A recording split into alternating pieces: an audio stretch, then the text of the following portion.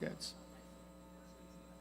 That was a Can you? that was a different circumstance, Mr. Chair. But that's quite different from what I heard today. This one is Yeah. different naman, Chair, I don't because we want to have debate RTL you. and- We're debating on the same guy making that different statement. And it's on paper. And I took them to task because the concept of intertemporal price collusion was not considered. Anyway, can we, I don't want to be a Mr. Chair, debate with. Yes, Mr. Chair. that's the last word. Yes, sir. Ikaw muna. Yes, may I yield, Mr. Chair, Okay, Nick. first to the Honorable Briones. Mr. Chair, malinaw na merong hinahanap tayong 7 pesos yung effect noong baba ng 20% tariff. 7 pesos din doon sa baba ng world market price. Hindi natin pwedeng sabihin na walang nagkumita o nagsamantala. Ang problema natin, hindi natin mahanap dahil walang naghahanap. Ang sinasabi ko, Mr. Chair, yung tinanong ko last meeting, nasaan yung enforcement group na dapat ay manggagaling sa National Council? Sinuggest ko sa ating mga agency, ano nang status para makombine yung National Council, magkaroon ng enforcement group, yung NBI, PNP, at hanapin kung sino yung nagsamantala doon sa nawawalong 13 or 14 pesos na supposed to be ay binaba ng presyo ng rice na hanggang ngayon hindi pa bumababa. So, kung sasabihin merong PCC, pero matagal nang wala naman tayong nakikita. This time, meron tayong pagkakataon. Subukan natin yung enforcement group na makikreate ng National Council dito sa ating bagong batas na Anti-Agricultural Economic Sabotage Act, Mr. Chair. Pwede ba matanong yung taga-DA, NEDA, and DTI, Mr. Chair, kung anong nangyari doon sa sinasuggest natin, na i-recommend natin kay Presidente na kaagad ma-convene yung National Council para magkaroon ng task force na mag-iimbestiga at na makita natin sino ang nagsamantala doon sa kumita ng 13 or 14 pesos per kilo, Mr. Chair. Yeah, I think we will properly dispose of that motion at the appropriate time. But in the meantime, we just want Yes. everybody to, as the speaker has ordered, to hear all sides in the meantime. Yes, it will, COMSEC, please note that there is a pending motion to seek that the President form a task force to investigate kung saan napunta yung 7 pesos. Okay, Chairman. Thank you, Mr. Chair. I will be very brief. Just for housekeeping lang, Mr. Chair, in the previous hearing, we requested through the COMSEC the presence of Horizon Free Enterprise Incorporated. Are they here today? COMSEC? Yes, Your Honor, the BOC has to confirm the whereabouts of Horizon Free Enterprise as its given address at University Conscience Flats, Quiapo is not a tenant there too. Yes. As COMJET, as you've committed to us, you had, I think, a division that could track down this corporation. Your Honor, according to to our offices in the intelligence group, I think they were able to relay the invitation to the, well, they have with us a recorded responsible officer. We require that in every customs accreditation. So there was a relay on this to the responsible officer of that corporation, which confirmed the receipt of your invitation, I guess. And so we're assuming, Mr. Chair, that they Yes. should So, ASCOM, what is the reason for the discrepancy in their declaration sa address nila? We're checking now, Your Honor, but as far as we've looked at our records, they're still in the same address.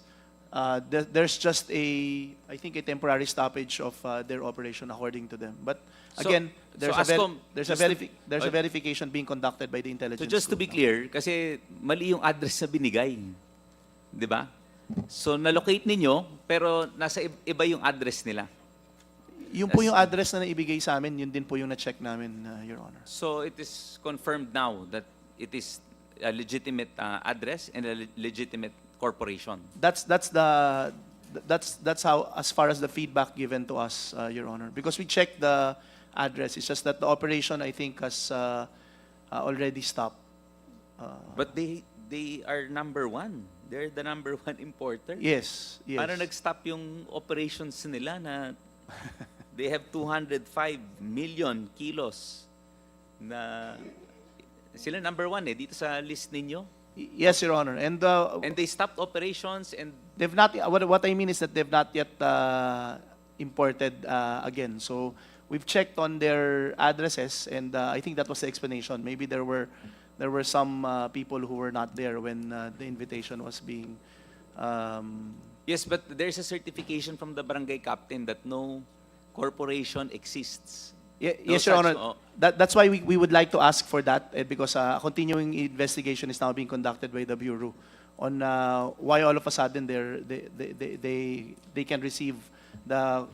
We've actually had the responsible officer explain this particular. Why don't you look for them? They are from Iloilo.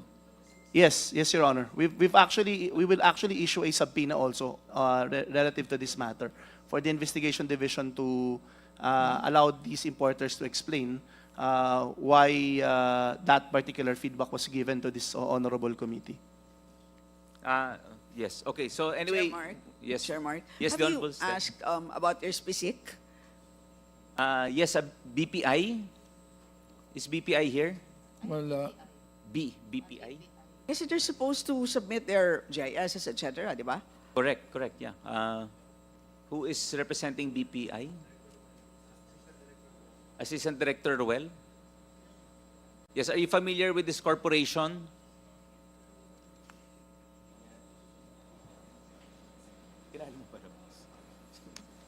Copa.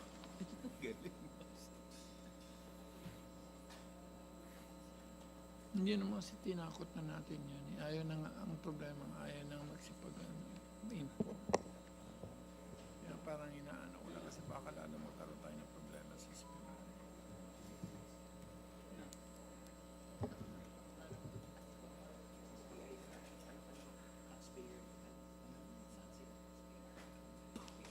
Yes, Your Honor.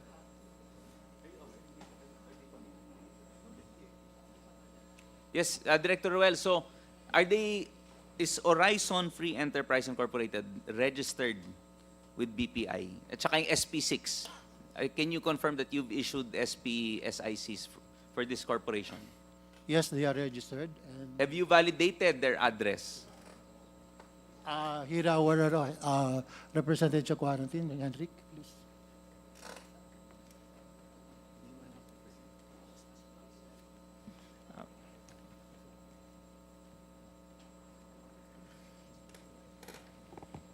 Good morning, Mr. Chair. I'm Henrik Exconde from the National Plant Quarantine Services Division.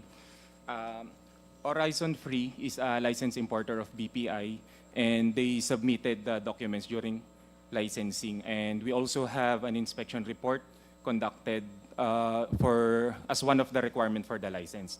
But upon validation, since we heard from the Congress that the address given, they are not present in that address, we verified and went to their office, and it was confirmed that they are not present in the office they presented. So we issued a show cause also. We issued a show cause order to that company to explain why the discrepancy on the address they submitted to our office during licensing. So the status of their company as of today is they are suspended from the issuance and importation of rice. So there are no pending applications for 2025? Yes, yes, Mr. Chair. Yes, who is the registered owner? I'm going to check, sir, the registered owner. So anyway, Ascomjet may ano 'di ba? Meron yata silang parang representative that you get to deal with, di ba? There's a responsible officer, Your Responsible Honor, officer, yan, no? that I think replies to some communications. So to they them. have already acknowledged the invitation, that this person has acknowledged the invitation of this, As far this as committee. we were informed, Your Honor, they acknowledged that particular communication. But again, I'll ask the intelligence group to look into it again. Yes, please. I hope, is NBI here? Baka pwedeng, Mr. Chair, with your, pwede bang ano, anyway, COMSEC, please prepare a letter directed to the NBI to look into the particulars of this. When was their last legit importation? Would you know? Ended as of when? And when was their last legitimate importation? Last year, between January to October, I suppose. Nasaan si BPI? Specific naman yun dun sa specific na ginamit, di ba? So you can tell. Yes, Mr. Chair. I'm just going to check their last record. baka pwede pasama na rin yung ano, their 2023, 2022 application for SP6. Yes, Mr. Chair. I will include those records.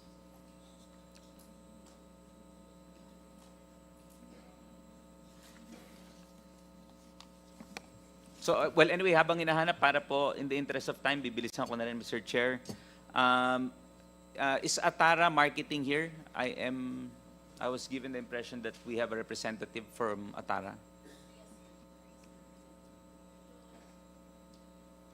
Oh, obviously she's a lawyer.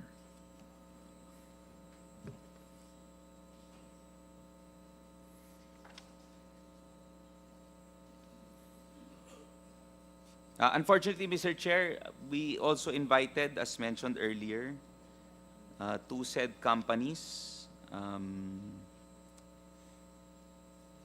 Top Seed Agri and Northern Success Consumer, who are not present today. But COMSEC, can you confirm that they received our invitation? Your Honor, Mr. Chair? Top Seed is represented by Attorney Regidor Karingal.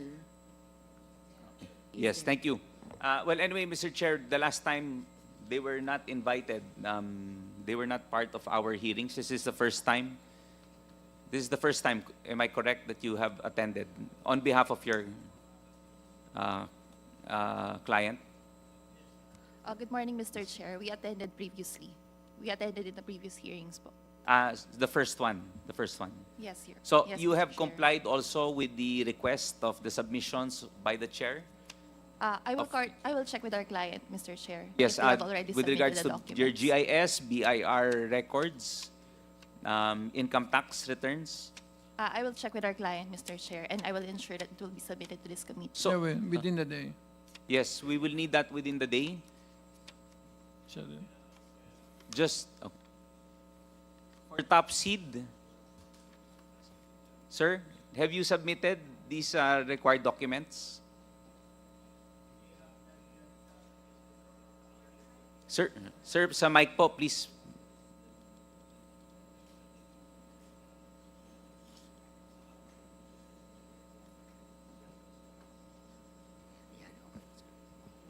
Good morning, Mr. Chair, Your Honors.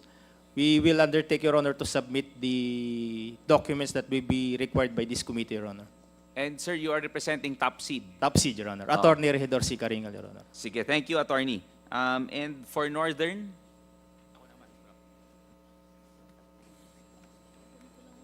Northern Success Consumer.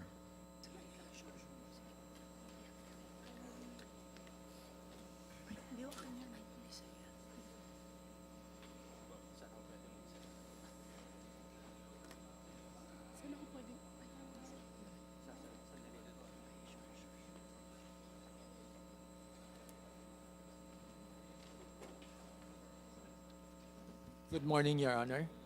Mr. Chair, Your Honors. Attorney Ariel Jawid for Northern Success, Your Honor. Yes, we also commit to submit all the records as requested by this committee. Yes, thank you. So, Attorney, may I just be clarified with regards to the 2024 importation volume of... I'm sorry, Your Honor, I'm not aware of Can, the can details. you... Yes, can you I- please... Yes, I Yes. will also ask my client to provide all the pertinent records, Your Honor. Yes, yes, for 2022 to 2024. I think it's only 2023, Your Honor. 2023. Yes, and 2024. Sige, please. I will be needing the... Yes, Your baka Honor. as soon as possible, Attorney. Baka pwedeng mahabol mo naman. I'm just asking for the volume, the rest.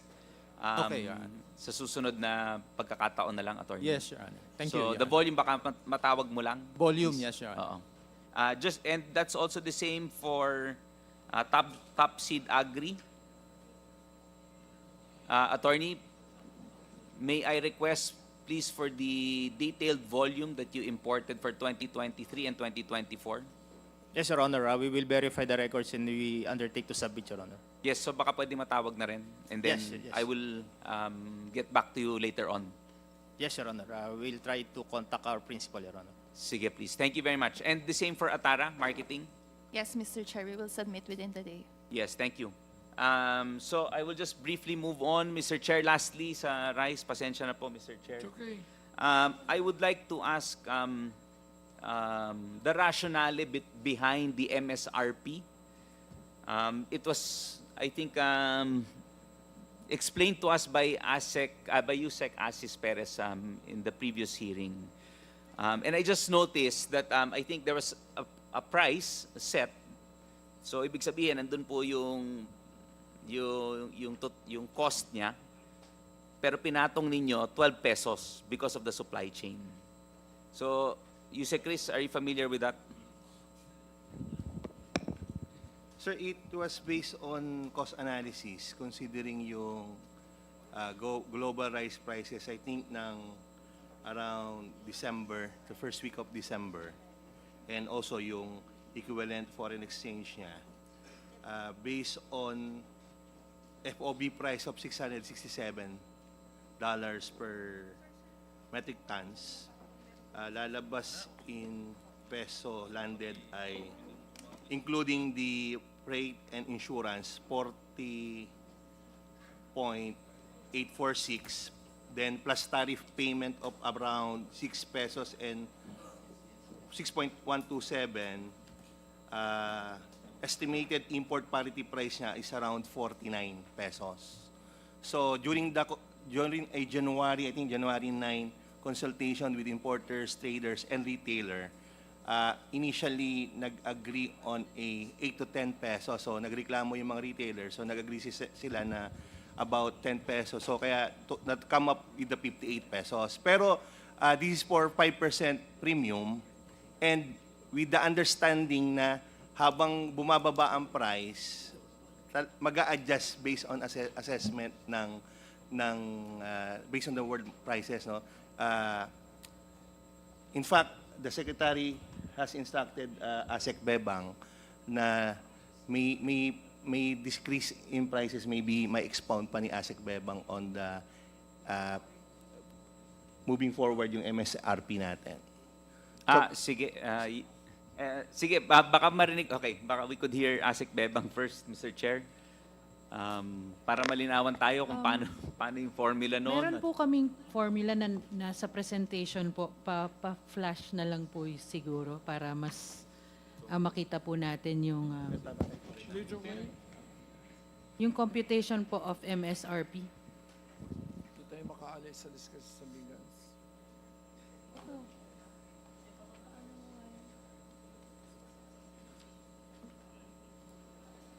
Pero basically po kasi yung computation namin, naka-base po siya dun sa first week ng December pa na landed cost po ng rice, particularly from Vietnam. Tapos nag-add po kami doon ng mga cost based din po from NFA data. Tangin mo. Maybe asan yung presentation? Yeah.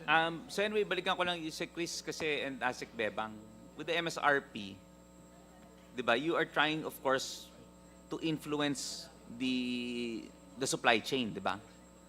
Yun yung tinatarget natin eh, na, kasi nga di ba we have a computation na sa presyo na, di ba, we are trying to influence dapat yung supply chain kasi masyadong malawak. So the 12 pesos mentioned by Yusek Asis in the previous hearing, masyado malaki. Dapat doon pa lang nag-decrease na. I mean, given that you are also you are working with the importers, the traders, the retailers. So hindi ba yun yung dapat na goal natin? Na lahat kailangan mag-adjust ng profit margins. Yes, Mr. Chair. Lahat naman po nagkaroon po tayo ng series of meetings po with importers, retailers, traders. Yun po yung mga napag-agrihan din natin na margins. Actually, sa importer nga 150 lang, tsaka si 1 peso and 50. Noong una po nga nating margin 3 pesos, sabi po nila mataas daw yun. So 150, tapos sa in-between trader 150, and then sa retailer 5 pesos. So 8 pesos po yung parang naging agreement. And sir, we should not look at it in a box lang na MSRP. May other initiatives naman yung to influence also the market, yung sa rice for all and mga different variation ng rice for all. That's the more lower price. Kasi dito, the Secretary wants to control talaga ito kasi yung direct na nag-import na premium, halos premium naman kasi yung import nila, na bakit nag-import sila at 15, hindi pa rin bumaba. But hindi lang naman ito yung tinitingnan natin, andyan pa rin naman yung ibang programa ng gobyerno like the Rice for All, which will eventually expand and will try to influence yung price on the supply. So that's... Yes, pero hopefully, I think the structure should be But I think there's a plan na to decrease na, sir. Oo, dapat by March. kasi nga like I elaborated lang Constella, briefly lang. As I elaborated nung last hearing rin, ang daming dinadaanan. So lahat gusto kumita. We have to shorten the supply chain. So yun yung pressure that we have to put to them, di ba? Di ba? So bawasan natin. Hindi pa masyado mataas sa akin 58 is too much. Yes. So Kong Stella, Mr. Chair. So, Mr. Chair, pareho tayong concern. So, okay, naiintindihan po namin kung ano ang inyong goal, di ba? MSRP para babaan ang presyo. Yan naman ang ultimate goal. First concern, hindi natin alam kung tama ang pag-compute, di ba? Kasi sa dami ng ina-add ninyo, hindi natin alam kung tama ba ang information sa bawat step of the way. Number two, alam naman natin na pwede naman direct, di ba? You can actually minimize certain steps along the value chain, di ba? Pwede naman direkta from the farmer, direct na kaagad sa retailer, pwede yon. Pero by adding all of those intermediate steps, parang ninyong inaalaw, parang ganon, right? Okay, kaya po, dumadagdag, sandali lang po, tatapusin ko. Number 3, and in the end, naging 58, magkano po? 48, 50, naging malaking number. Okay.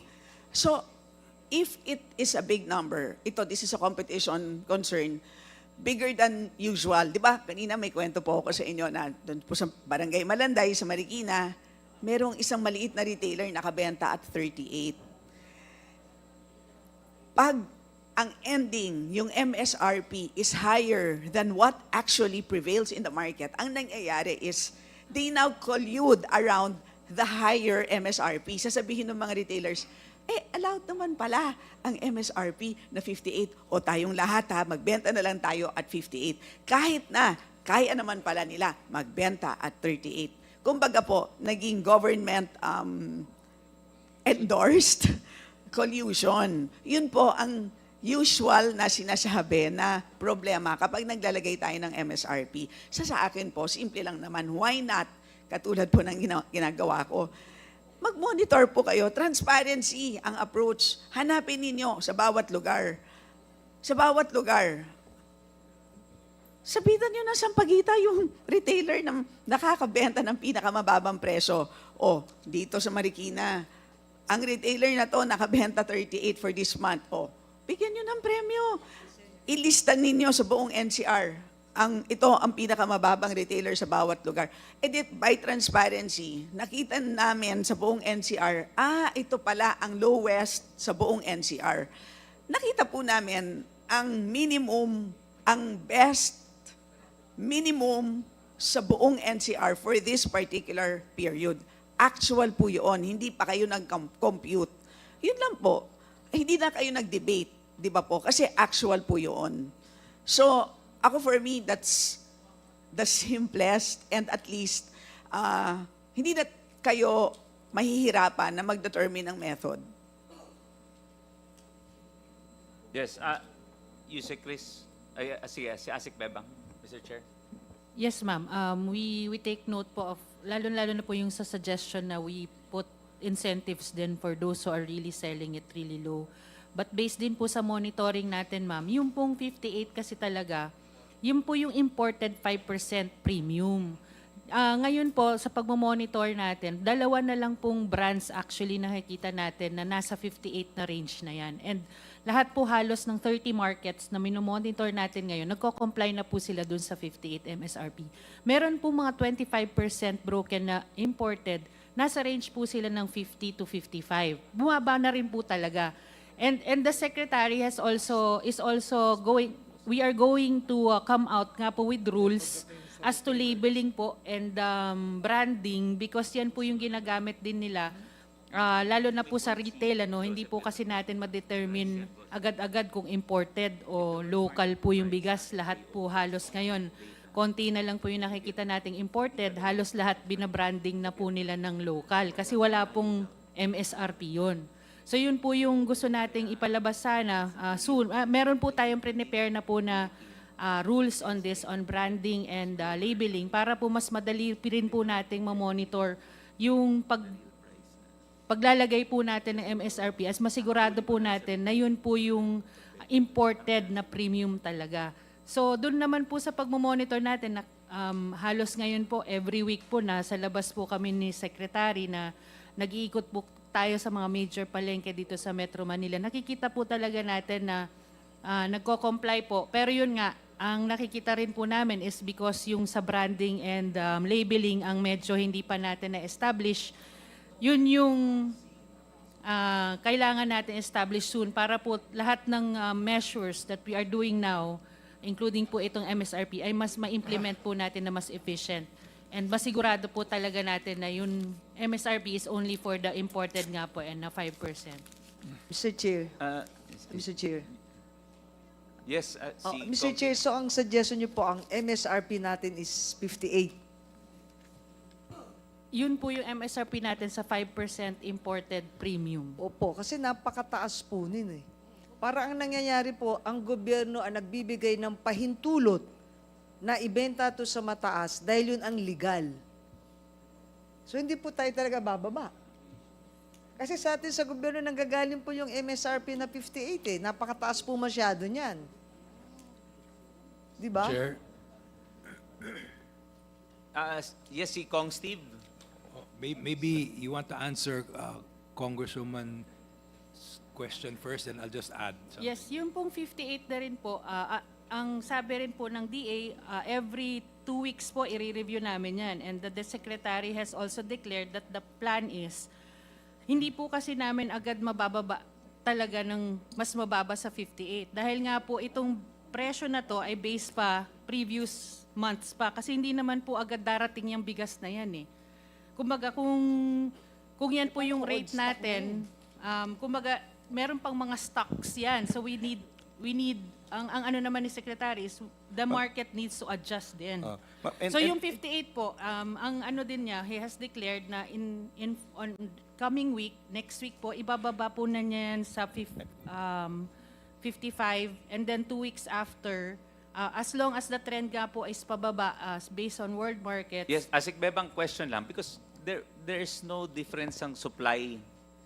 Sir, it's for premium rice talaga na DPA. Yes, it's but I not understand. for regular milled Kasi or parang well-milled rice. I understand, but my question is every 2 weeks. There is 2 no weeks. difference in the delivery ng isang buwan. So ibig sabihin, Sir, why even bother going to this price? Dapat lower, diretso mo na.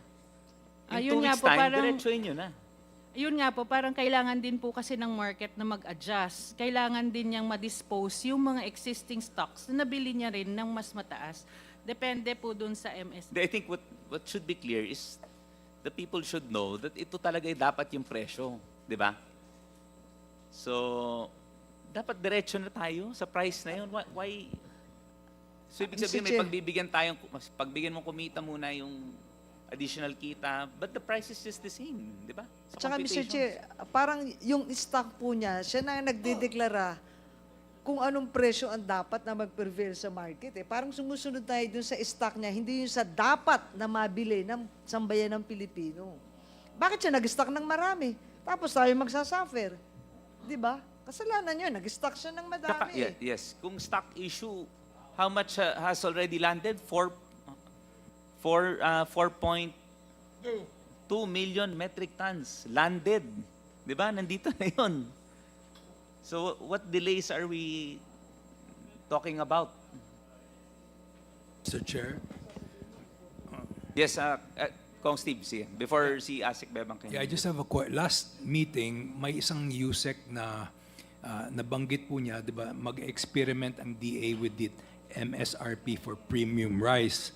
Tapos nabanggit namin dito na why not do an MSRP for premium, for, 25% broken, 50% broken. So you have prices from premium to the lower grades of rice. So those that, need the rice, the poor, no, they can benefit from an immediate decline in rice prices. Hindi lang yung premium, maski yung mediocre at yung lower prices of rice. Ang sabi ni USEC, they're studying, kalimutan ko yung pangalan, they are studying that option to put MSRPs on all those categories of rice. And just to add, what Congresswoman Ditsi said is, if you do it week per week and bring down the price, it takes a long time for retail prices to come down.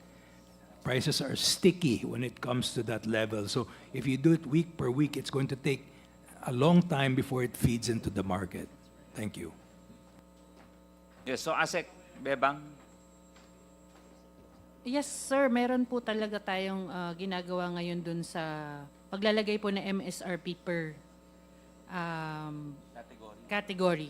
Meron po tayong lalabas na rules on that. Kasama nga po doon yung sa branding, sa packaging, sa retail, yung paglalagay po ng prices sa shelf talkers, yung mga nakatusok po ng mga pricing, kasama po yun. Sige, baka, anyway, can I get a written na lang? Parang, So how many weeks has this been in place? Itong MSRP ninyo, Mr. Chair? Nag-start po siya January 20. January 20. So 1 week, technically 1 week. Oh, so ano na ang effect? Yun nga, Mr. Chair, napag-monitor po natin sa mga palengke ngayon, wala na po tayo nakikitang 60 o 62, 64. Ang pinakamababa na po na imported na premium nga po ay nasa 58. May range po yan, 56 to 58 po. Ang nakikita po natin na, yun nga po yung sa 5% imported. Yung mga imported naman po na 25%, ayun, nagre-range po 50 to 55 ang price nila.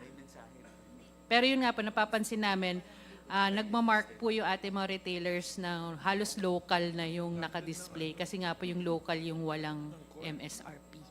Sa imported ibig sabihin, hindi na nila nilalabas yung premium. Meron pa rin, ma'am, pero kumbaga lahat yun, tinatag na nila as local. Anyway, Asik, can we get a written explanation? How the mechanics works? How did you come up with the pahingin naman ng written na lang to be submitted to the committee so we could get a better appreciation?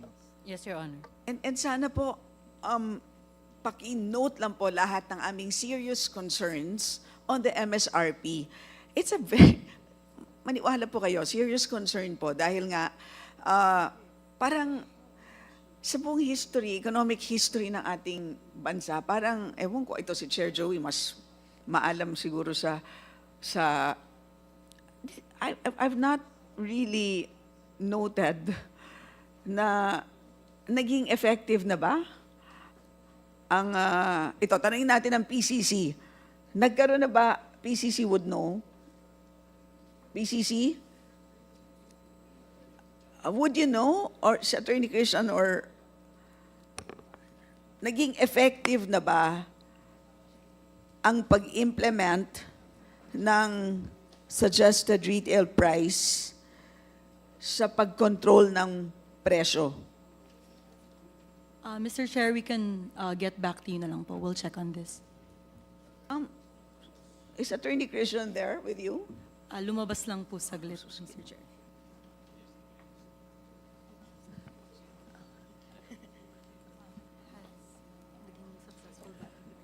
Anyway, Mr. Chair, I think maraming hanging.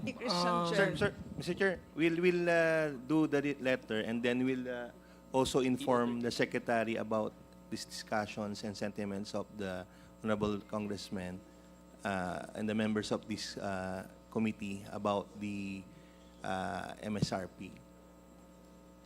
yes. Just for clarity, Mr. Chair, Asik Bebang, you meant nasa newspaper, the target is 49. By when? 49 pesos sa MSRP. March po, first week ng March. First week ng March. But that's for DT8. Yung mga- Yun kasi lang iklaro nyo na this is pertains to DT8. Mr. Chair, ito yung mga naglalagay Coco Pandan, mga ganon na Yes, yung oh. mga DT8 Oo. na Pero again, premium I talaga. look forward to the yung categorized, 'di ba? Na kasi may mga lesser premium rice na like Thailand, 'di ba? May lesser premium na Majority. Okay? So thank you, Mr. Chair. I do not wish to belabor the point.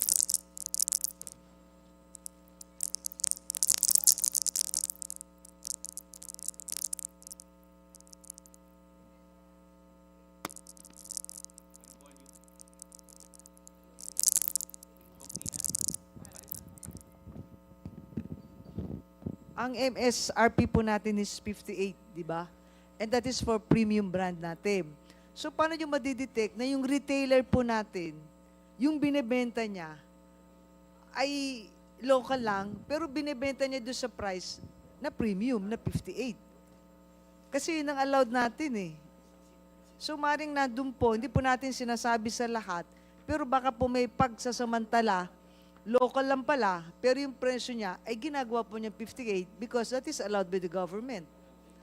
That is the MSRP of the government. So wala tayong makikita talaga na mura.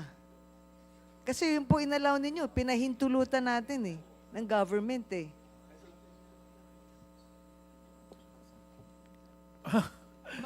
Okay, I hope that's the last. Yes. Thank you, Mr. Chair. I hope that you don't need any response. Thank you, Mr. Chair. Good morning, everyone. Talking of MSRP, in the power sector, yan po yung problema noon sa oil natin. Dati ang Department of Energy nagsasabi na next week, ito yung So, ginagaya lang po ng sa wholesale electricity spot market natin, naglagay ng price cap yung ERC, 52 pesos. Ay di, sinagad nila ng 52 pesos, kaya binago na naman yung role. So, I agree with some of the concern of my colleagues na kapag kanilagay mo yan, tingnan mo yung Department of Energy ngayon, hindi na nila binabanggit kung magkano. Ang sinasabi lang nila, maybe next Wednesday, there is an upward or downward movement. Wala na pong amount. They have the computation, pero hindi na nila binabanggit kasi noon, binabanggit nila na aakyat po yan ng from 50 pesos per liter to 60. Ay kahit yung iba, may nagbibinta, kaya nilang ibinta ng 52, ay sinagad nila ng 60. So ngayon, yung sa ERC, balikan ko sa kuryente, ay nagkaroon ng secondary price cap. Anong ibig sabihin ng secondary price cap? 52 dati, no? But sa ngayon, pag ito yung conditions, 31 na lang. 31. Biruin mo yung ano niya. So, I believe, Mr. Chair, kailangang i-reevaluate ng Department of Energy yung paglalagay ng specific amount per kilo. Maybe, di kan monitor kung ito tama ba. Kung wala naman sa authority ninyo na sitahin yung specific na retailer or importer, so maybe that's one of the amendment, no? That we are going to do with your charter. Now, Mr. Chair, marami pong nakahang dito na last November 26, Mr. Chair, the chair, no, directed the NBI, no, to investigate doon sa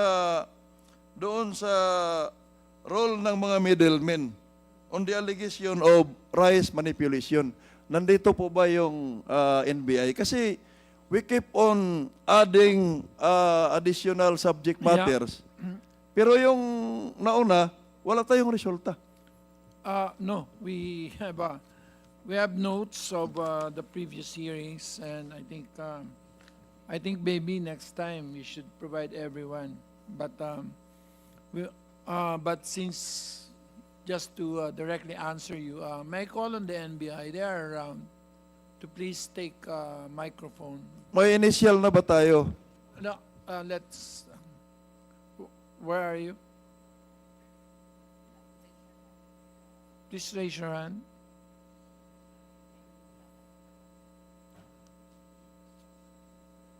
Dapat kasi, Mr. Chair, result-oriented tayo dito sa natin, sa mga hearing.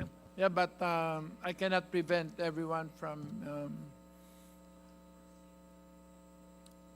Everyone is given a chance to ventilate their understanding of the problem as well as the possible solutions. So, Mr. Chair, nabanggit sa na once he's here, we will ask him to answer. PCC. So PCC is here. may inotos kayo may inotos yung committee last November 26 na hearing. Kung natandaan ninyo, ano po yung ni-require ng committee na gagawin po ninyo? Christian, Sige, while waiting for the NBI, PCC muna. NBI is here. Para lang malaman natin kung baka for compliance lang na nag-attend kayo dito. Kasi Sir, NBI is here. Then after NBI, Christian. But Christian, I think the answer there is very short. Yes, Chair, we submitted the reports already, and then we also have other confidential reports that we can submit. So, they have already complied, Mr. Chair, but the report is confidential. Am I correct in my understanding na they have already complied with the November 26 directive of the committee? You have already complied? Yes, yes, Chair. Okay, thank you for that, NBI. PCC, you are also required to investigate the rice supply chain. No, that's PCC. Now we have NBI. PCC. So, NBI, may natapos na tayo dito.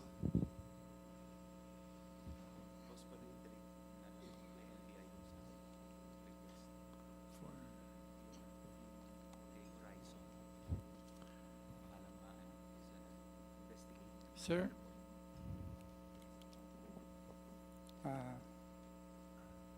Mr. Chair, I'm Attorney Donna Hernandez. While we are waiting for the Attorney Mark Santiago of our Anti-Organized Crime Division who investigated this smuggling, is already coming.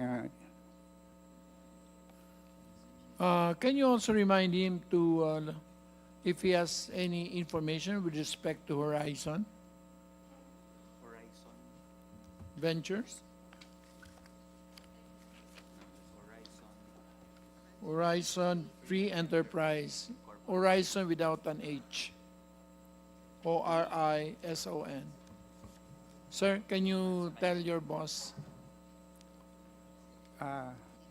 Yes, Mr. Chairman, I Thank you. will tell my boss. So you have any further? I have further inquiry, Mr. Chair. The Department of Agriculture is tasked to monitor prices of particularly rice. Now, may I ask the Department of Agriculture, do you have a protocol or a policy or a circular or any issuances by the department in as far as the detailed step-by-step process on how to monitor? Saan kayo nagmula? How to monitor the prices? Mayroon po bang department circular yan? Before that, the price monitoring functions were all transferred to PSA. So their BAS actually was dissolved. So they no longer have Bureau of Agricultural Statistics. So I think one of the main recommendations after this is to restore some sort of, at least, the capacity of the DA to monitor prices, supplies, etc. Because napilayan sila dahil we concentrated all statistics with PSA and we in fact dissolved BAS, transferred it to PSA. So that's why we have PSA in every meeting for the past 5 meetings. So but still I think the DA has a group that monitors the prices. Mr. Chair, may I turn my question to the PSA? Kasi kayo na pala yung nagmumonitor. First observation, when you submit to this committee, no, the most important data that we need, wag naman yung kailangan pa natin ng microscope para mabasa. Ang hinahanap po natin dito yung price monitoring, pero anong ginawa nyo dito sa presentation ninyo? Kailangan natin, naghanap ako kanina ng microscope, hindi ko mabasa eh. Tingnan ang representation ninyo, napakaliit. Yung presyo ang hinahanap natin, pero hindi mo mabasa. So, may I ask PSA, since you are now in charge of monitoring, do you have the list of all the importers? Kasi doon dapat magsimula yun eh. Do you have the list of all the importers of rice? Kasi itong importation ang problema natin. Kasi kung kani-kanino tayo naghahanap ng ng kung sinong importer, dapat may listahan kayo. Mr. Chair, we would like to apologize for the format or template of the presentation. We took note of that recommendation to enlarge the font next time. As for the list of importers, we get the data from the BOC. O, kita mo, dalawang agency na ang involved. So, kung kayo ang mandated to monitor, dapat may data kayo na what if yung BOC din hindi din kompleto. So, mayroon na tayong problema doon sa supply chain. Now, ilang importers ba yung number of importers na nakuha ninyo galing sa BOC? Mr. Chair, what we get is the whole list of the, not just for rice, but for all the commodities that being... Ilan nga yung nandyan sa inyo? Then, we will segregate that. In as far as the rice is concerned, ilan yung importers ng rice? What we release kasi, Mr. Chair, is the trade statistics, official trade statistics, but hindi po kami allowed maglabas ng detailed or listahan. So hindi kayo allowed na maglabas ng listahan. I am not asking the specific importers. I am only asking the number. I will have to check If the number. If truly you have that data, bakit hindi nyo maibigay yung number? Ilan? Ang hindi ko po tinatanong, Mr. Chair, kung sino-sino yung importer. Ang tinatanong ko lang, ilan ba yung importers? Kasi doon tayo mag-umpisa pag-monitor eh. Kung ito nag-import ba o hindi. Kasi doon natin kinukuha yung mga presyo nila sa importasyon. Kasi we're talking here of bottom line, presyo. Kung wala kayo niyan, Paano nyo minomonitor? Sa palengke na naman kayo kumukuha ng data.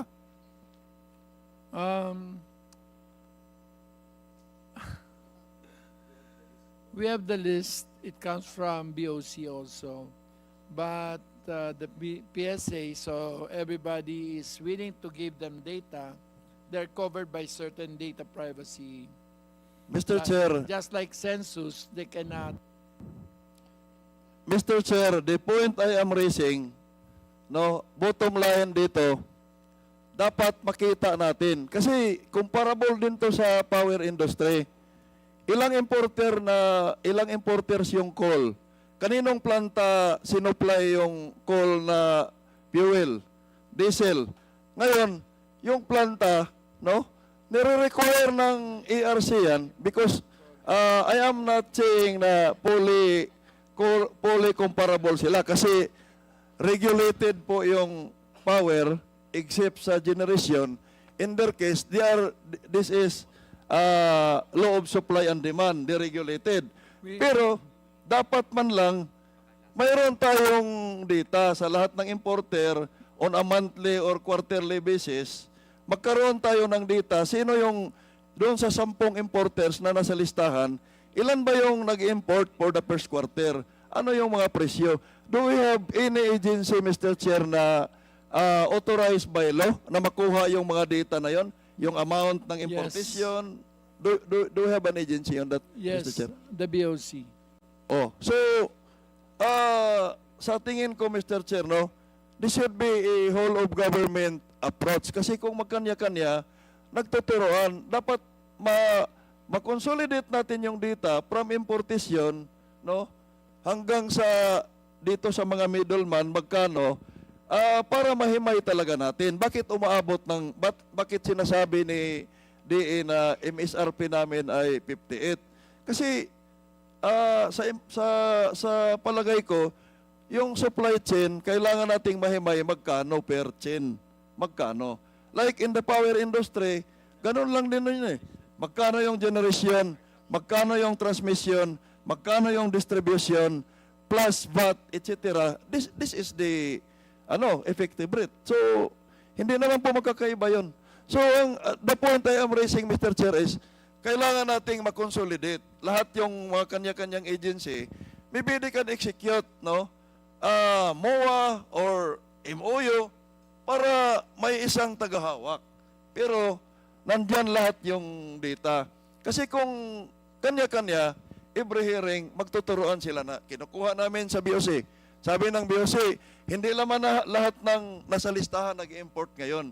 That's why dapat malaman natin kung 10 yan, ilan yung nag-import sa first quarter, sa second quarter, magkano, saan galing, sinong agency ang in charge sa paghimay? Is it PSA o di? Lahat na mga agency na may ambag sa monitoring, ipasa nyo lahat sa PSA yan. PSA will gather the data, ihimay niya, ibigay niya sa Department of Agriculture kasi sila ang pumupunta sa palengke.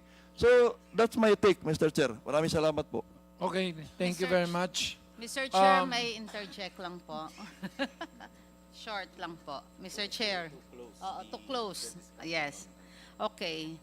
Mr. Chair, tama naman po yung consolidation na sinasabi, pero may we ask, sana po sa susunod, yung ating anti-smuggling task force ng Bureau of Customs para po malaman na natin yung ongoing na investigation at yung kung meron po tayong suspicion na meron po tayong rice importer na maaari pong nag-commit ng smuggling. Pwede pong sa susunod po, mag-present na rin po sa atin at mag-present ng dokumento po sa ating committee para po mas mabilis po ang ating po magiging hearing, Mr. Chair. Anyway, Thank you po. I can ask, Jet, can you answer that?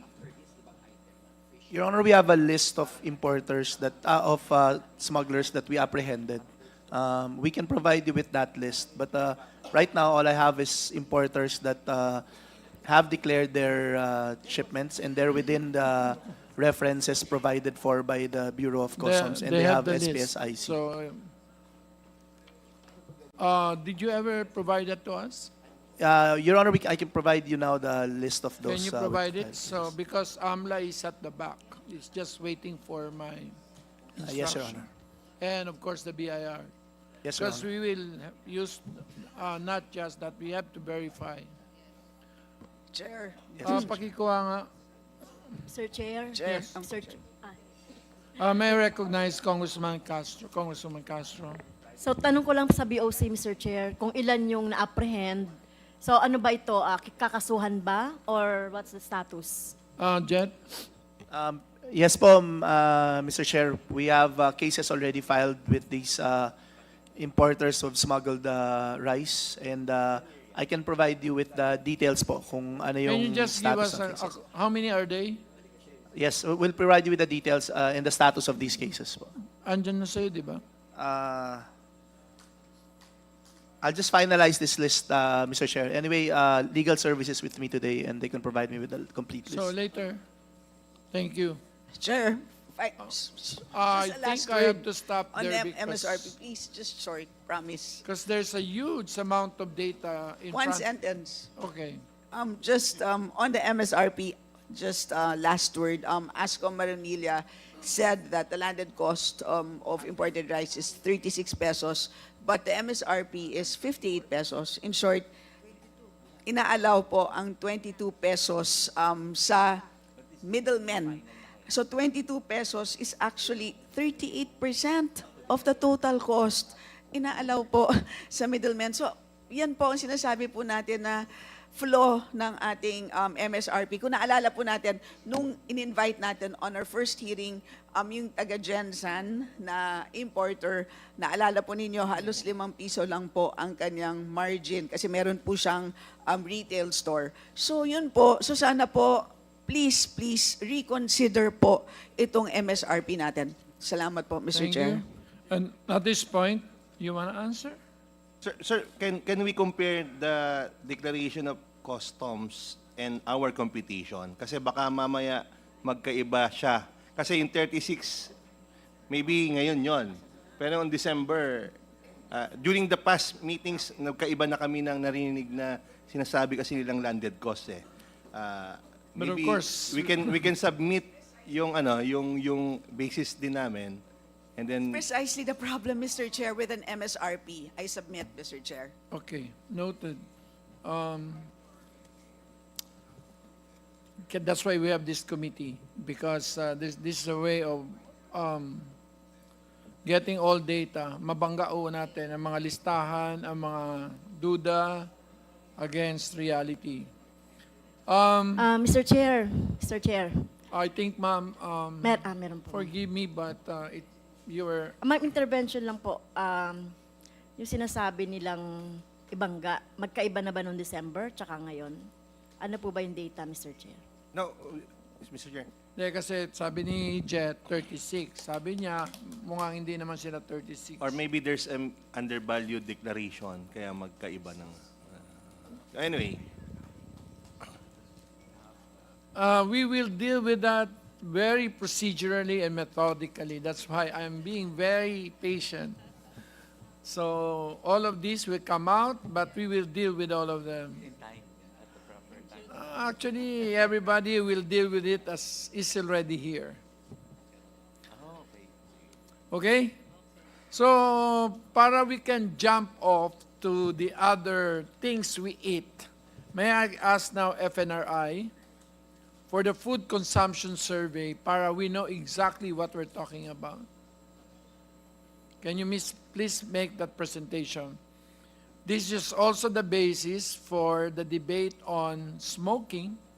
So as this is a similar basis on, it's an NNS survey, basically. Okay, so isang magandang araw at makaagham na araw pala po sa ating lahat, Mr. Chair. So I am tasked to present to you the key findings of the food consumption. I think we have Did you give it here? Yes. Yes, Mr. Chair. For the FNRI presentation, I think I have to check.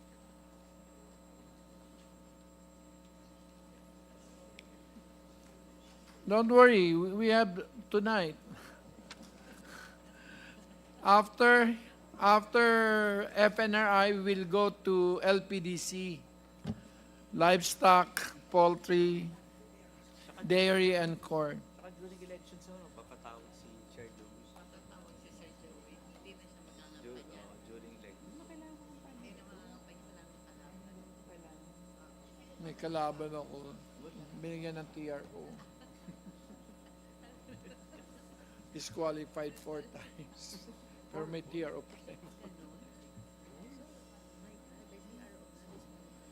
Ganun ngayon ang Supreme Court. They are very loose on giving TRO.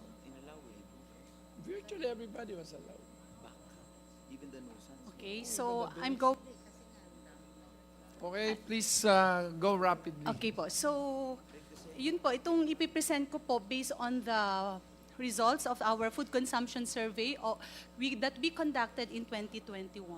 So, in order for us to promote and ensure healthy and diverse diets among Filipinos, we developed these nutritional guidelines for Filipinos as a food-based dietary tool which offer practical guidelines. Specifically, these messages, number 1 is to eat a variety of foods every day.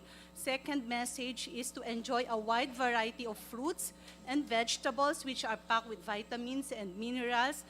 And message 4 is to consume fish, meat, poultry, egg, dried beans, and nuts for proper growth and repair of body tissue. So these are the key messages that we promote to ensure healthy diet. And another food-based dietary guideline is we have this, we call it Pinggang Pinoy, or healthy food plate for Filipinos. It's another food-based diet developed by FNRI, and that we recommend that in every meal, half of the plate should be for fruits. Next slide. This is the Pinggang Pinoy. For every meal, half of the plate should be for fruits and vegetables, and approximately 1/4 of our plate should be for meat, fish, poultry, egg, and legumes, and approximately 1/4 should be for rice and other carbohydrate-rich food sources, such as mga root crops, noodles, and other cereal products. But for many Filipinos, fruits and vegetables consumption are limited, and the intake of fruits has been declining over time based on the data of the NNS, indicating 127 grams per person per day for vegetable, and only 34 grams per person per day for fruit intake. And if you combine these fruits and vegetables, it's about 160 grams per person per day. For next slide, please. Next slide. So this is the data of the NNS. We have a declining consumption of fruit intake. So yung vegetable, ang per capita intake is 127 grams per day. For fruit, it's about 34 grams per day.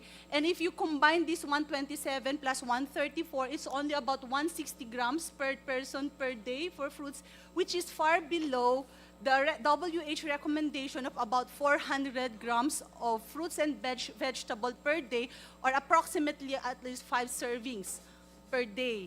So this has been a challenge in terms of nutrition and health among our population. And if we, next slide please. So if we look at the trends in the per capita intake of other food groups, aside from fruits and vegetables, we can see a significant decrease or reduction in the per capita intake of cereals, rice products, and starchy roots and tubers between 2015 and 2018-2019 based on ENNS. And there is no change in the intake of fats and cooking oil in violet line, while table sugar intake is decreasing over time. Next slide. So the intake of fish and products in blue line is declining over time. Intake of meat and products in gray line improve over time. However, since 2003, a slight decline has been observed in the meat consumption. Intake of chicken and other poultry is increasing over time, while the intake of milk and products in green line remains similar. Intake of eggs in pink line is increasing over time, and the per capita intake of dried beans, nuts, and seeds, yung mga legumes po natin, in orange line has not changed over time. So at the individual level analysis of energy adequacy, next slide please. So at the individual level analysis, next slide. Next please. Next slide. So we have this data. In terms of energy adequacy, we can see here that the usual mean in energy intake, represented po yung orange bars, it's lower than the requirement as shown in the blue bar. So this is true for all age groups po. Pero mas evident po yung energy deficiency among adolescents with 1,334 caloric intake vis-a-vis the 2,368 requirements among adolescents. Lactating mothers, about 1,500 caloric intake per day versus the 2,107 caloric requirement for lactating mothers. For pregnant women, we can see about 1,385 energy intake per day versus the 2,200 caloric requirement. So sila po yung medyo mataas po ang deficiency among energy among adolescents, lactating, pregnant women, and also women of reproductive age, 15 to 49 years of age. Next slide, please. So in terms of proportion of population groups not meeting the energy recommendation, here we can see that majority of the population across the different age groups were not meeting the recommended energy intake. Pregnant women, lactating mothers, and also school-age children have the highest proportions of not meeting the energy requirement per day based on the NNS data. Next slide, please. So in terms of inadequate micronutrient, these are the vitamins and minerals which is also considered po kapag kulang po tayo, mayroon tayong tinatawag na hidden hunger. And we can see that the usual intakes of nearly all micronutrients are below the 100% adequacy in all age groups. Vitamin C, vitamin A, calcium, iron, zinc, folate, riboflavin, and thiamine are the most limiting micronutrients with more than 90% probability of inadequacy in almost all age groups. So, meaning hindi po, karamihan po sa ating population not meeting these critical micronutrients that we can get from the nutrient-dense foods like our fruits and vegetables, the animal source food, and even from the plant source foods. And this is, next slide, please. So this slide shows the percent contribution of the key food groups to the total food intake across age groups. And you can see here that a similar dietary pattern across age groups where rice and other cereals in orange bar contribute about 50% or even higher up to 56.5% of the total food intake in a day in almost all age groups, except in children 6 months to 5 years old, and lactating mothers, wherein rice and products have lower contribution at 45.1 and 40.9% respectively.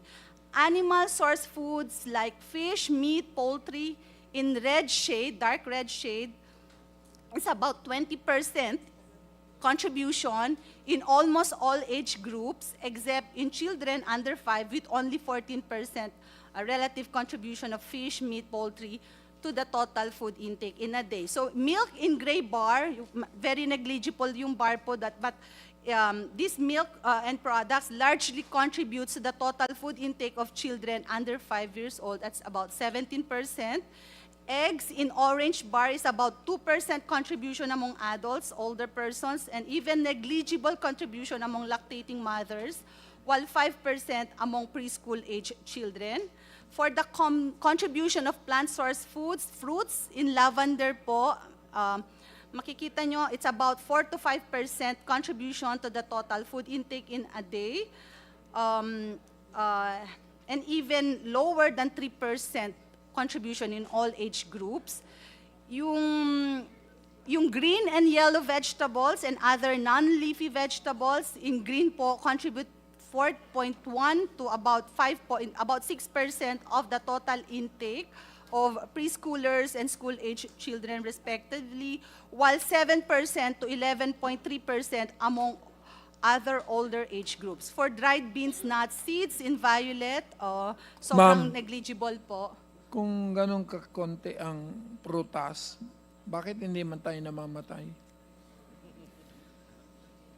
Maybe yun po kasi yung immediate outcome, hindi po about death agad na po ang final No, outcome. I'm but- just being sarcastic. Yes Kung po. But it's more on, we can look at the non-communicable diseases that we have right now, the increasing prevalence of diabetes, heart diseases, and these are the major causes of death among Filipinos. Yun ang pinakaklaro dyan. Wala kami kinakain na prutas. Yes, and that's po based on the data din po na it's decreasing for fruits. Yung consumption natin, although we are consuming vegetables, but if you look at the amount, it's very limiting po. So, yun Anyway, po. continue. So we can go now to the meat sector. So, the major sources of nutrient intake of our Filipino population, we can see here po. Next slide, please.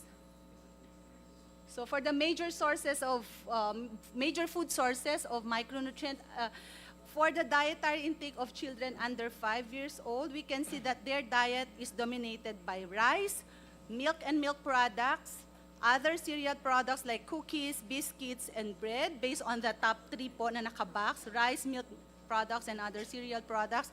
And these are the major sources, as you can see po, sources of energy, and also fat, protein, iron, calcium, and other micronutrients, so yung rice po, milk, and other cereals. For other nutritious food like eggs, fresh fish, poultry, and fresh meat are consumed in minimal amount of this age. For this age group, intakes of fruits and vegetables is also limited, with only banana and squash as the most commonly consumed fruit and vegetable respectively. For the diet of school-age children, next slide. For the diet of school-age Mr. Chair, children. Yes. sorry, just to interject. Yes. The data that FNRI is presenting is 2021. Yes. Hindi pa po nakikita ang epekto ng pinag-uusapan natin today, which is yung presyo ng pagkain. Well, we were trying to So, I mean, maraming salamat. Pero- Interesting naman. pero yung actually we're trying Yung to use relevance lang naman po. yung nilalagay lang namin yung magnitude para ma-situate natin kung ano ang role ng LPDC, livestock, poultry, and dairy. So, hindi ito para kay rice, basically. Well, okay, pero but actually it would have been For- nice to see kung ano yung relevance nung ginagawa natin, di ba po? But The anyway, relevance, sige po. the I mean, connection is really with this entire group with respect to meat. But yan, anyway, I mean, siguro just to ask, Baka may wala pang mas bago pa daw. Wala pang mas bago kasi 2019 pa po ang data, 2025 na po. Ang pinag-uusapan natin, mataas na presyo ngayon, di ba po? Yes po, ma'am. So anyway, sige po, Mr. Chair. I just wanted to remind everyone na hindi pa natin nakikita yung epekto today. Yes, Honorable. Yes, ma'am. So we have our latest, we had just completed the survey in 2023 and 24, pero hindi pa po available. Hindi pa po natatapos yung analysis ng aming recently concluded survey. So as of now, ito pa rin po yung latest survey results that we So, have. ilang pages pa ba yan? Actually, wala. Last 3 pages na po.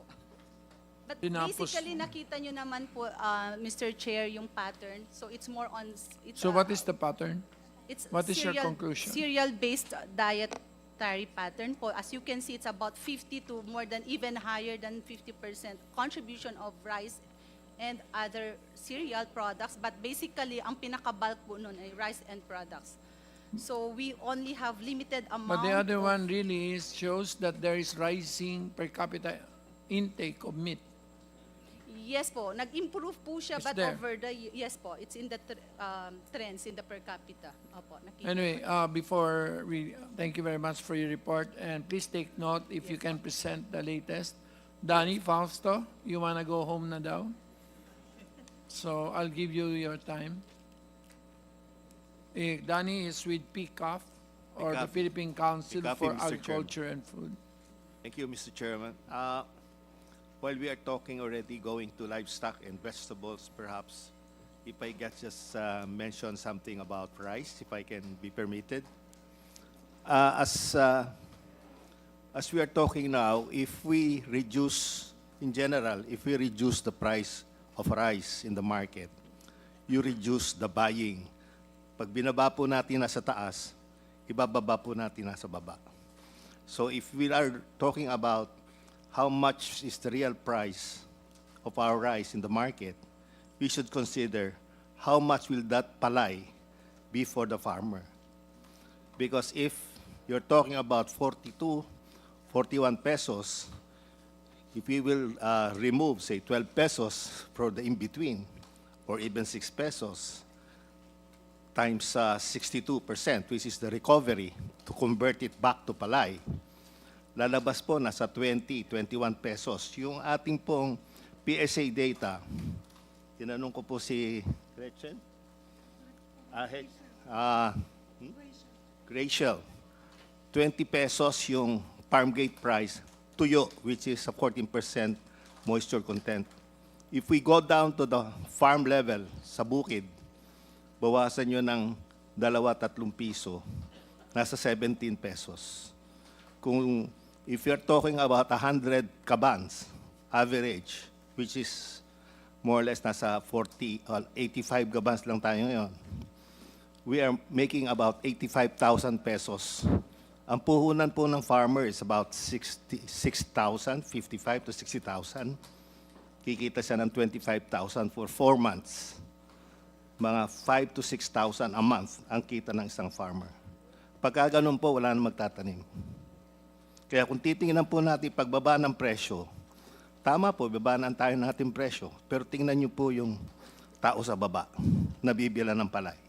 Yun lang po, Mr. Chair. Thank you. Para our understanding, Lionel, what is your key message with respect to the presentation of? Yes, Mr. Chair. Wanted to add lang po another data point that from FNRI data actually, Kong.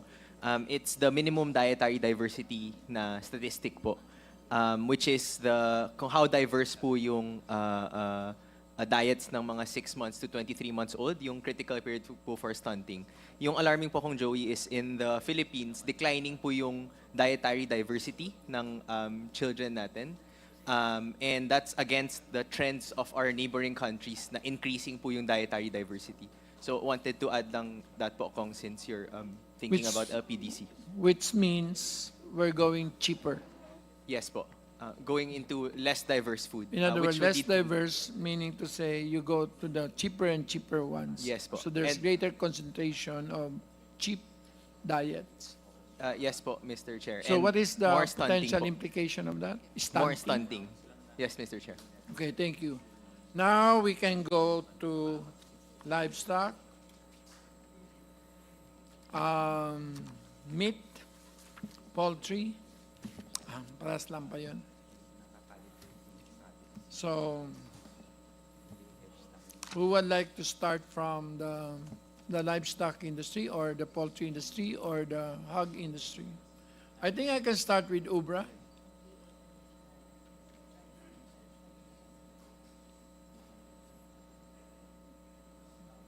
What is your price situation and your demand and supply situation? And what is your import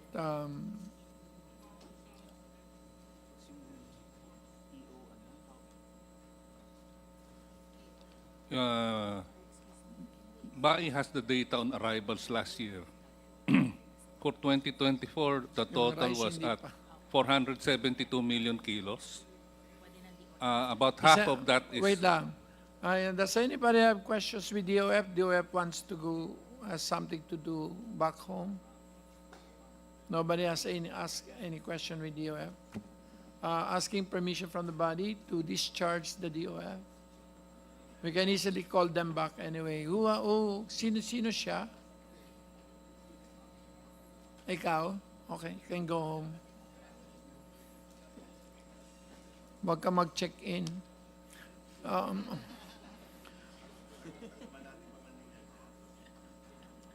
Mr. Chair, sa DOF ba yon? Yes. Sa BIR, di ba, kasakop niya? No. It's the DOF policy. So, meron na pang BIR mamaya.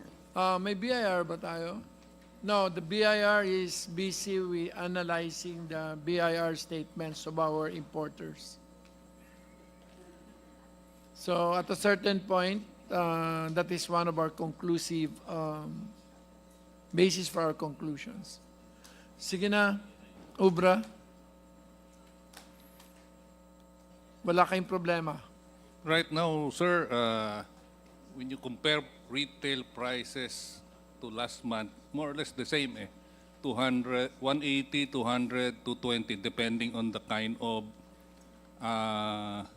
wet market. If it's baksakan or primary, mas mababa yan, 180, 190. Secondary, tertiary, meaning abot ka na hanggang Talipapa, doon ka na makakita ng 220, 230. More or less, it's steady the whole year. Yan ang range. Ang madugo, sir, ay yung farm gate.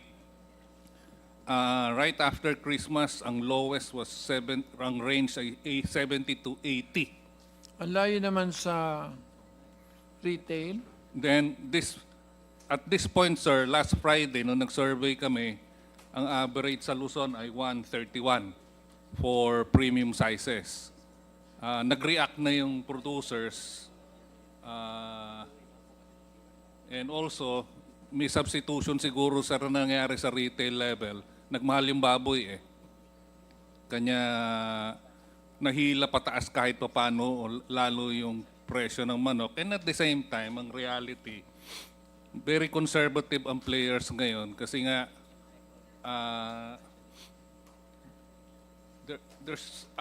there's too much competition locally. We have many multinationals already present in the field. You have Cargill, you have Yonghap of Malaysia, you have CP Pokpan. CP of Thailand. There's maduho talaga and the small and medium are very, very conservative, and in fact even the breeder base has already reacted.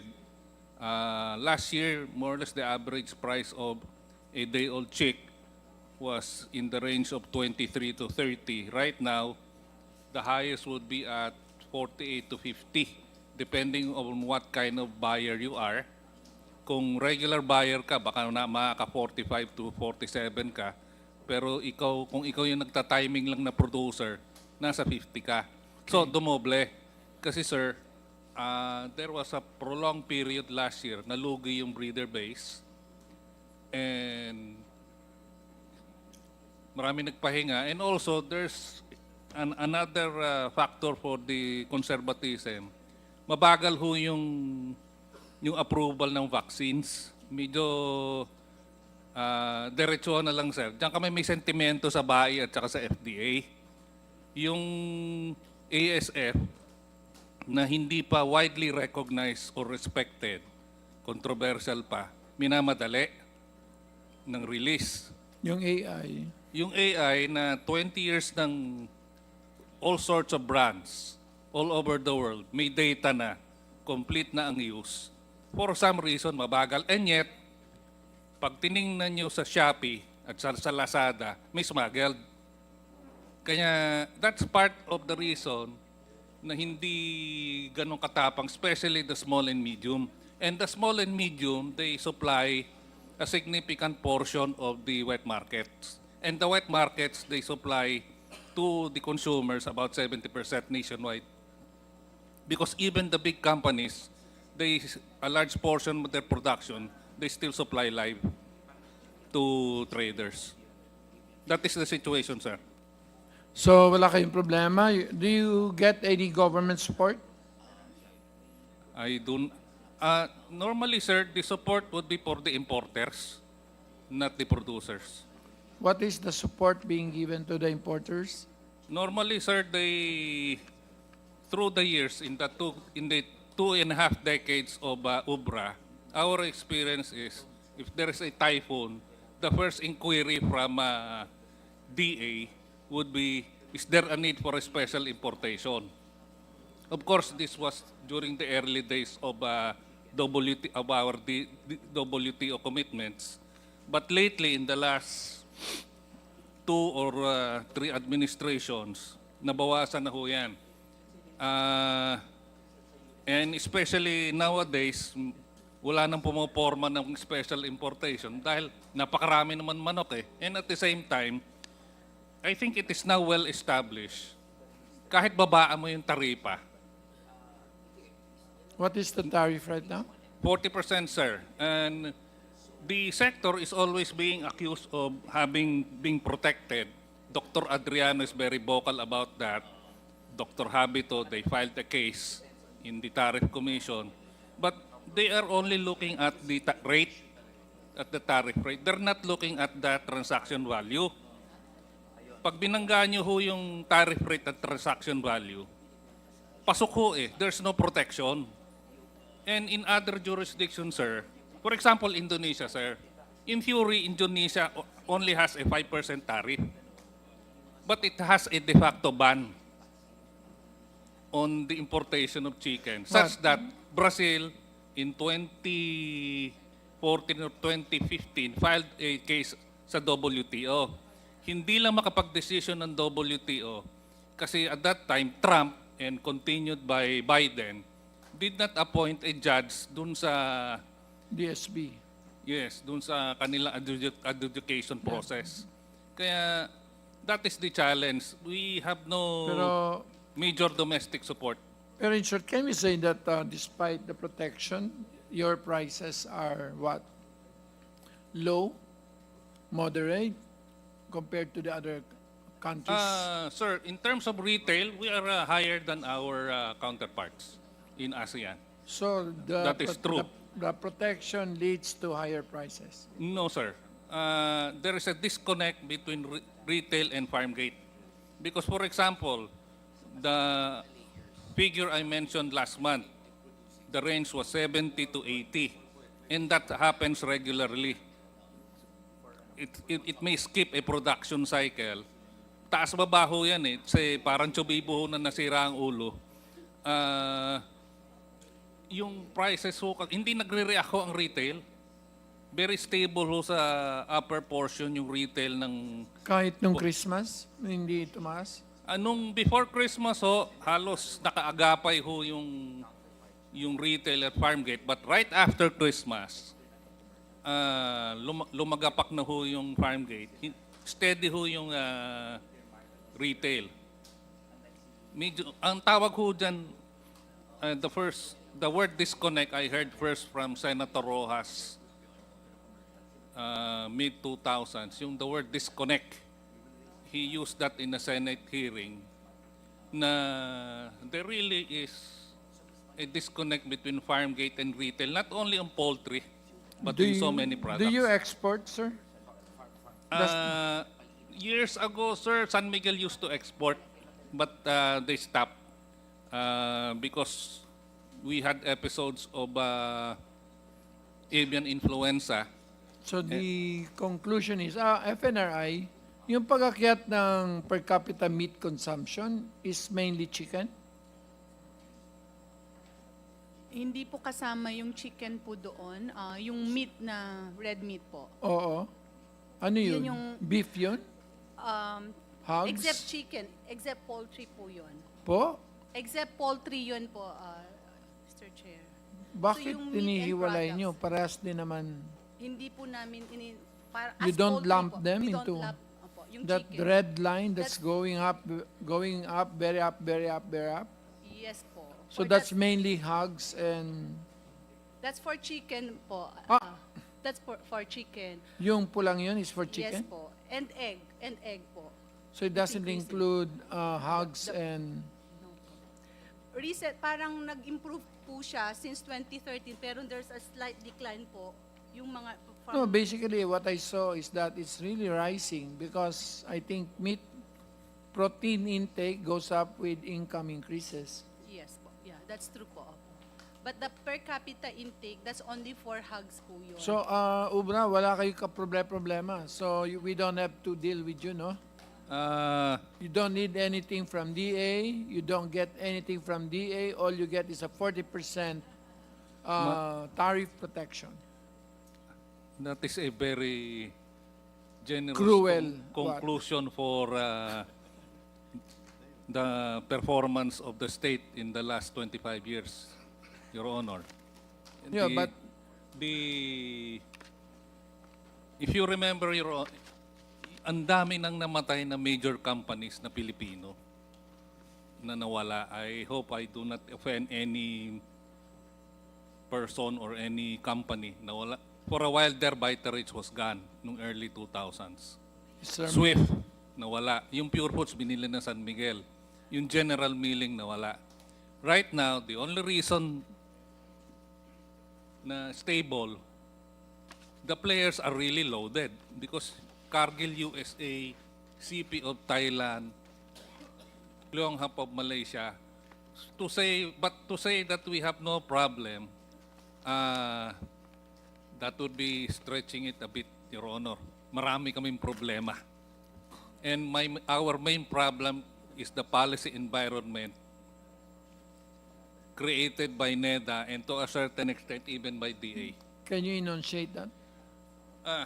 NEDA has a tendency to draw conclusions without consulting.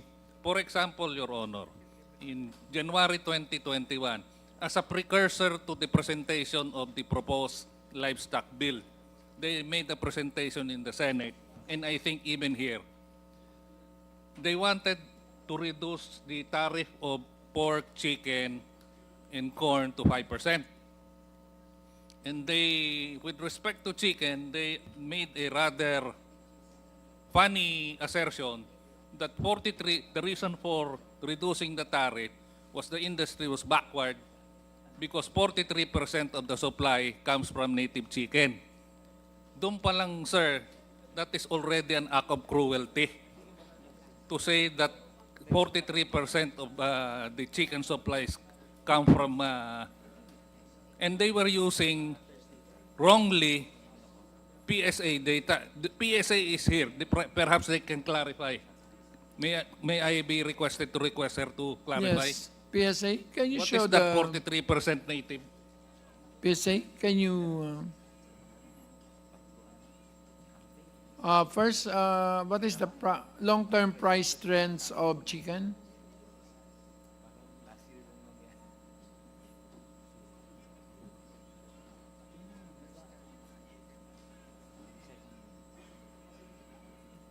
While they are looking for it, Your Honor, there was also an assertion that, in a way, correct that retail prices here are high, but they did not take into consideration the differences in domestic support because protection is not, tariffs are no longer effective in providing protection. It is domestic support. You look at Indonesia, 5% tariff, and yet no foreign chicken lands there. And they have relatively more affordable chicken prices, chicken. And you can say the same thing with Thailand. When you compare, ito yung binanggit ko last hearing, Your Honor. Ngayon lang nagiging seryoso ang Estado sa agriculture kasi nagkakagulatan na because of climate change and disruptions. Pero in the past, NEDA, which I mentioned earlier, relied on the idea, there was even a prominent cabinet member in the last administration who mentioned, forget production, cheaper to import. That is the root cause of our problem in agriculture and food. The shortcut mentality, you just increase the supply, and therein lies the contribution of this committee. You were able to show that despite the tariff cuts, there was no corresponding decrease or reduction in retail prices. because of what Senator Rojas mentioned there, a disconnect. Because there's friction there from farm gate to retail. And even, I think, right now, after pandemic, there is friction in the price of, at the cold storage of the importers up to the retail. Kasi, just to have some numbers, Your Honor, generally, when we look at the cost of importers, on the average, like quarters, the tariff line 0 to 07.14, doon nakasama yung like quarters from the US. Nasa $1 yan, just to make it easier for me, nasa $1 yan. At 56, you multiply it by 40, nasa 83 lang yan to 80 to 90, including the expenses. Pero yung retail, sir, 200 eh. And therefore, the playing field for that value chain, yung playing field in terms of prices, ang layo eh, maganda. Kanya lang, sir, ang kanya ngayon madugurin even in the importation. Dati-dati kasi, noong early 2000s up to the time of Secretary Alcala, 20 to 40 players lang ang importers. But because of the signal from the state, from NEDA, that importation is the favored activity, at the last time I checked, almost 600 na yung accredited importers ng meat eh. Ibig sabihin, the signal from the state is, you trade, you import. Production, you are not a priority. That is the root cause, sir. Paulit-ulit yung problema. Okay. Jet, how much is our importation of chicken in at least 23, 24? In metric tons. You can unitize the CLQ, MDM, all in metric tons.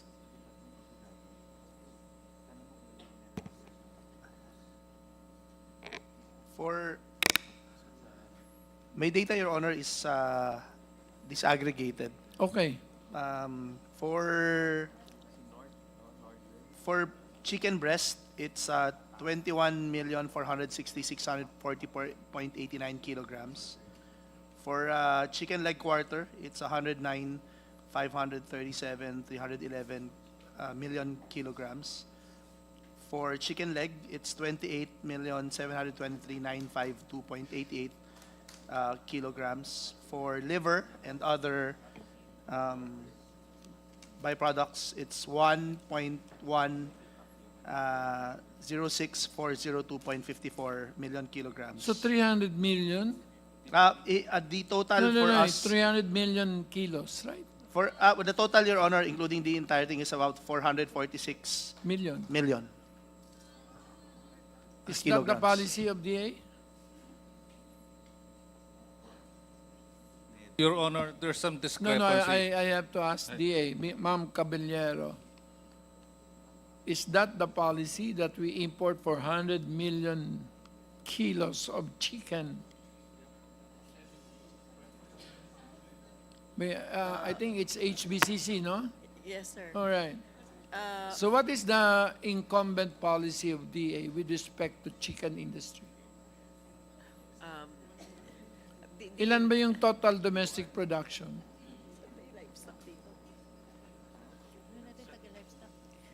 No, the imports are 400 million kilos. But the domestic production is livestock. Who is the president of the livestock industry? Sir, how many kilos is the domestic production? Eric Harinap from Pork Producers Federation of the Philippines. Corn? Pork Producers Federation. Pork, I'm sorry. We're talking about chicken. Chicken. Bai, where's Bai?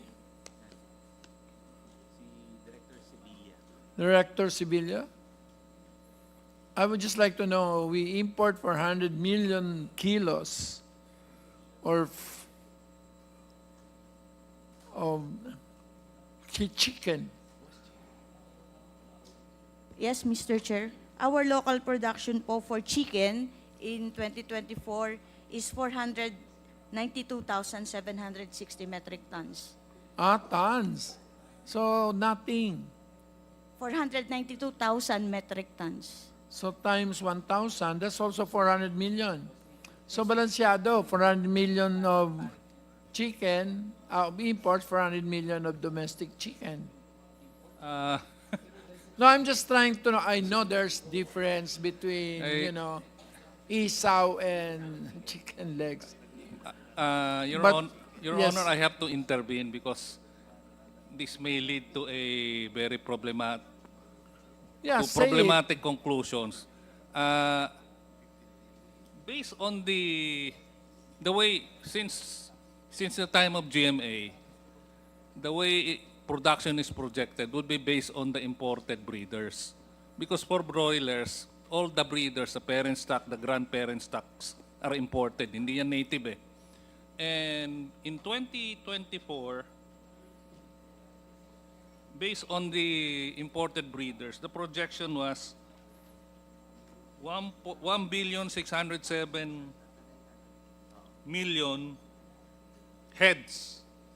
Then you have to convert that to kilos. The problem there is, I have yet to see with a computation wherein you segregate the production for Luzon, Visayas, Mindanao, and all, because the market requirement for Luzon would be 1.6 to 2 kilos live. For Vismin, the market requirement would be lower, 1.4 to 1.6. They have a different food culture in Vismin with respect to chicken. They don't like chicken. No sir. They Chicken have a bacolod. preference for lighter size chicken because of the taste. According to them, mas maganda yung balat eh, mas malutong pagka ganun eh. Kasi pag malalaki na sir, mas maganda i-cut mo na lang eh. Okay, And anyway, Luzon, ganun na eh. I'll give DA. But before that, may I recognize Congressman Robert Barbers? I'm sorry I did not. And Congressman Reynante Arrogancia of Mr. Chairman, PDS. just a parliamentary inquiry. Yes. Sorry, just I have to butt in. While I know that the topic that we're discussing right now is equally important as that of the rice, but I guess, I believe that we should go back to the rice first and resolve whatever we need to resolve in the rice issue. Madali lang to. Para Kasi we come back. Napaka-importante nung bigas, Mr. Chairman, and we know that just like what we did in the onions, there was a resolution, and it was a product of a comprehensive study done by the committee. While I submit to the wisdom of the chair in discussing the topic which is equally important as that of the rice, Mr. Chairman, I think dapat bumalik tayo sa By bigas. 3 p.m., we will be back to rice. So I just want to complete that because some of them may have pose problems. I'm just anticipating. So Caballero would have the last word on the chicken issue. Then after that, we'll go to the hogs, and then we'll go to the dairy. Then that's the end of it. Mr. High Chair. value. Yeah, I'll try my best, Mr. Chair. But I just wanted to inform the body that Do you have any budget for? for high value, Mr. Chair, I stand corrected. Our approved budget was 2.3 billion only. 2.3 billion. Opo. So nothing for, it's essentially private sector. Yes, Mr. Chair. But we are happy that for the CMF, this is the competitiveness So you enhancement did not see measures any price problems? Well, we can only intervene in as much as seeds and seedlings are As concerned. seedlings? Opo. But to do post-harvest, storage, etc., it's not enough to work on it. That's So why the we're... post-harvest facilities are essentially private also? Yes, Mr. Chair. For the nurseries, that's our pleading. If it's possible that can be restored or augmented, because that's the only way we can assure the farmers of Okay. a steady Thank you. supply. So let's slaughter this entire sector in very fast. So may I know who is the representing the pig sector, sir? You are? Mr. Chair, for chicken, Yeah. considering that one of, as said by Bong Insyong, Attorney Bong Insyong, that one of our problem is AI. Gusto ko marinig sa DA, kailan ba lalabas yung vaccine ng AI? Which is, once na tinamaan tayo yan, last time, 10 million heads ang namatay sa AI. Is FDA around? Or I don't know if it's BAI or More than 20 years Mr. Chair, I approved. think we should call FDA. Europe and US. It's within the jurisdiction of FDA for it's FDA pa rin. yes for No. vaccines. FDA? No, Chairman. Meron silang testing or something like that. Okay, What happened? Caballero? Mr. Chair, Wala may ka I- man lang kapera-pera sa budget mo for vaccines, for chicken? May I refer the question instead, Mr. Chair, sa BAI? BAI? Because they are the ones in Do you charge have a of that. budget for vaccines for chicken? Mr. Chair, for 2026, it was one of the priority projects that we have submitted for 2025. Among the priority projects we have submitted to the Office of the Secretary. So they actually asked for our proposals for the vaccine, AI vaccine program. So what happened? So it's still Vetoed. actually, sir, for the consolidated continuing fund po, Jose Ano, Caballero, it's among those considered projects. So is it in the GAA? No, Mr. Chair. So there's For not, this 2025 po, not in the GAA, sir. but they say that it's been pending for 20 years with FDA. Mr. Chair, what's pending po at the FDA is the release of the certificate of product registration of those So not the AI vaccine. vaccine. The AI, not the vaccine, sir. For So it is to it be under commercial. EUA? Is it under an EUA? Emergency Utilization. No, Mr. Chair. It applied for commercial release, Mr. Chair. So it's for commercial release already. Yes, Mr. Chair. Yeah, Mr. Chair, we don't need the budget. We need the approval of the vaccine. Because commercial... So we will call the FDA in the next hearing. Yeah. Is the FDA somewhere Actually, here? Mr. Chair, they were invited. Oh. Can you forgive no, because we will insist, we will pick him up. Last thing, Mr. Chair. Yes. Yun lang, gusto ko malaman kung nasan... Tingnan mo kung epekto kailan ni Barber lalabas sa'yo, yung vaccine for commercial use ng AI. Yun ang una kong tinatanong, Mr. Chair. Ang May mga pangalawa, problema din kasi. sabi ni Atty. Bong Insyong, nabaliwala yung 40% na tariff. Ang tingin ko, ang sinasabi ni Atty. Bong Insyong dyan, because of the reference value na nagiging basis ng mga importer na napakababa. So, Jet, can you, that? What happened to the reference value? Is it transaction? Of course it's transaction value. Your Honor, Mr. Chair, we use our reference value as a risk management tool, meaning Yeah. all declarations are being referred to that value. If it's on a threshold where we determine that there might be some undervaluation, we require additional documents coming from the importer to prove the actual transaction value. Otherwise, we contest the value, and So he is suggesting there is smuggling. I have our reference value for January 2025 here, What Your is- Honor. how I can much is submit it? Kasi ang sabi ni Nick Briones, yung paggamit ng reference value instead of I think that's the tool for It's the tool for undervaluation. smuggling, right? Yeah, technical smuggling. Well, Your Honor, the way we actually come up with the reference values is that we get the highest. Pakibigay na lang sa akin ang report on the entire aspects. Can we do with that? I'm trying to make it, I'm trying to quicken for the sake of Congress, he has to go home to Mindanao. Yeah, So, Mr. Chair, one last thing. Kasi yung reference value nila, magkano? chicken leg quarter is CLQ. I have one in my, somebody sent me. sa but US, Mr. Chair, 89 cents. That's home consumption value. That's not reference value. Reference value. Do you use home consumption value as reference value, Jet? No, Your Honor, we come up with our references based on same identical importations coming from other importers. That's only 51 pesos and 96 centavos, Mr. Chair.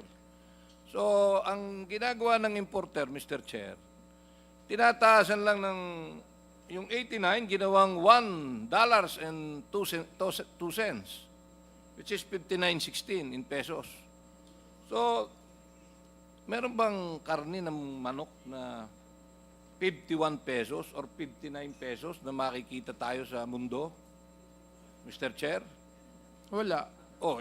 How come na ang custom pumapayag na 51 pesos, din tataasan lang ng konti?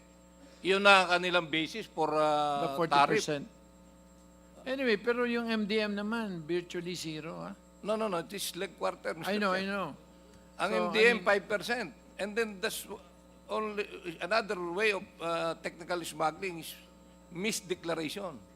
Because if you declare it MDM, nang pinarating mo naman ni leg quarter, ang baba ng value, 5% pa. Jet, yung mga isaw ba, zero ang tariff nun? 5%, Mr. Chair, ang MDM. No, Your Honor, there's a positive tariff rate for all chicken products. So, I think we will have a separate investigation, so we don't. Yeah, I think we I think concentrate. there is a sense in the House that they want just go back to rice. Yeah, So yeah. we will just have that, I think we will have this discussion in the Committee on Ways and Means. Okay? Para, Anyway, Your Honor, for your reference, we will submit the requested data of reference prices issued by the Bureau of Customs for last quarter last year up to January this year. pwede bang 5-year para makita namin yung trend? Yes, Your Honor, we will submit. Wag mo na yung quarter by quarter. Yung ano lang, So, the tendency for you is to use the home consumption value as the reference value? No, Your Honor, it's just a risk management tool. If the importer is able to prove through other documents that indeed that is a transaction value, we follow the transaction value. For example, if he's able to produce his sales contract, the method of payment that he used for his supplier, and so much other documents, then there's a discretion by the Bureau to accept that because our law provides that Ang the kinakagalit taxes is kasi ni based- Briones, halos kung ano, alam mo naman yung mga parts na yan, patapon sa US, di ba? So virtually, less than $1 yung mga yan. Pero pagdating dito, yun, binavalue natin, tapos ang charging mo, yung 40%, yung presyo doon. Yes, Your Honor, but again, we use as reference tool the identical importations of other importers. Okay, so that's the last thing we will have on chicken. Are you still have, sir? My You request, wanna Mr. finish? Chair, is, no. My request, Mr. Chair, is Yes. we have as another chairman of hearing. the Committee on Ways and Means, we will motu proprio investigate that. Yeah, thank you, Mr. Chair. Thank you. So now let's go to piggery. Yes, good afternoon, Mr. Chair. Good afternoon to everyone.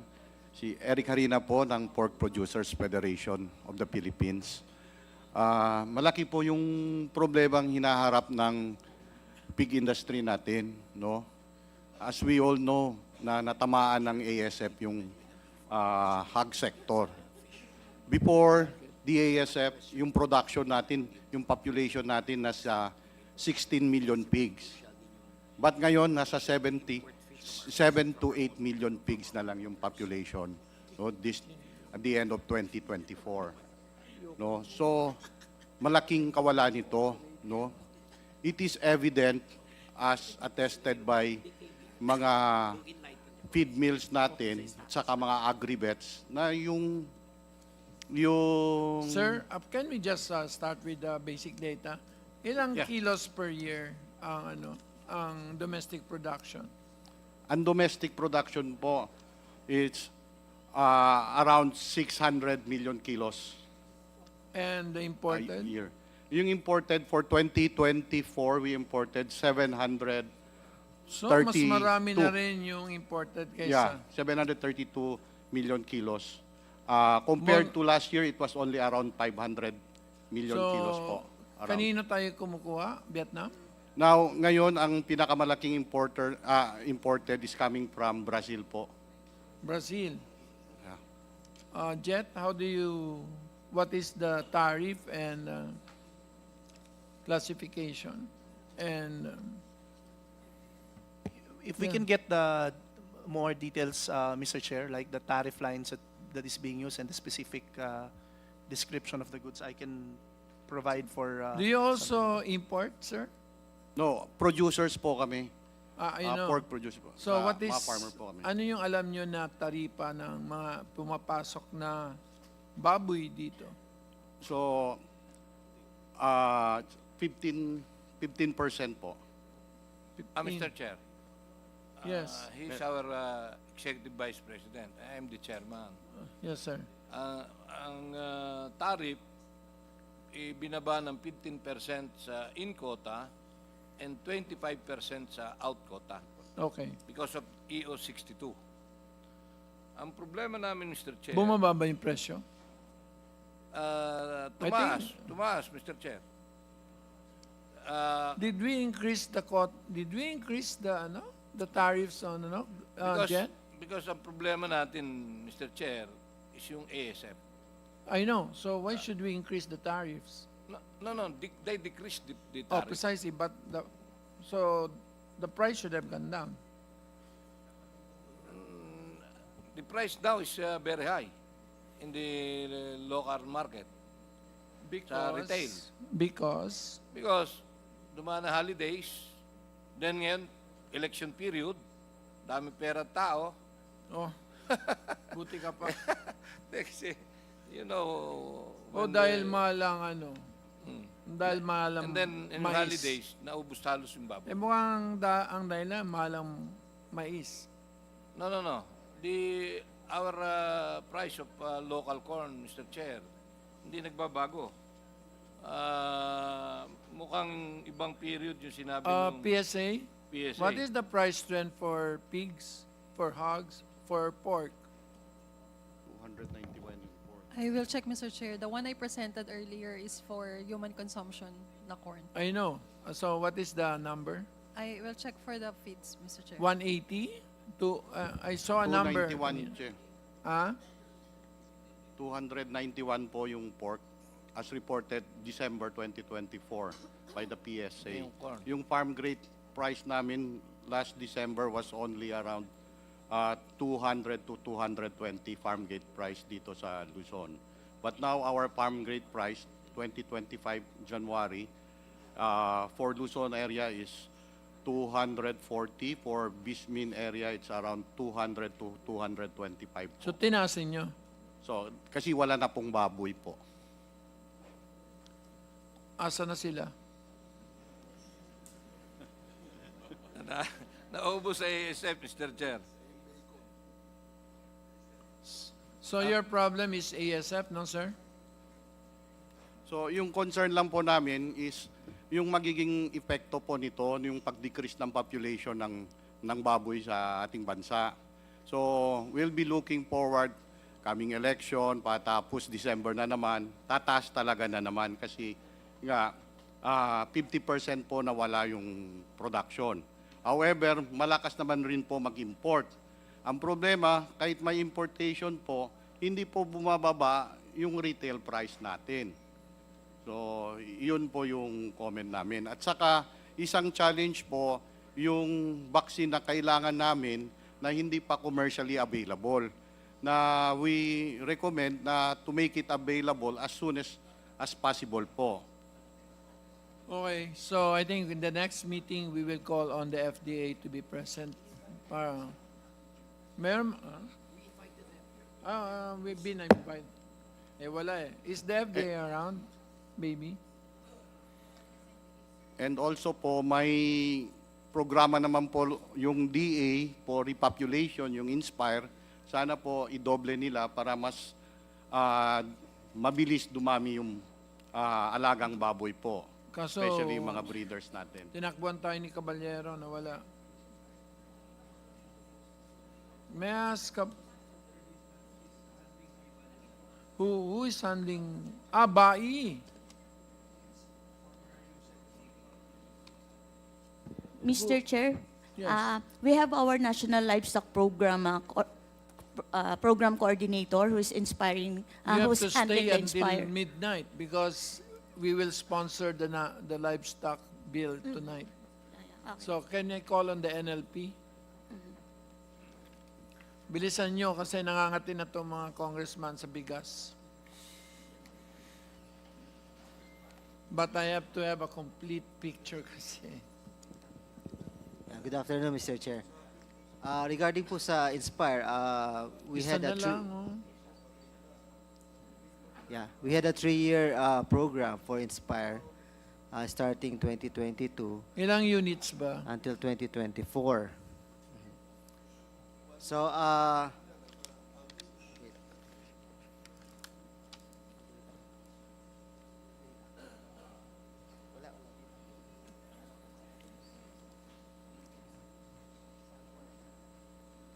sandali lang. Anyway, at least alam namin ang dahilan kung bakit mataas ang presyo ng baboy ay dahil walang bakuna. Sakto, Mr. Chair. Do you remember, Mr. Chair, na I requested na magkaroon ng emergency use authorization for the vaccine. Pero hindi naman na-approve. Kaya naubos ang baboy noong August, September, October. Sino ba may gawa? Pfizer? Calabarzon, walang naubos. Vietnam. Yung Sir? ABAC vaccine from Vietnam.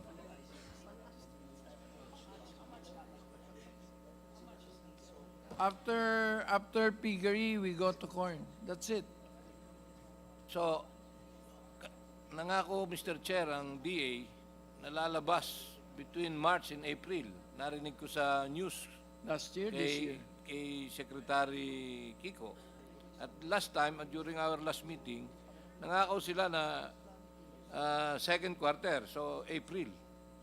Okay. Yung usage. Hopefully, talagang mangyari para ma-save natin yung 6.3 million Baby. na population ng piglets and paddoner. And then another cycle, another 6.3. Kung hindi lalabas yung vaccine na yan, mas grabe ang ating aabutin kapag pinagtagal natin yan. Mr. Chair, Yes. just a quick intervention.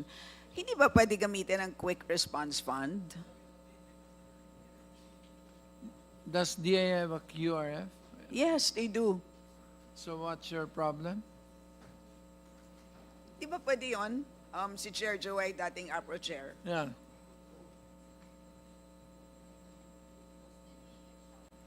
Ginamit yung sa rice? Sir, What is the balance of your Quick Response Fund? we will go back, ma'am. Hindi And kasi can you namin- confirm that indeed you can use that for this purpose?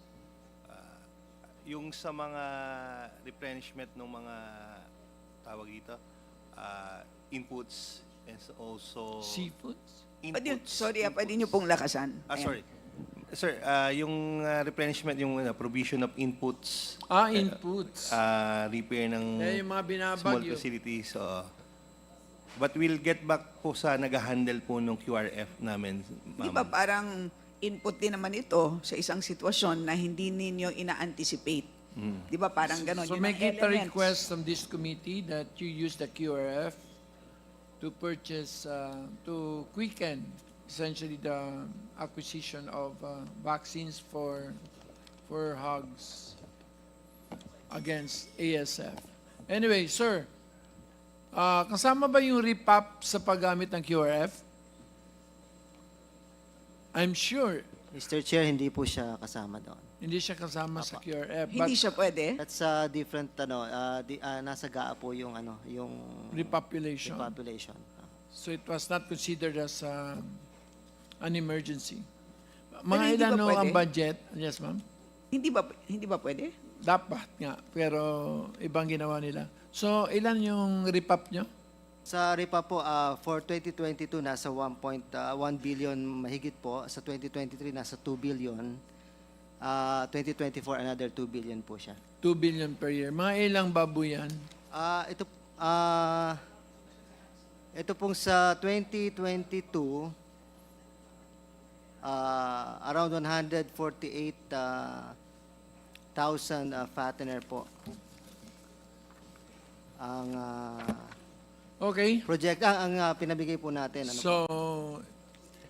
yes. Based sa finance po kasi namin, yung vaccine ay pre-disaster. Part of pre-disaster. So, hindi siya po pwede doon sa quick Okay response. din, ha?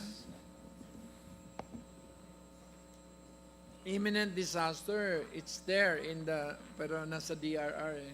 Hindi naman na-approve. Mr. Chair, Yes. ang talagang kailangan namin is vaccine. Yung commercial use, yung mga commercial racers, they can buy vaccine. More or less, mga 45% kaagad ang mababakunahan noong 6.3 million. Dahil may pera naman yung mga commercial racers. Ang kailangan nilang ponduhan, Mr. Chair, Okay. ay yung backyard racers. Para talaga makomplete yung 6.3 million. The committee will study this, we'll create a small study group for those three. And let's just Chair, finish the Chair, corn. just very short. Yeah, okay. Pero hindi ba pwedeng ma-argue na yung ASF itself and the onset is a disaster, and therefore the need for a vaccine relates to that? Yun nga po di ba? Hindi naman po natin na-anticipate na one day nagkaroon tayo ng ganitong sitwasyon. At ang response is this, the vaccine. Mr. Chair, Yes. in response to the inquiry of our colleague, it is beyond the control of the DA because the USEC in charge of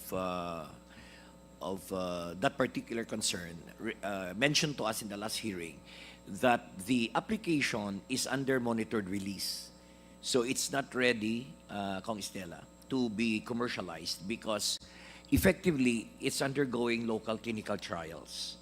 So what I understood is that the registration is about to come out, the official registration where FDA has to issue certificate of product registration after the local clinical trial has been finished. So I think since BAI is a co-applicant of this vaccine, perhaps you know the status of the monitored release application from the FDA. Okay. So, I think, yes, If I ma'am. may answer? Yeah. Yes, Mr. Chair. So for the status po of our rolled out under the monitored release, we have already vaccinated a total of 31,700 animals. And we actually target to vaccinate 160,000 animals before the end of March. So we actually procured a total of 500,000 doses of ASF vaccine. So based on your monitored release, post-marketing surveillance, how effective is the vaccine, Doctor? Andito na pala yung pinakamagaling dyan eh. Yusek Palabrica, Mr. Gokong Wei, you're recognized. Sorry, I just came from the checkup from the hospital. So, but I'm doing okay. Anyway, the question was, how effective the vaccine is. Well,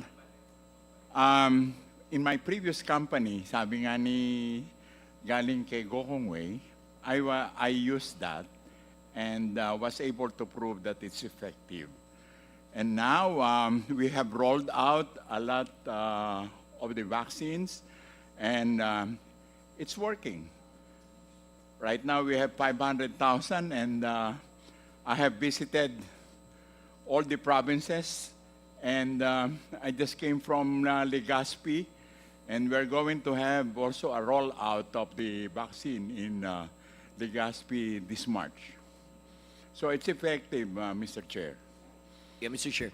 When you say effective, Yusek, ano yung gestation ng protection? How many months from the time of inoculation? Mr. Chair, usually we prescribe the vaccine to be used at the age of 4 weeks. And ang baboy kasi, ibinebenta ng mga 25 weeks. 24 weeks, ang timbang nun mga 100 kilos. And the vaccine can protect up to 25 weeks yung mga baboy. So, yung aming mga binakunahan, Mr. Chair, ay buhay at umakyat pa ng 100 kilo. Kasi mas malaki ang baboy, mas malaki ang kita ng mga ating mga magsasaka. So the protection is good for, at least good for 25 weeks until katayin sila, Yusek? Mr. Chair, 4 weeks, mga 20 weeks po. At ngayon ay undergoing trial na rin po na pati yung mga inahin ay babakunahan para maprotektahan yung inahin dahil mas sustainable yun dahil yun ang naglalabas ng mga biik kaysa ito mga palakihin. Pero once na makita namin na maayos, pati po breeders ay bibigyan po namin, Mr. Chair. So, Mr. Chair, since 500,000 heads have already been inoculated, I think we have enough clinical data to support the efficacy of the vaccine. So I wonder why it takes FDA, too long to approve the commercial use of the vaccine. Mr. Chair, we have to submit to the FDA a robust data to give the regular CPR permit. And we have created a private group of scientists so that it will not be the government that will submit it. It's the private group that we created. Basically, mga scientists, mga expert. Pagka naibigay po nila ito sa FDA, sabi po sa akin ng FDA, if you have a robust data and you can tell everybody that it's working, then we can work on regular permit. And for the meantime, we have also entertained several vaccines, MSD, a Korean company, and coming from Chulalongkorn company, Mr. Chair. So you have multiple sources, Yusek, ng ASF vaccine. Mr. Chair, tama po. Para marami po mapagpilian ang ating mga magsasaka at yung 500,000 ay kaya naming ubusin ngayong year na 2025. And we're looking for fund for 2026 para masuportahan naman po yung mga backyard farms po. Yung mga commercial farm, they can afford it. But we want the backyard farm to survive dito po. Kaya lahat po ng mga probinsya ay iniikot natin para po masabihan sila na libre itong bakunang ito, taxpayers' money, but you have to follow the policy na isinet ng set ng guidelines ng Bureau of Animal Industry po, Mr. Chair. So I think, Mr. Chairman, Yusek, I think I would advise you and your group to facilitate the submission of the clinical report so that you'll be issued the valid CPR. Yes, not only monitored release. Although pag monitored release, kaya naman niya kayo mag-import. It's permitted naman, but it's better to have your regular and valid CPR. Thank you, Mr. Chairman. And thank you, Chair. Just allow me to read just relevant portions of the GAA 2024 on the Quick Response Fund. The amount of 1 billion pesos appropriated herein for the Quick Response Fund shall serve as a standby fund to be used for, and I'll read just what is, I believe, relevant. So, the provision of various production inputs for crops, livestock, and poultry and fisheries. So, kasama po, I believe, yung vaccines. And so provision of other assistance in the form of cash. Sorry. In order that the situation and living conditions of people in communities or areas affected by natural or human-induced calamities, epidemics, crises, and catastrophes, which occurred in the last quarter of the immediately preceding year, and those occurring during the current year may be normalized as quickly as possible. In no case shall the QRF be used for pre-disaster activities such as conduct of training, insurance of assets, and public information and education initiatives or any other purpose not authorized in this provision. So yung sinasabi po ni USEC na pre-disaster activities, meron namang enumeration of kung ano ang example. Palagay ko naman ay hindi kasama. It doesn't seem like yung vaccine falls under that category. And clear naman po na pagdating sa catastrophes, etc., ay mukhang pumapasok naman po ang ASF. Yusek, kumingi ka ng pera. Pahingi pong pera at kailangan namin talaga ng bakuna. Magaling yan. Kaya lumaki ang Gokong Wave. Mr. Chair, alala ko lang. Ayaw mo pa talaga ako mga transit na sa rice, ha? No, Mr. Chair. No, corn then Livestock and rice. poultry That's is bigger than rice, Mr. Chair. Come again? Livestock and poultry is bigger than rice. I know, but... So, tanong ko lang si Yusek kasi nangako na siya last time by April. Pero ngayon may nasabi siya na between March and April lalabas yung commercial use ng vaccine. Totoo ba yan, Yusek? Tulad po ng sinabi ko, Mr. Chair, meron po tayong private group na inilagay doon para i-analyze yung lahat ng bakuna.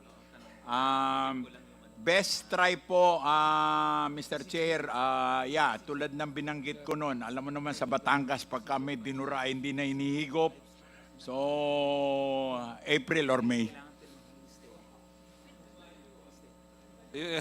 Si Secretary, March to April. Ikaw naman, April and May. Kailangan mas mabilis ka eh. Sanay kang naranasan mo na mamatayan ng 100,000 na baboy, binaon mo, alam ko, Mr. Yusek. So, sana, alam mo ang nararamdaman ng magbababoy sa buong bansa.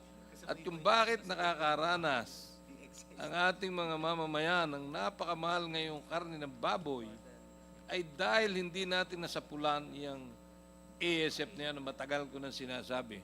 Kung yan nagawa ng emergency use authorization, marami ng test na very effective yung bakuna. Hindi sana tayo inabot ng 50% na nawalang baboy at hindi sana napakamahal ng binibili ng ating mga pamilyang Pilipino.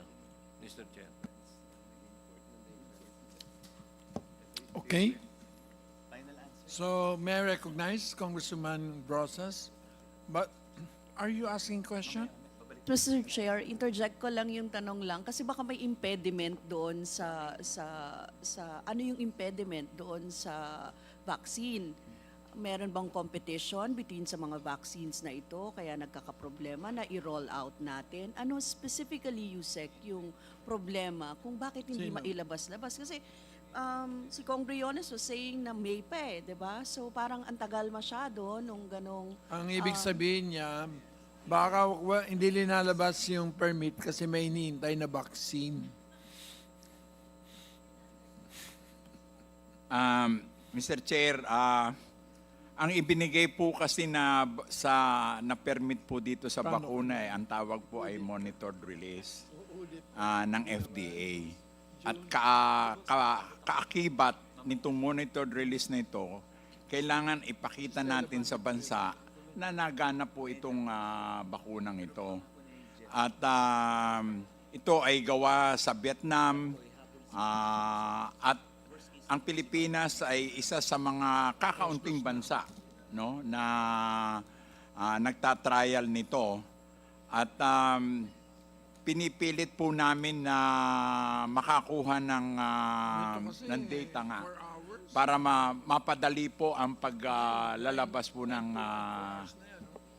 regular release po.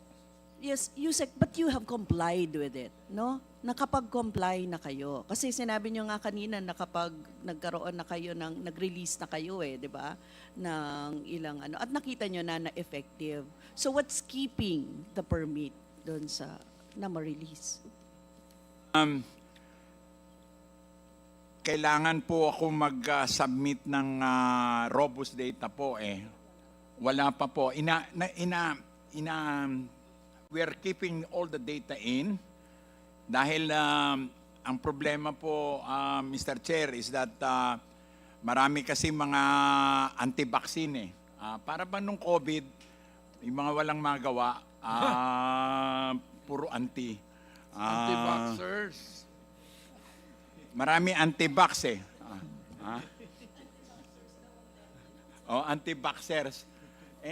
Dito po sa ESF, marami po akong sinasalag ng mga anti-vaxxers mas magagaling pang veterinaryo kaysa sa akin Kaya we have to complete the data and we're gonna submit this to the FDA po. So yun nga, may mga nagpe-petition din against. Tapos meron kayong kailangan na i-comply ng robust data. Yun yung mga ngayon ay ilan sa mga hinaharap na balakid ng vaccine. Okay. Thank you, Mr. Chair. Kinlaro ko lang. Thank you. And I think the committee will in itself just have a study group for piggery or how do you call that? For hogs. So now everybody who has something to do with hogs can go home. And with chicken, only now we can go to corn. Mr. Chair, one last thing for swine industry. Same with chicken. Our problem is technical smuggling. Other than too much importation, is technical smuggling. Yung reference value ng pork, yung pork belly, ang reference value is 1.33 cents dollars. And that's only, how much that? And then yung actual amount na naging basis ng tariff ng custom is only 1.55 cents. Ibig sabihin, napakababa, Mr. Chair. Ang pork belly, merong report na not less than $3, up to $4.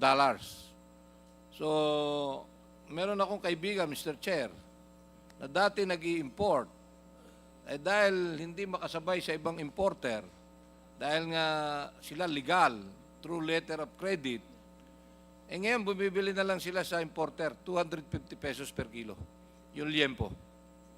So, dito makikita natin, 90 pesos ang per kilo ng liempo, Mr. Chair, sa record ng custom. Mukhang napakalayo sa katotohanan, Mr. Chair. Ito ang pumapatay sa livestock and poultry. Yung technical smuggling na misdeclaration, iba pa yung misdeclaration, opals, 5%, 30 pesos ang puhunan, while maaaring ang dumadating ibeli. Kaya ang livestock and poultry industry hindi na umasenso, Mr. Chair. At talagang marami ang nahihirapan. Darating ang araw, Mr. Chair, pag hindi natin naayos itong smuggling at na nangyayari, technical and outright smuggling, talagang wala tayong pag-asa, Mr. Chair. Walang pag-asang makatikim ng sapat na pagkain ang pamilyang Pilipino at wag na tayong umasa na magkaroon ng mura at dekalidad na pagkain ang pamilyang Pilipino, Mr. Chair. Okay, thank you. So, I think message received. Jet? No, Mr. Chair, pakisagot. Your Honor, we will submit our reference values, and we're willing to work with this committee if there might be some adjustments that are needed. Anyway, I have here Yes. the complete references updated, and if there are any adjustments that are needed, and we can find a basis for it, then we're willing to work with the committee, Your Honor. Mr. Chair, I think we have made a sound suggestion last time,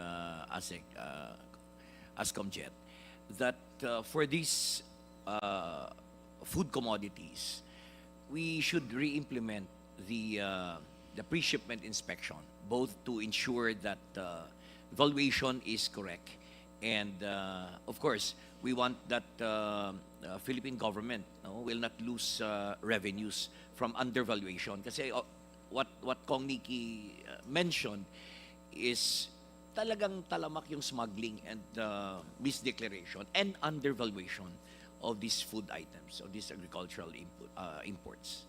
That's all, Mr. Chair. Thank you. Mr. Chair, Yes, ma'am. kasi parang laging paulit-ulit na lang yung sagot sa atin ng BOC.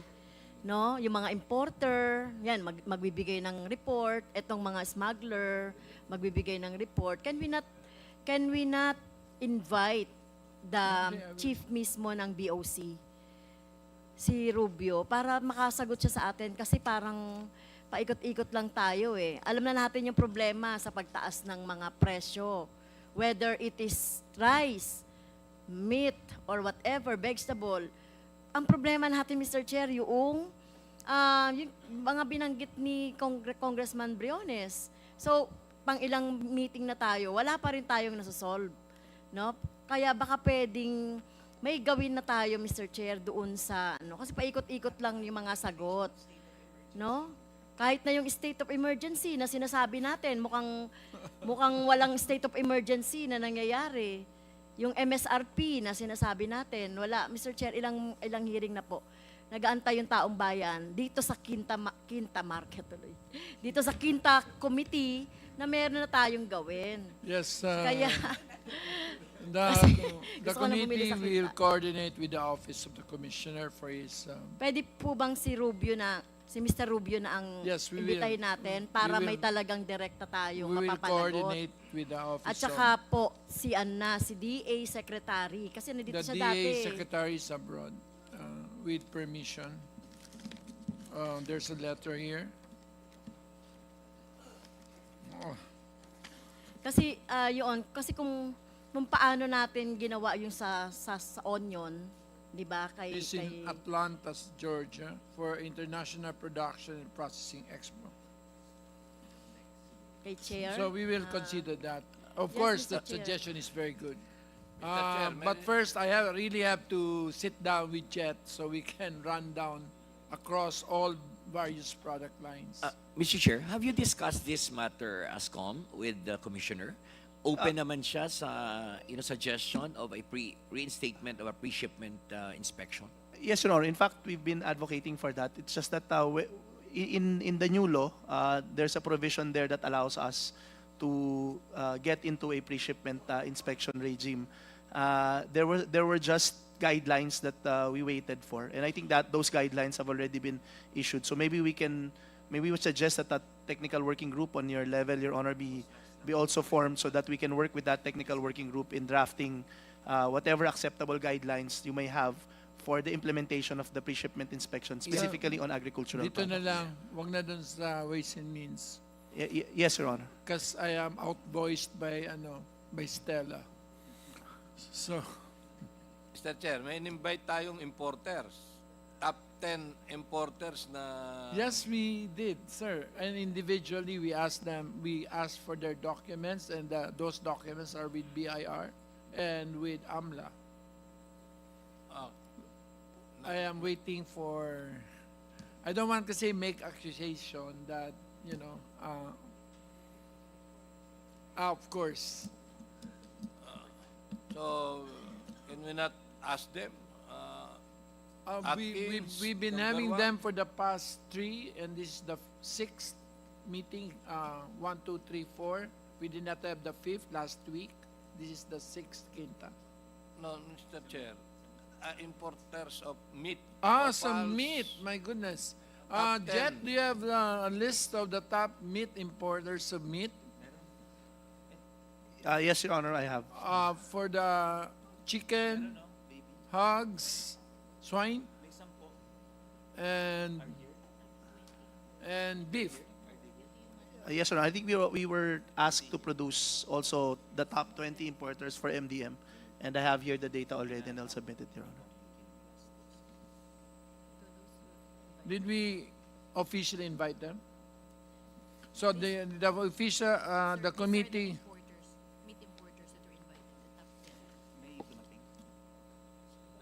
May I know if we've invited several top meat importers? Mr. Gabriel J. Ang, are you around? So we might have to issue a subpoena. Mr. David Yu Lee Ong, are you here, sir? Can you sit para you will be exempted from a subpoena? Mr. Emmanuel Yu Lee, Miss Anne Margaret E. Lee, Miss Nanit Teresa Mantalaba, Mr. Adrino S. Garcia, Mr. Lord L. Kaso matatagalan yung rice pag...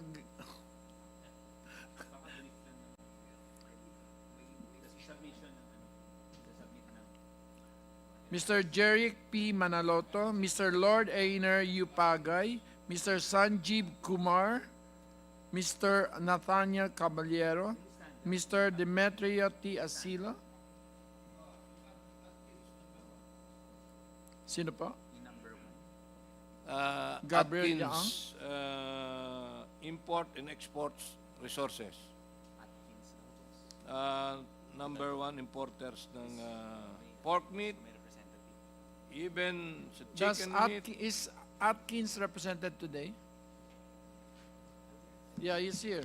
You have any questions, sir? Yes, Mr. Chair, before probably we go to the importers, may I just briefly seek clarification sa program ng DA lang, with indulgence of Kong Nikki. Tinanong ko kasi kay Chair Ferge, what is the policy of DA now in terms of indemnification? Anyone from BAI? ASEC ka, Palabrica, or si Director Sevilla? Anong policy po ninyo ngayon pagka namatayan, magkano pong binibigay po sa mga per head sa magbababoy? Mr. Chair, inakyat na po ng ating butihing kalihim Chu Laurel. Dati po ay nasa 4,000. Ngayon po ay nasa 8,000. At kapag ka po inahin, ang namatay ay ito po ay 12,000 po. Kamusta po yung yung payout po natin? Kasi kami po sa Quezon, tinamaan po kami, portion lang ho. Baka ho 10% pa lang ang nababayaran. And correct me if I'm wrong, ASEC, chargeable po ito sa QRF po? O may separate fund po kayong ginagamit po para sa indemnification? Ito po ay charge sa QRF po. At naintindihan ko po yung inyong pahiwatig na napakabagal ng pagbibigay ng indemnification. Kaya po meron na kaming inaayos ngayon na para mapabilis. Dati kasi umaakyat pa sa Department of Agriculture. Ang inaayos namin ngayon ay ibaba na ang pondo sa Bureau of Animal Industry para doon pa lamang sa level ng Bureau of Animal Industry maibigay na namin yung pera. At ma-target man lang namin na 30 to 45 days ay maibigay ang pera sapagkat kung tutuusin yung sa Quezon, palagay ko meron na mga 6 na buwan o matagal na po bago nabigyan. Thank you, ASEC. Umaasa po kami dun sa pronouncement po ninyo. Sana po mabilis po yung pag-download at saka yung sistema po ninyo. Asahan nyo po na bibilisan po natin. Salamat po. Thank you, ASEC. Thank you, Mr. Chair. Okay. So everybody can work. We are discharging the DTI because she has a board meeting. The DOST because nobody asked questions. DSWD, boss. And DOJ. DSWD. And DSWD. And that's about it. Pasensya ka na PSA, you will be with me for like until we finish our report. Mr. Chairman, Yes. Congressman Imano requested for the presence of the representatives from BFAR, so they're here today. So I Okay. think we'll have some questions for them later on. Thank you. May I now go to court? The livestock is hereby discharged. You have a question? I thought I will ask one of the importers. One of the importers. Atkins, you're with, sir? What's your name? Position in the company? Are you a lawyer? Hindi po, sir. I'm Ikaw? Mike Gamora. I'm from Atkins Import and Export. So I'm the CFO, Chief Finance Officer of Okay. the company. What do you import? We import pork. Pork. Yes, Okay. sir. I think it's in your jurisdiction.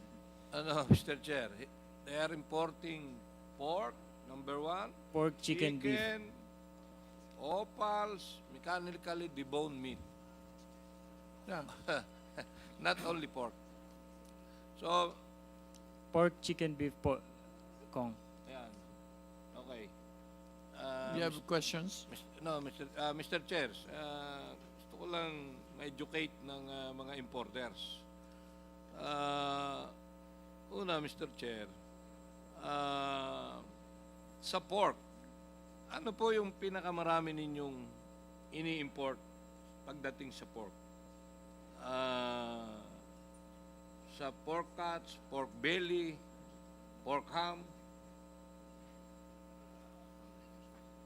For the pork, Mr. Chair, we import pork jowls. We also import ham leg for processors, and also we import other staple pork cuts such as ham leg, shoulders. And pork belly? Yes, yes, Your Honor.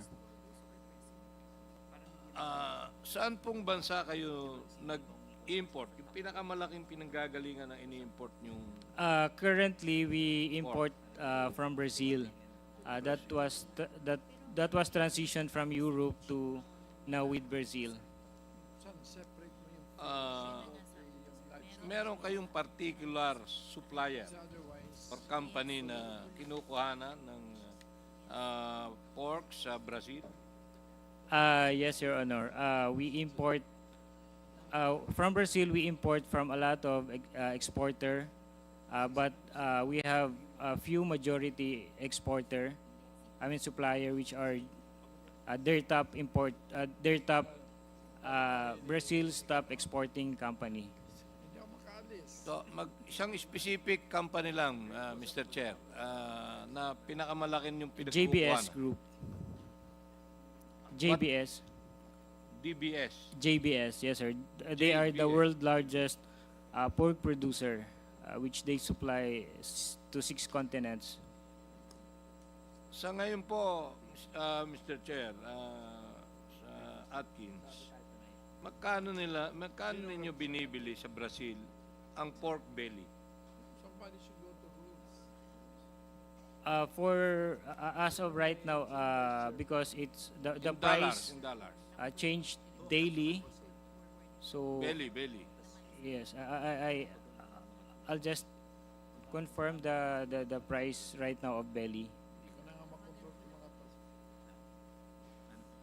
Do you have the price? As of right now, sir, I'll refer to our supplier. I'll ask the daily belly price today.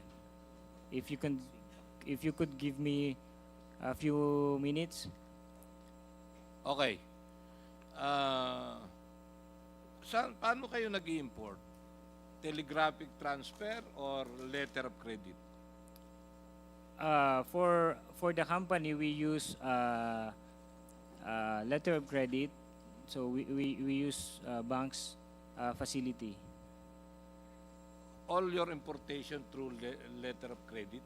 Yes, sir. So, pwede ba, Mr. Chair, doon sa GBS, yung company, considering na hindi niyo pa masabi kung ano yung presyo, pwede ba, Mr. Chair, mag-submit siya ng original na receipt coming from GBS, kung magkano ang kuha niya ng pork belly, and also with the corresponding letter of credit na ginamit nyo sa importation, Mr. Chair.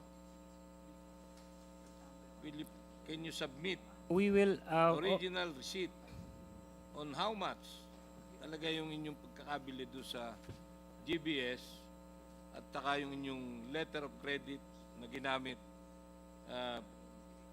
pwedeng pakisubmit dito sa for the committee, Mr. GBS Chair? side, Your Honor, I cannot speak for them. If they can give us a copy of the transaction sent by the bank to them. But Definitely, pag nagbayad kayo, kukuha kayo ng receipt coming from your exporter. I think, Mr. Chairman, may I? Yeah. I think Kong Niki, no, Mr. Atkins, is requesting for your commercial invoice and your letter of credit and the corresponding BOC payment for the dutiable value. I think that's the most important documents that are needed by Congressman Briones. Can you provide? Because that's internal to you. if yes, sir, if that's the case, we'll provide, Your Honor. All right, thank you, Mr. Chair. Thank you. Sino po ang inyong broker? We have our in-house broker. Can you give the name of your broker, Mr. Chair? Our broker, we have, our own broker is Trident Supply Chain Solution. It's a company-owned broker. And at the same time, we have other broker, which is serving us. Yeah, can you submit the name of your broker, Mr. Chair? Yes, sir. We'll submit po, sir, with it's within the BOC data. In the BOC declaration, our broker. So we'll submit, Your Honor. Eh ba importer, traders, or meat processor? We are a meat importer, Your Honor. So traders kayo? Yes, sir. Okay. Saan ninyo dinadala yung mechanically deboned meat na inyong ini-import? For the MDM, Your Honor, we sell it to small processors. At the same time, these small processors, these are the company that cannot import on their own, and they don't have, because they don't have the, the capital requirements for them to import. So we're the one that imports for them, and we sell it to them. And at the same time, we also sell to some of the big processors. We serve as a buffer sometimes of their raw mats, especially when their importation does not align with their timing of production. Yeah, itong 5,585,000 kilos na mechanically deboned meat. Supposed to be, ang nag-i-import talaga lang dito ay mga meat processors. Sila lang ang talagang nangangailangan dito. So, pwede ba magkaroon ka ng listahan ng lahat ng pinag-supplyan mo nitong 5,585,000 kilos na mechanically deboned meat? We can provide, Your Honor, the list of our suppliers or sorry, our clients where that 5 million kilos went to. This is between January to October. Yes, sir. We can provide the list to whom we sold those amount. Okay.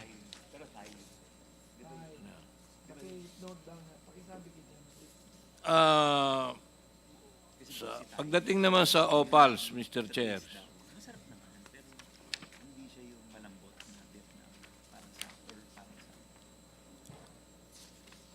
ang Atkins ay number 1 pagdating sa opals. Ito yung 5% ang tariff at napakababa ng value. 78,607,000 kilos. Pag sinabing opals, ano yung pinakamalaking klase ng opals ang ini-import nyo, Mr. Chair?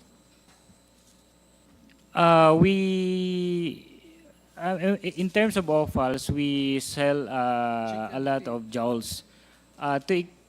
Jowls because with the it's a cheaper. Jowls is a cheaper alternative for a protein requirement of every Filipino. So it can be used for sisig, lechon kawali. Those things. It's a staple pork or staple source of nutrients from pork. Ano yung jowls? Yung mukha? Sir, ito po sir yung jowls. Oh. From here. So, karamihan na sisig, mostly it's a jowls. Between, paki-explain niya jowls. Between yung buong leg? Dito po. From here to hanggang dito sa may neck na konti. So it's Kaya batok. talaga nahihirapan ng pork producers, Mr. Chair. Ano yan Dito, siguro ngayon nasa 320 pesos per kilo. Yung part na yan. Pero magkano ninyo kinukuha yung jowls? In dollars? Kailangan bumalik ng rice. For the jowls, it's kasi in other countries, ang tawag nila dito, tapo nila sir So basura. walang mura talaga sir yung jowls. So, magkano? I'm not into specific kasi there's a other department that handles the purchasing, Your Honor. So, Pwede ba, Mr. Chair, lahat ng ini-import nila, jowls, MDM, Bailey, or mag-submit sila ng price? Okay. Yes, Congressman Nikki. Mr. Atkins, tatanong lang, yung qualification and itemized declaration ninyo sa entry ninyo, is it in accordance to your commercial invoice na lahat ng parte na itemize doon ng declaration? Yes, Your Honor. All right. So we can request for one commercial invoice where kompleto yung packing list at saka lahat ng mga items niyo. Thank you. Can you submit? Yes, sir. Okay. Thank you. That's all, Mr. Chair. Considering that we have no I think he's answering invoice or something everything. so that we can compare with the custom. Yes. Jet, we will be trying to get from you, but the Kita committee, the 5 committees are, of course, Natutuwa kami na nandito po yung out of only 1, 2, 3 did not appear.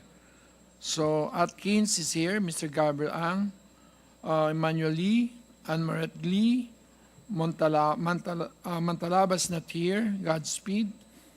So wala na siyang Godspeed na lang. So Mr. Adrino Garcia, Maxi Serve, Mr. Lord Amer Pagay of Sebastian Corporation is not here. Jeric Manaloto is here. Sanjeev Kumar is here. Mr. Nathaniel C. Caballero is here. DEA Meat Trading is not here. So 4 are not here out of the 12 and Premier Food Choice International Corporation. I think what we'll do, Jet, is just for you to give us, kunin na lang namin yung mga importation documents.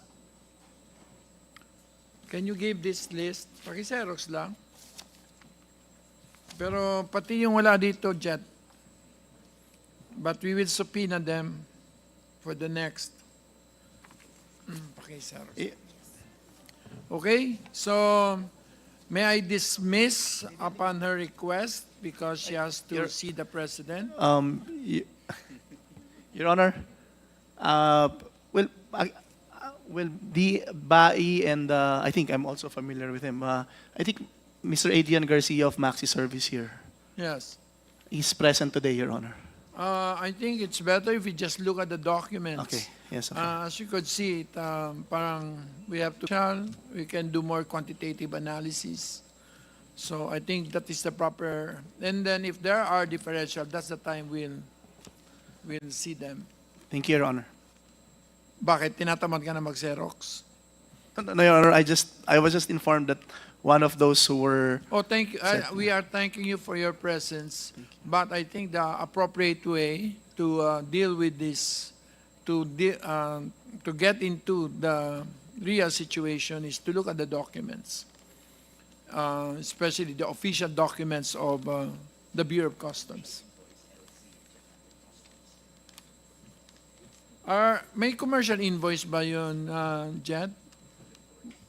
Yes, Your Honor. The commercial invoice is the one that we used as the basis for the transaction value. Okay. So, it's there. So, fine.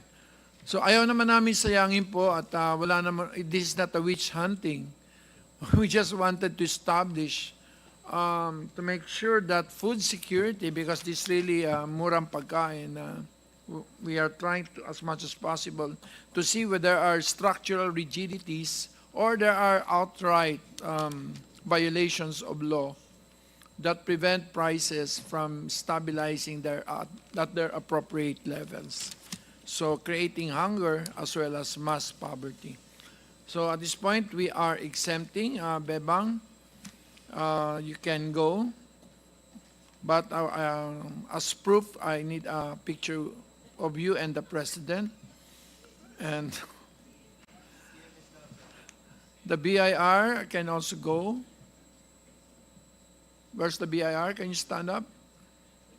You can go. But I think we have a list of documents. Hindi pa naman kayo tapos, no? So when do we expect to see those documents with respect to the top 10 rice importers?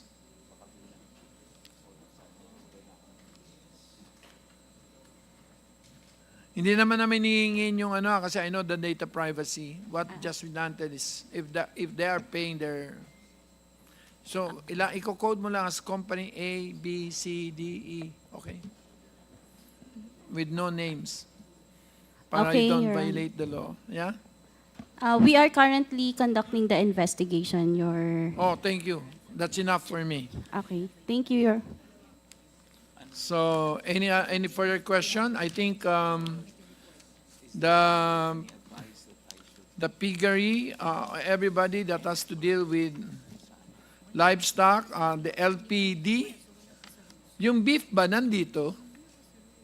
Is there any here that's president of any beef association? Jet, ano yung proportion ng beef? Because it's mostly imported. Ilang kilos ba yan? Bai? BAI would have the more accurate figure, Your Honor.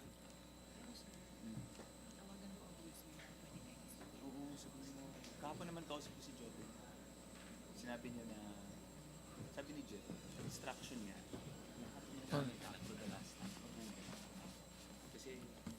Mr. Chair, as of December 2024, our importation for beef is 203,898 metric tons. So, 200 million Yeah, kilograms. kilos.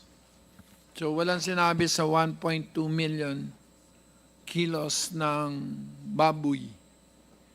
500,000 domestic, 700,000 imported. And the chicken, ilan nga yun? Naku. Yan ang problema pag pinapauwi agad. Ilan yun? 500, no? 500,000 import, 500,000. So, wala masyado kumakain pala ng Carne Norte. So, nobody here from beef? So, if you will have problems, then we will not be there to answer for you. Or if you have any... ikaw naman, so you're also I'm with... sorry, sir, but I have to correct BAI there.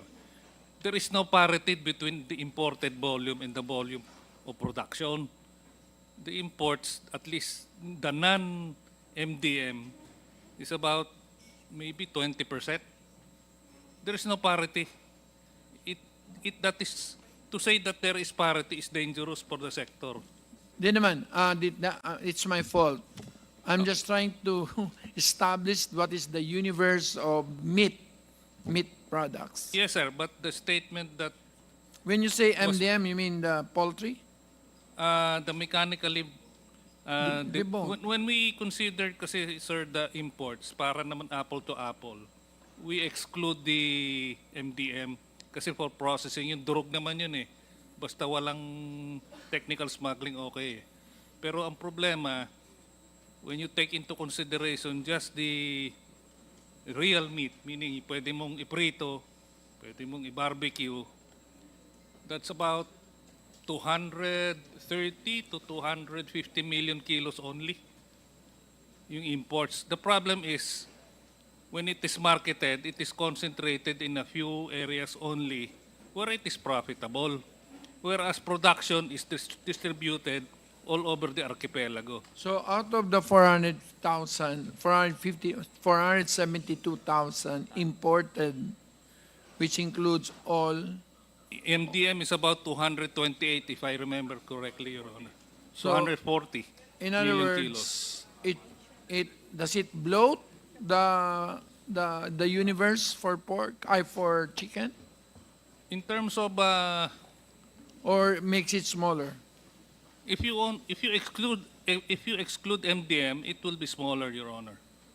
Yeah, but if you include it, it's not. Malaki rin, What is Your the Honor, parity?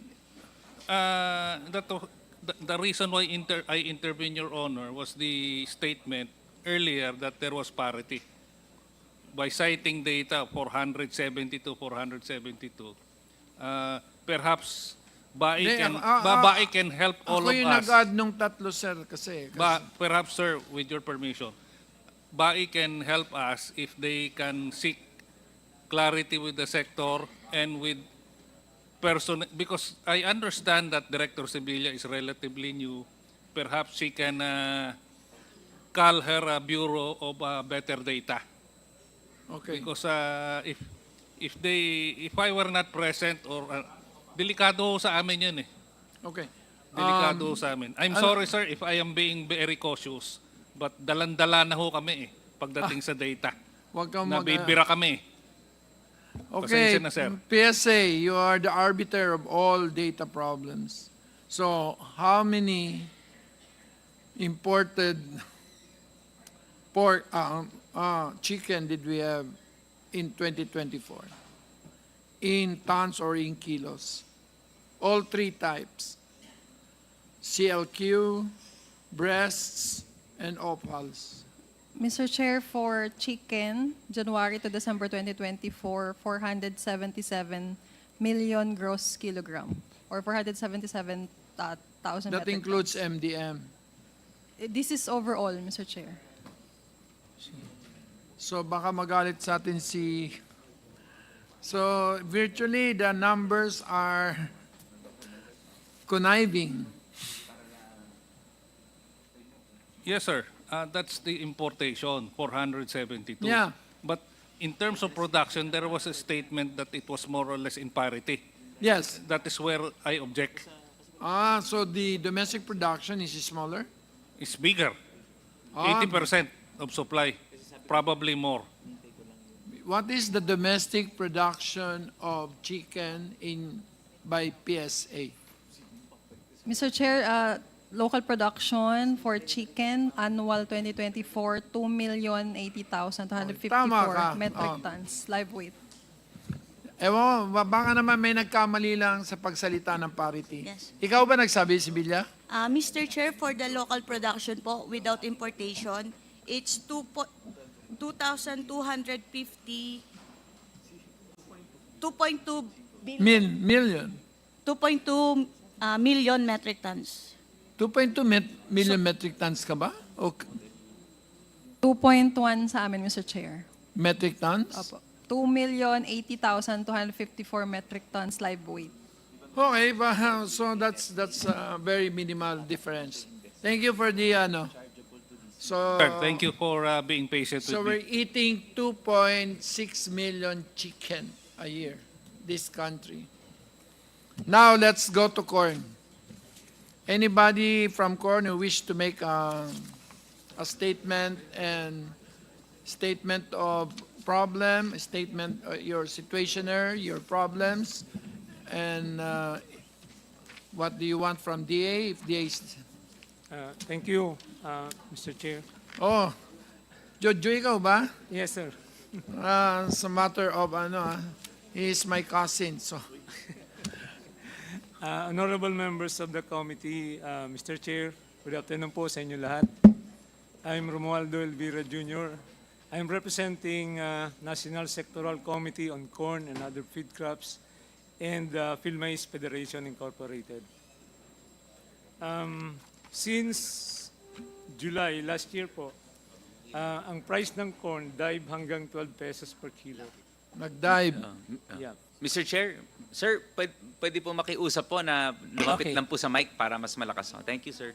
So bumaba po siya ng hanggang 12 pesos per kilo since last year. And ayaw na po namin mangyari ito ngayong taon. Magkano ba siya ngayon? We had a meeting with the NFA and we requested po na bumili sila ng 17 pesos per kilo, clean and dry grains, at about 800,000 metric tons for 1 year para masuportahan po natin What yung is the ating total industry production? The local in the production po is about 6 million metric tons per year.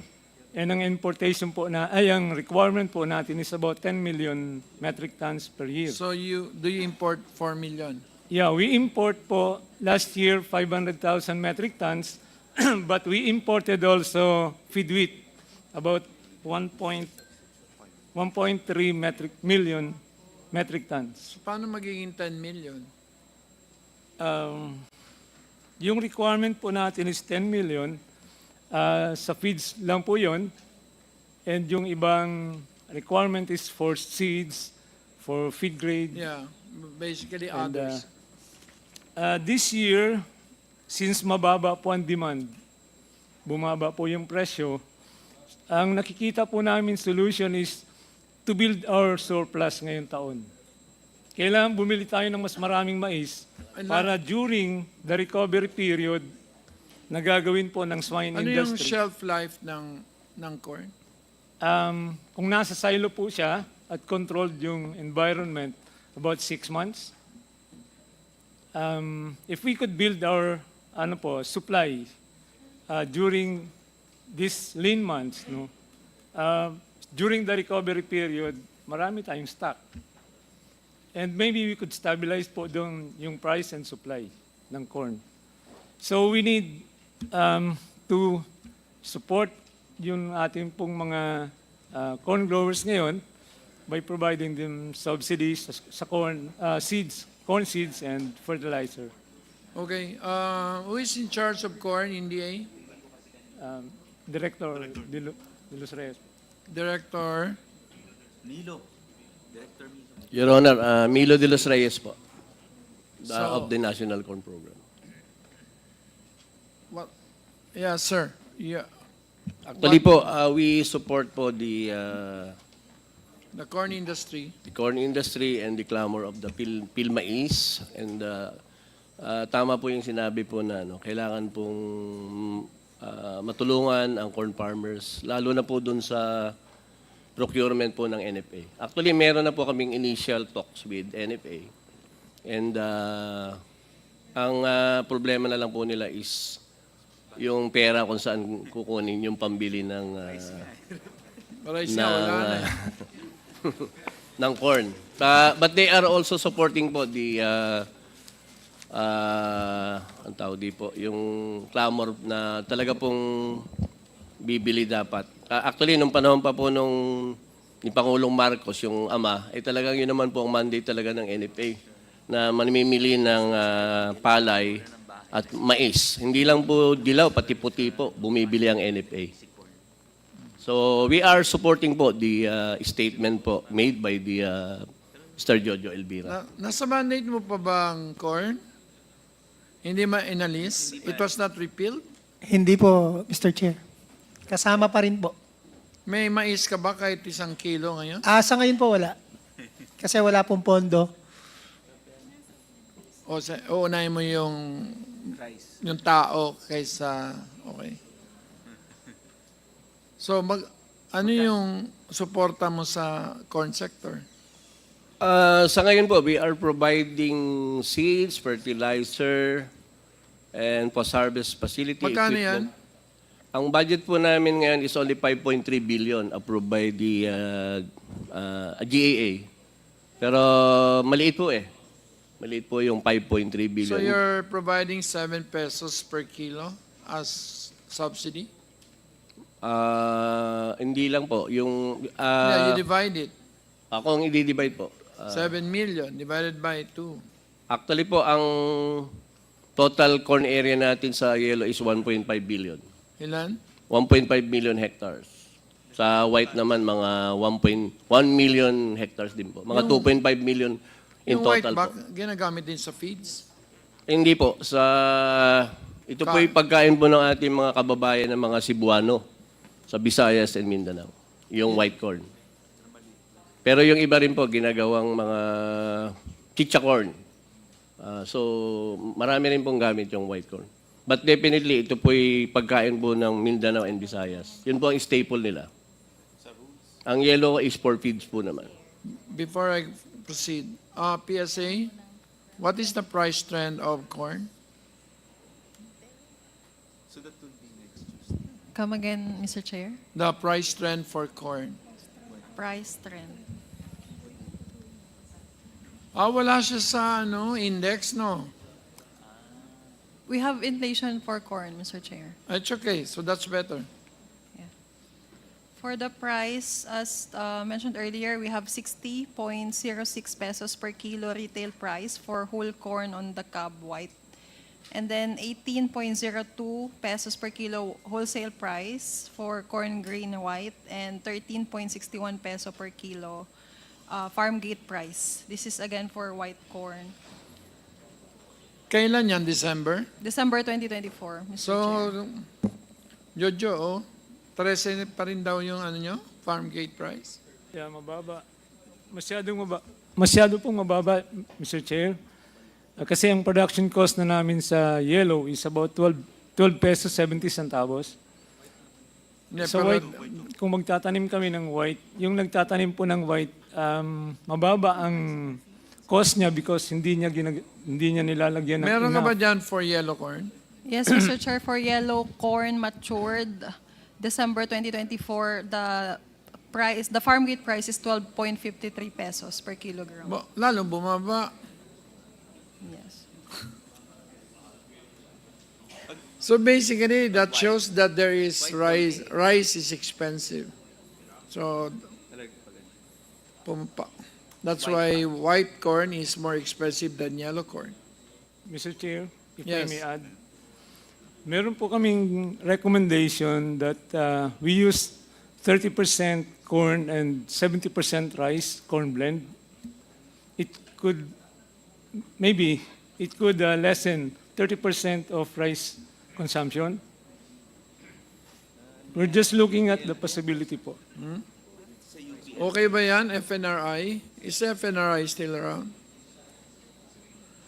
Lionel, how do you feel about it? Sorry, Mr. Chair, I missed the question po, sorry. If you use corn and rice together, 30% corn, I'm not so sure lang po, Mr. if Chair. people I'm will sorry. eat it? I'm not sure. I think in our experience, parang hindi po tayo sanay sa mga alternatives to rice. There have been many attempts over the past decades to introduce other staples or mixes po. Yun po yung alam ko, Mr. Chair. Okay, thank you. Mr. Chair, during So, rejected? the time of President Marcos Sr. and President Magsaysay, it was used as a emergency supply to increase our emergency supply of a staple of rice. Pero kaya pala itong mga livestock, poultry, and they are not complaining, yung livestock and poultry, because your price is low, no? Disadvantage at our disadvantage po yun, Mr. Chair. Tapos 2 billion lang ang gastos ng DA sa inyo. 5? Mr. And- Chair, And for rice, Last year, Mr. Chair, it's 31, but this year, 21. But may RCEP naman tayo. But Mr. if Chair. I may, Mr. Chair, we also promote kasi yung demand management sa Masagana Rice Program to ease out yung pressure to produce and ease out also sa pressure ng paggamit ng mga fertilizer so that yung sustainability aspects na andyan. And one of the strategy there is yung sa alternate nga na source ng energy. So isa doon pwede yung yung mix. But the problem will be yung yung marketing and acceptability. But we did try that and I think it can be pwede namang subukan ulit. It's one of the strategy ng Masagana Rice yan, yung pero it's to ease out surprising, demand. 1.2 million lang ang imports nyo ng corn. Mr. Chair, Yes. talagang bumagsak ang consumption ng yellow corn because 50% of our hogs was perished by African swine fever. That's why. Okay. So the cost is virtually can be calculated from the increase in imports, no? Kaya bumagsak yung presyo nyo kasi bumagsak ang local production ng livestock. Makes sense. I did not realize. Kaya ang dami, Mr. Chair, nang naepektuhan noong pagbagsak ng swine industry. So if you have any recommendations, Jojo, you can just send it to me. And thank you because on my first year as governor, we had the first National Corn Congress in Albay, which you forced me to spend for. First National Congress on corn. So anyway, so do you have any other, may sasabihin mo pa kayo? Mr. Chair, Ed Mapanaw po sa Philippine Association of Feed Millers Incorporated. Tama po yung sinabi ni Sir Jojo. We are beset with the problem that the feed milling industry has shrunk. That's why we are priming up on the pet food and cattle for dairy and fattening. So these are the two industries we are pushing, hopefully to augment the decline caused by the ASF. Walang aabutan kayo dyan. We don't go for garden variety solutions. We are for plain vanilla solutions. Yes. So we just have to restore our production of our piggery, our swine yes. production. If you want to restore the demand for corn. Mr. Chair, Yes. if I may add, yun sa corn. Epekto sa palay, yung darak, wala ng presyo. Yung molasses ng sugarcane, Buwag. yung coconut industry, naubos yung gamit ng coco oil, copra. Ganon kalaki ang epekto, yung mga veterinary and Okay. supplies. Ganon kalaki epekto nung bagsak ng Any further? No more? So everybody with respect to LPDC are hereby discharged, and I would like to welcome my good friend, Congressman Plato. And who else? So, but the DA has to stay. Now we go, is anybody here from the fish Bifar? Everybody can go, except Bifar. No, Rice will stay. Rice, so Bifar, we just have to, asan ang Bifar? Can you, Sino ba, ikaw ba pumalit kay Scotto? Okay, sir? Thank you, Mr. Chair. Actually, it was the concern raised by Congressman Imano last time, Mr. Chairman, on the domestic demand against the supply. Director Elizer Salilig, is that correct? Mr. Chair, Yes. How long have you been with BFAR? actually sir, bumalik lang ako kahapon pala nag-start. Wow. Kahapon. we have- But you were a career official of BFAR before?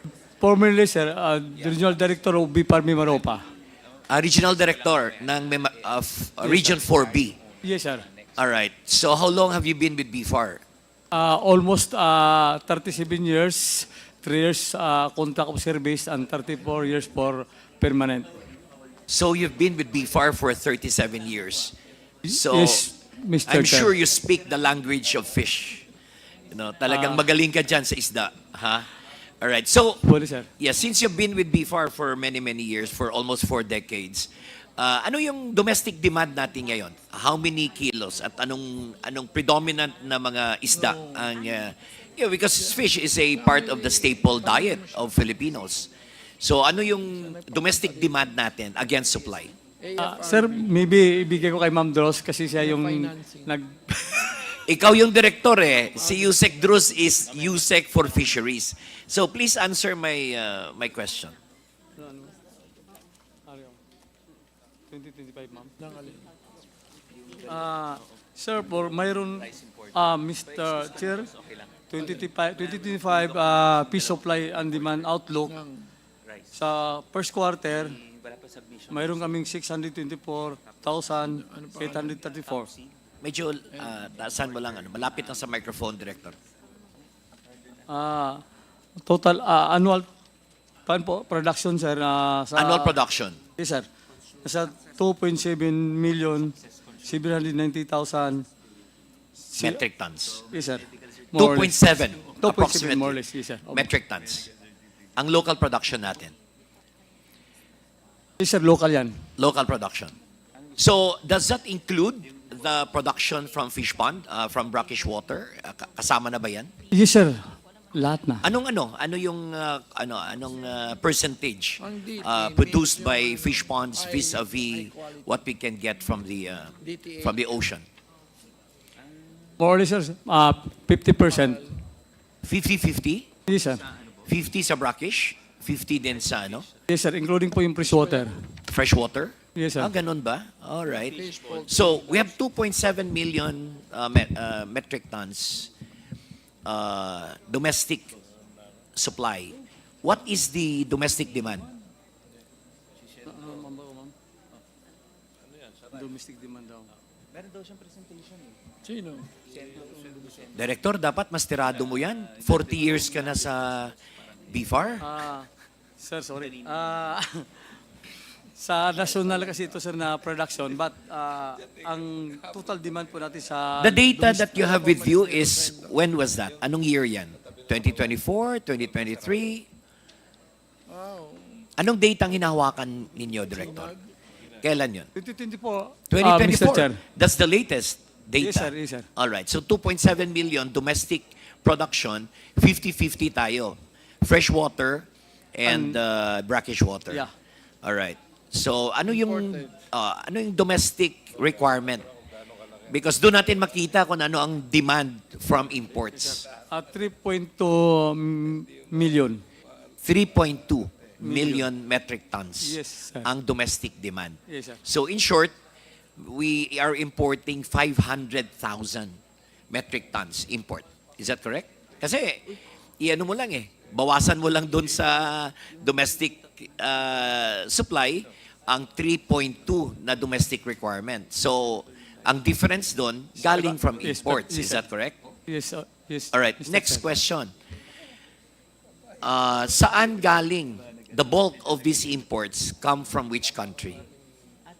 Yung ating mga cancer, yung... Yeah, the imported fish. Saan galing yan? Mostly, sir, is from China. China, sa West Philippine Sea galing? Hindi, sir, yung import, di ba? We import our own fish? Sorry. Ganun ba yun? Sorry. Akala ko, sir, yung import papunta dito. Yeah. That's what I'm trying to ask you, Director. 500,000 metric tons ang diferensya. Meaning to say, 2.7 yung ating domestic Yes, sir. production.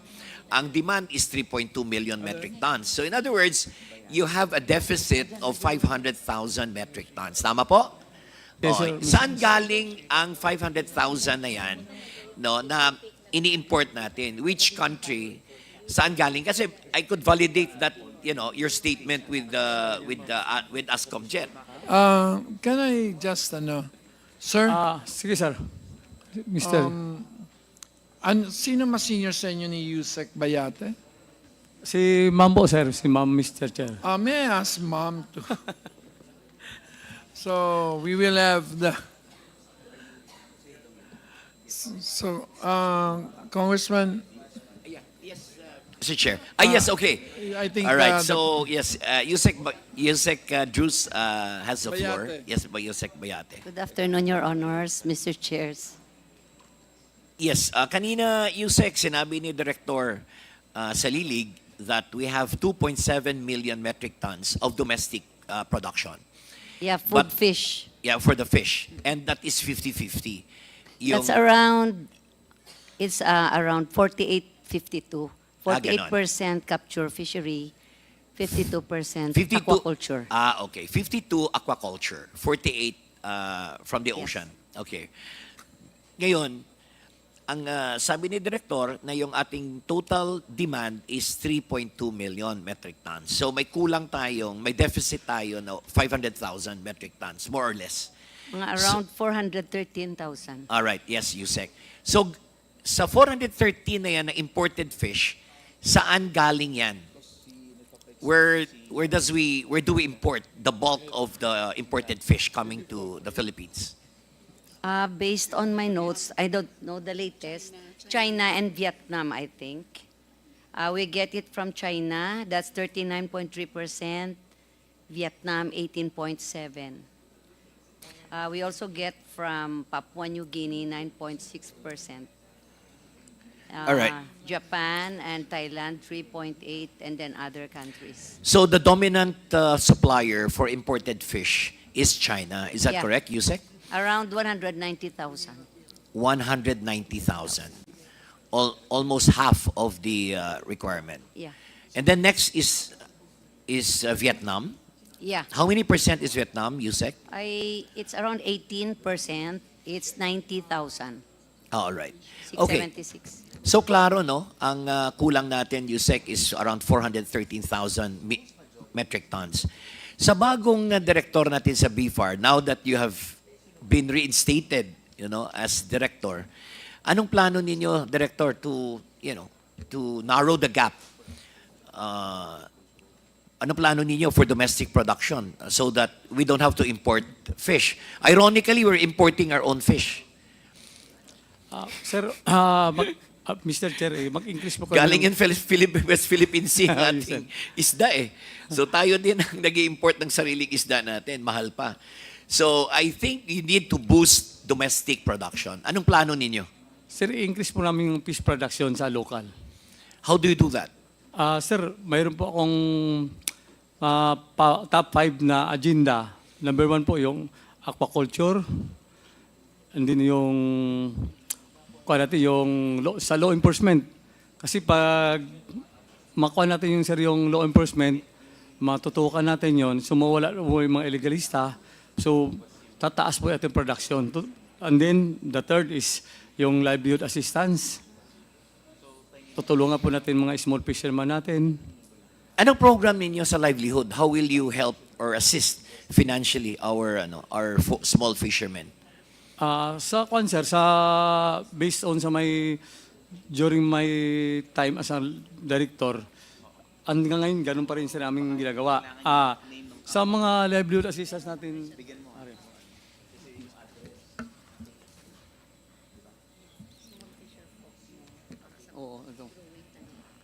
okay na ito, ma'am.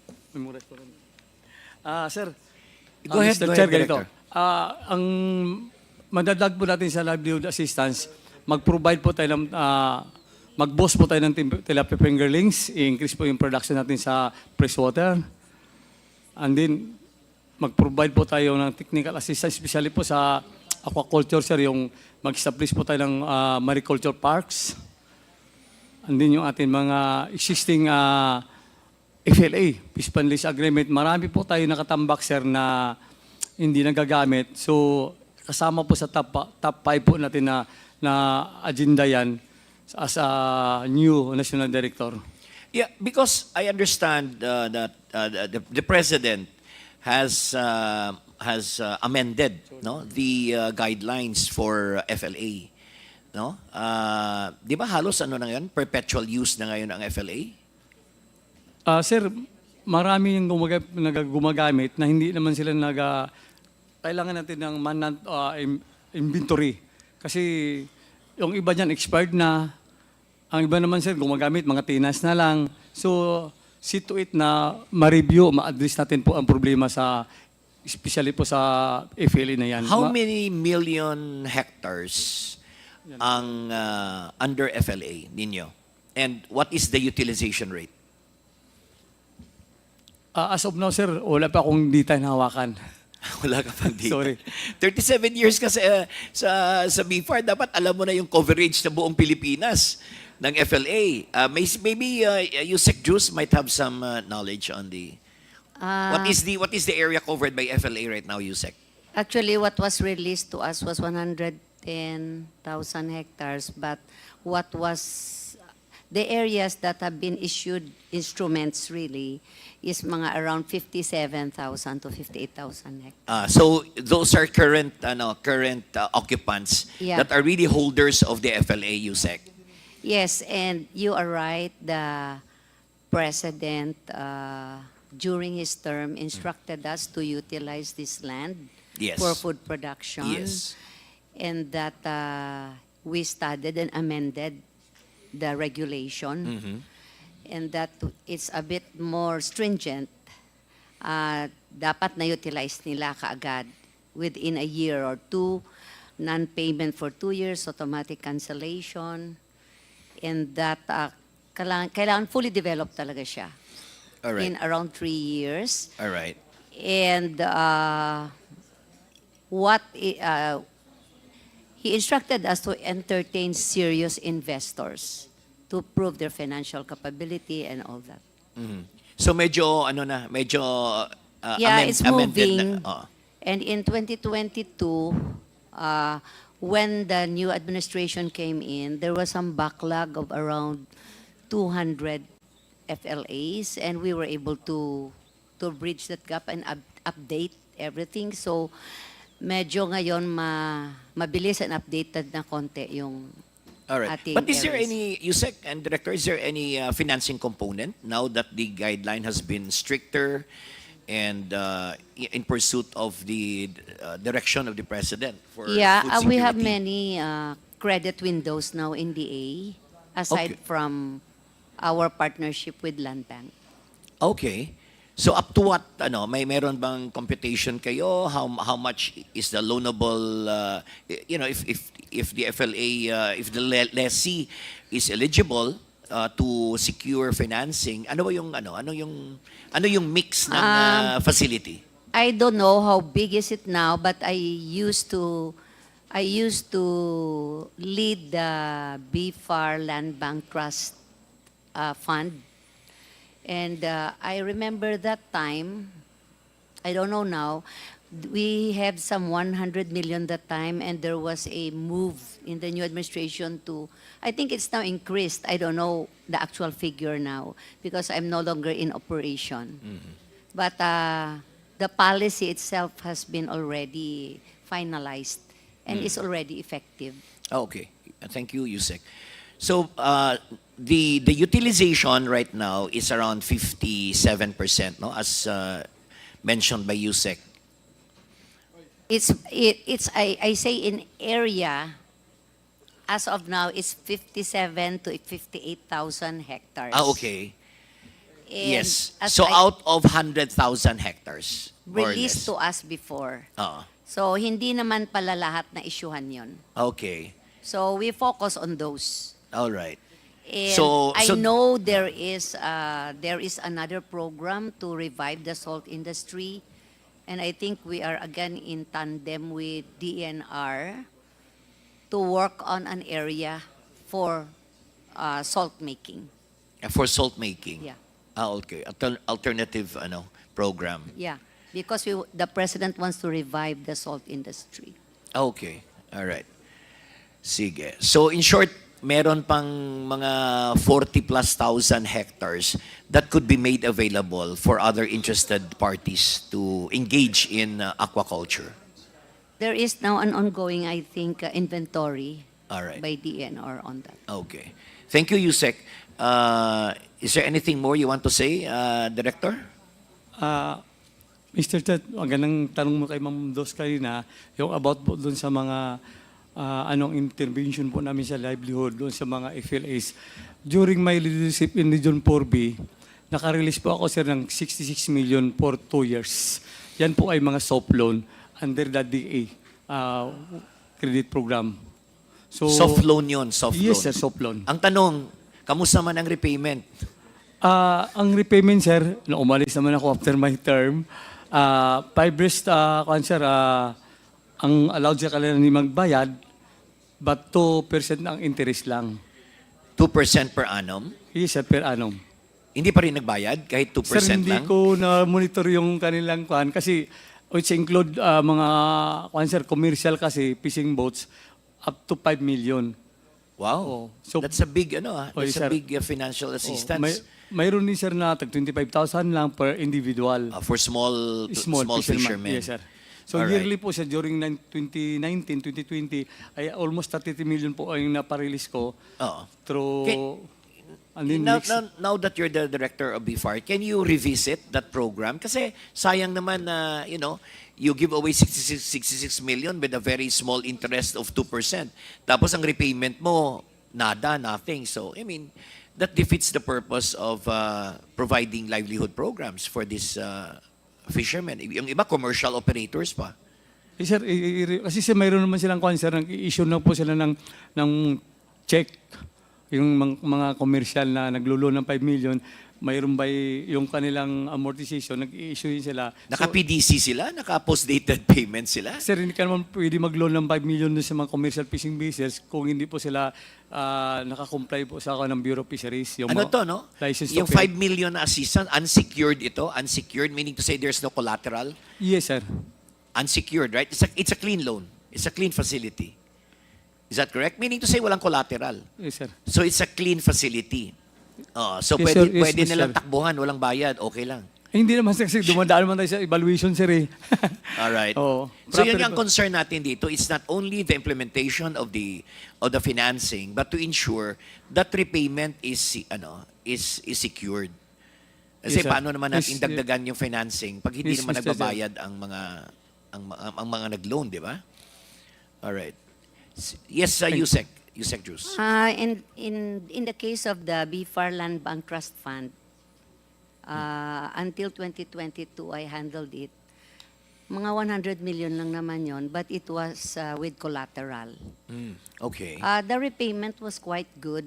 And in fact, when I left, we earned some 15 million in interest. I don't know now. 15 million in how many years, In Yusek? interest. I handled it, I think, from 2014 to All right. 2022. So very ang spread maliit lang, meaning the interest rate is very low. Is that Yeah, correct? yeah. Oh. But the repayment is quite good. Oh, kasi number one, the interest is low. Number two, it's collateralized. So repayment is somehow secured, no? Kasi syempre may collateral sila eh.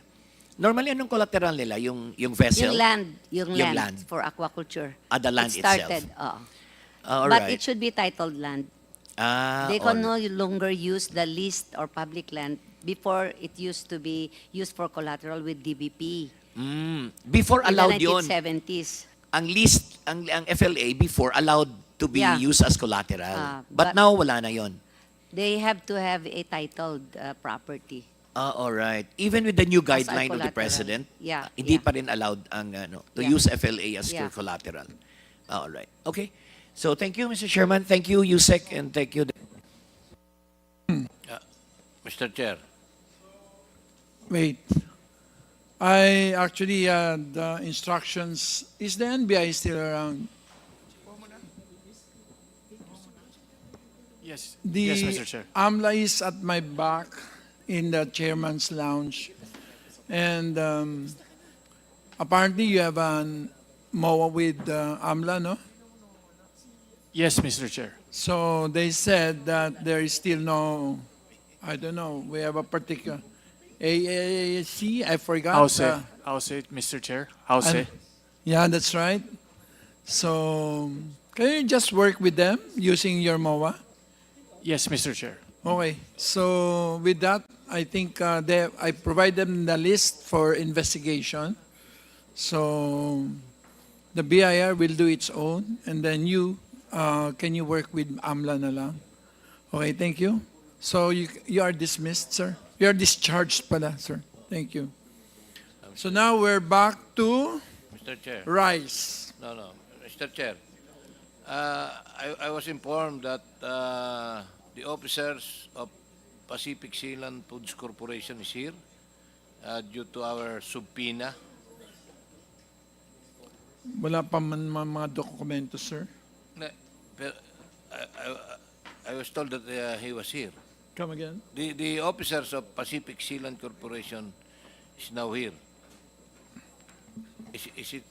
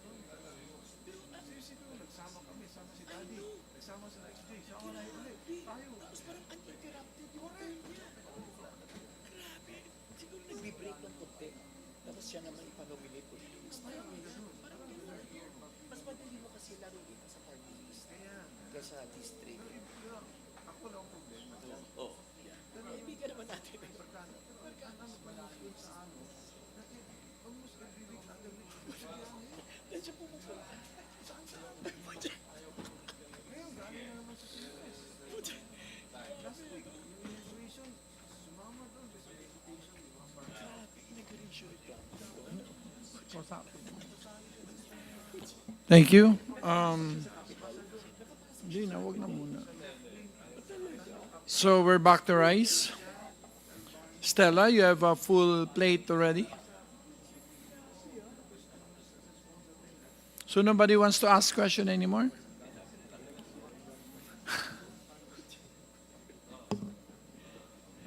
You want to go first? Mr. Chair,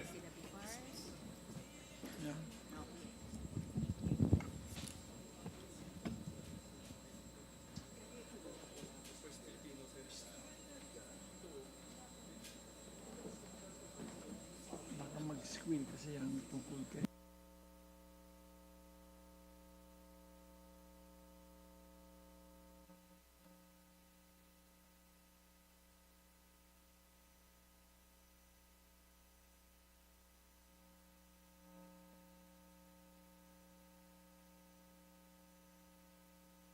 Mr. Chair, can I be recognized, Mr. Chair? Mr. Chair, can I be Okay, recognized? ba't biglang umalis kasi si Brion? Actually, we called before Rise sana, we would have completed the full range kasi yung on the last meeting, si Congressman Brion wanted the agricultural financing. So now I think instead of rice, would you like to shift to to AFRD essentially? We can Rice do muna. rice Forget- first and then Rice first. Konti lang, Okay, Mr. Chair. because Land Bank, BSP, yes. DBP are all here. All right. But It's rice. just Mr. Chair, Oh, just if you... Okay, BFAR is recommendations, hereby Mr. Chair. discharged. Mr. Chair.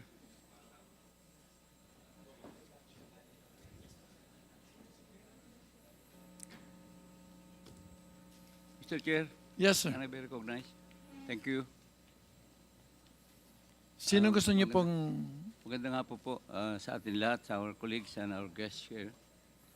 With the perennial problem of high price of rice, Mr. Chair, availability of adequate supply and other related concerns, would it be, Mr. Chair, feasible to amend the rice tariffication law to enable local government units to access RCEF funds, particularly the funds for priority programs, projects, and activities, plus the annual 2 billion pesos of the excess rice tariff collections for the purpose of purchasing palay, milling, and reselling it to their constituents. Kasi po sa kasalukuyan, Mr. Chair, ayon sa batas, ang RCEF fund ay napupunta sa farm mechanization, rice seed development, credit assistance at trainings para po sa ating mga farmers. Maganda naman po ang layunin nito, pero wala pong direct assistance sa ating mga mamimili o yung ating mga consumers. Sa ganitong scheme, Mr. Chair, ang LGU ang magsisilbing palay procurement and marketing arm ng Department of Agriculture. Kung feasible, Mr. Chair, ang panukalang ito, sa tingin ko po ay may empower ang ating mga LGUs na makontrol ang distribution ng bigas sa kanilang nasasakupan. Magkakaroon po ng direktang market ang ating mga magsasaka. Mapagtibay pa po natin ang ating food security sa mga komunidad. Ito lang po, Mr. Chair. Thank you po. Chair. Mr. Chair. Thank you, Mr. Who Chair. wish? Yes, may I? Okay. On rice. Earlier, we highly encouraged the DA to issue the state of emergency within 48 hours, Mr. Chair. And then looking at the law, if that is in place, mukhang ang susunod na hakbang ng DA would be to sell rice. Yun ang lumalabas dito. So yun ang tanong ko sa DA. Anong balak ninyo? So siguro by now, pinag-uusapan nyo na magkano pondong meron kayo, basically, anong balak? I'll answer, Mr. Chair, on the funds. We have the initial 5 billion funds. But on the distribution, kung sa mga outlets and kadiwa, I'll ask Pwedeng humingi ng konting detalye, like,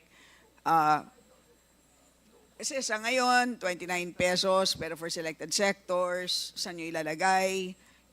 Para may konting detalye para sa mga nakikinig.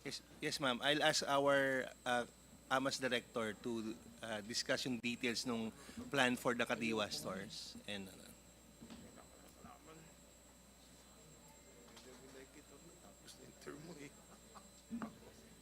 And also, how different is it? Because meron kayong Kadiwa program at the moment. So, itong 5 billion ba na to ay dagdag sa current budget? So, magkano po ang current budget? Magkano ang idadagdag? Kasi syempre, extraordinary ang situation. So, ang expectation po is dapat magdagdag. Di po ba? Magandang hapon po, Mr. Chair. Yung agreement po, yung instruction po is kapag meron na yung issuance ng sa emergency, Speak closer. if meron na pong issuance sa emergency food situation, the NFA can sell rice with the local government units and the Kadiwa stores. Yes, So, maliwanag naman po sa batas. Pero ang gusto natin malaman is, kasi sa ngayon po, nagbebenta na naman po kayo ng bigas sa Kadiwa outlets. So gusto po natin malaman is, pag ma-issue na po ninyo ito, state of emergency, anong karagdagan na hakbang ang gagawin ng DA? So ngayon po, magkano ang current budget ng DA para sa Kadiwa? Sa GAA po, wala pong additional budget. No, so ngayon, magkano ang ginagastos ngayon?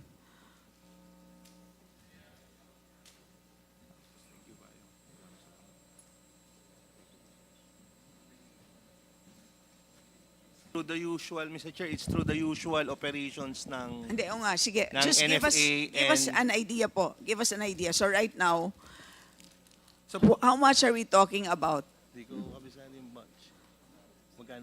Magkano?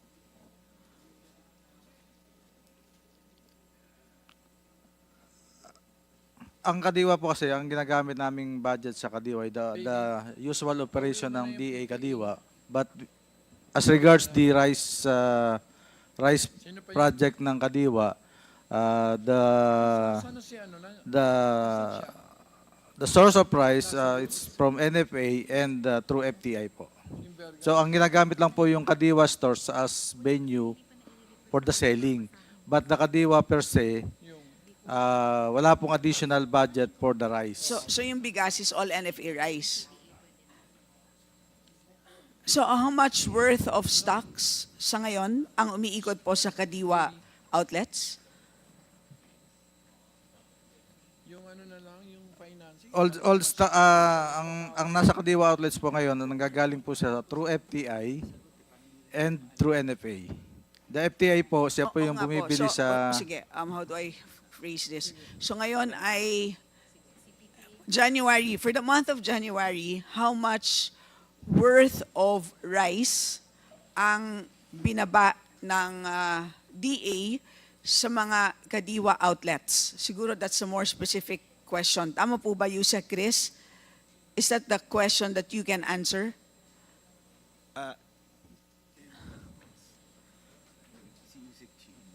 Baka pwede nyo nang tulungan, Yusek Chris. In general kasi, ang targeting namin is by store. Yes, no? that is correct. Number of store. Yes. And then through time, pag nag-expand siya, we tap NFA or FTI through partnership. Yung sa FTI kasi through partnership din with some sources na kaya nilang kumuha ng mas mababang ano. Yes, kasi sir, di ba sinabi ninyo kanina, gagamit po kayo 5 billion. So I want to know how big is this relative to what it is today, di ba po? Kasi, Can you, ano lang yung, yung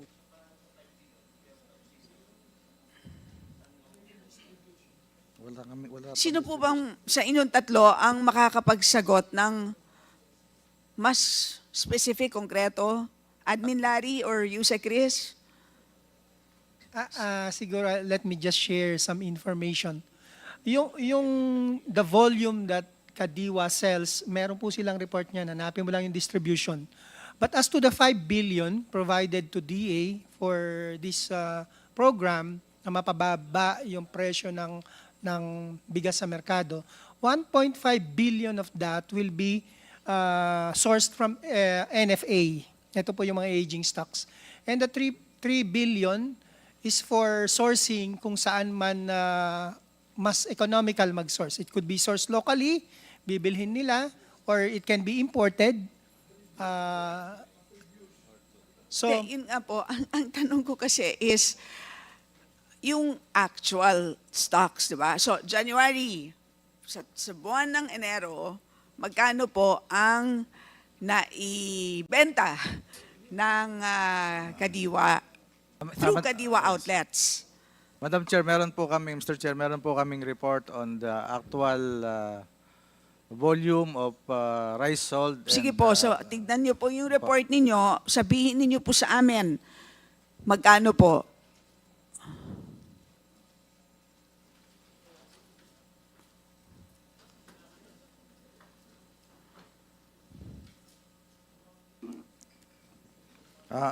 Mr. Chair, for the P29 rice selling program po, from July 5, 2024 to January 2024 of 2025, we have a total of 1,106 metric tons volume sold of P29. Ito po yung from NFA. The total sales amount po ay 32.1 million pesos. 22.1 32.1 million po. 32.1 million.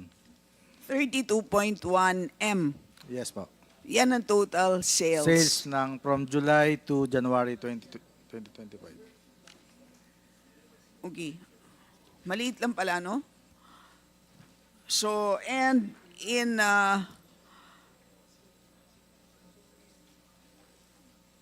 so for anong dahilan po? Pero ang total available capital is 5 billion. 3.5 pala. But ang total sales is only 32 million. So, Madam Chair, Mr. Chair, yung pong 3.5, yung 5 billion is, I think it was just released by November or December of last year. Hindi pa po siya nagagamit, yung 5 billion. so okay. So, ibig sabihin, so halos hindi pa nagagalaw ang 5 billion. Yes, Your Honor. Okay. So kung ano nakikita po namin na Kadiwa operations ay Operating budget pa rin pa po ng DA yan. okay. So konting-konti pa lang, in short. So just in case ma-issue itong state of emergency, paano po ninyo palalawakin itong current Kadiwa operations ninyo? Mr. Chair, yung mga Kadiwa po kasi marami naman ng mga Kadiwa stores na nag-i-exist na nationwide. But ang priority po is for the National Capital Region muna. Pag na-release na po yung, pag naging available na po yung 5 billion, portion of that can be used for the logistics. Number one challenge po sa amin ngayon is for the FTI and NFA is yung logistics. So it's hard to move po yung mga bigas from warehouse ng NFA papunta po sa mga Kadiwa stores.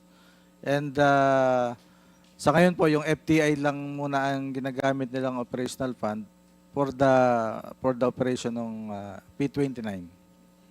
And may we ask Admin Larry, Mr. Chair, so yung laman po ng warehouse ninyo is worth how much po? Or how many days? yun po bang total na laman or yun pong Yes. total Like stocks like na in pwedeng case- hong ibenta? Yes. Ilan ang pwede niyong ibenta in case nga ma-issue In case- yung state of emergency? With the assumption po na ma-declare na po yung food security emergency, meron ho tayong 761,207 bags. Or in terms of days? Bags, in terms of days po ba?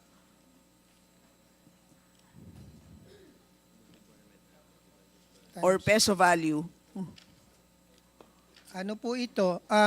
Let's just use the average price of, let's say, 33 pesos per kilo. Ito po ay nasa 1.2 billion. So yan Worth of ay stocks. readily available for sale. Pag na-declare po. Pag ma-declare. So you will go from operations of about 32 M over 6 months, kaya nyo scale up immediately, ganon, to 1.2 billion immediately as long as maibaba nyo yan from your warehouses to all of the Kadiwa outlets. Yes po, readily available ito, ang worth 1.2 billion. Ito po naman yung operation nitong food security emergency once declared. As far as I can recall sa mga meetings, it will not only be Kadiwa na organized ni DA, but we will go straight to the LGUs. That's why we will write LGUs kung sino po yung mga interested so that makount po namin sila. So, ang Kadiwa po na organized ng DA will just be assisting the LGUs in the implementation. So, mas may leeway po si LGU pag nagpatupad na po ito. Yeah. Actually, just, Mr. Chair, for clarity, hindi lang LGUs kasi it's government agencies or entities such as DSWD, OCD, LGUs, and the public through Kadiwa outlets. So it's a broad list of kung saan kayo pwedeng magbenta.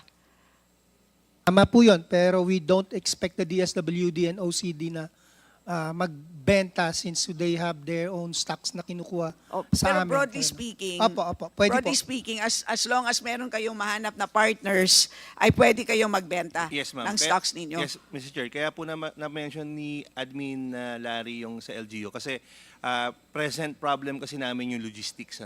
Nag-inquire pa kami ng mga, I think we are in the process of procuring or renting or leasing yung mga kakailangang mga for transport as well as sa NFA medyo hirap din.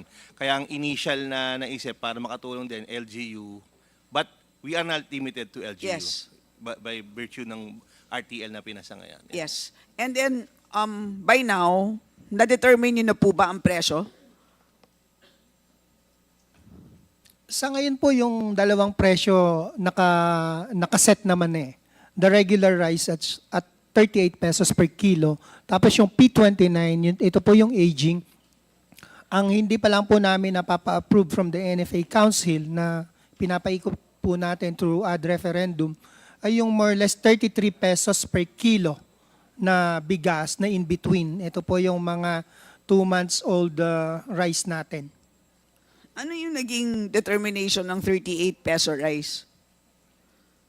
Meron po tayong formula na in-approve ang NFA Council through the rice pricing framework. May computation po iyon. Cost. Is it based on your actual procurement? Kasi yung 1.2 billion worth of rice, so paano ninyo kinompute itong 38? Kasi may actual cost kayo ng pag-procure. Paano ninyo, how did you arrive at a 38 peso per kilo? Yung formula po nito na na-approve ng council is based on the actual price or cost ng palay na binili namin last year. Tapos, kinompute natin based on milling recovery of 63% plus 5 pesos per kilo na incidental expenses, logistics, handling, etc. Less 20%.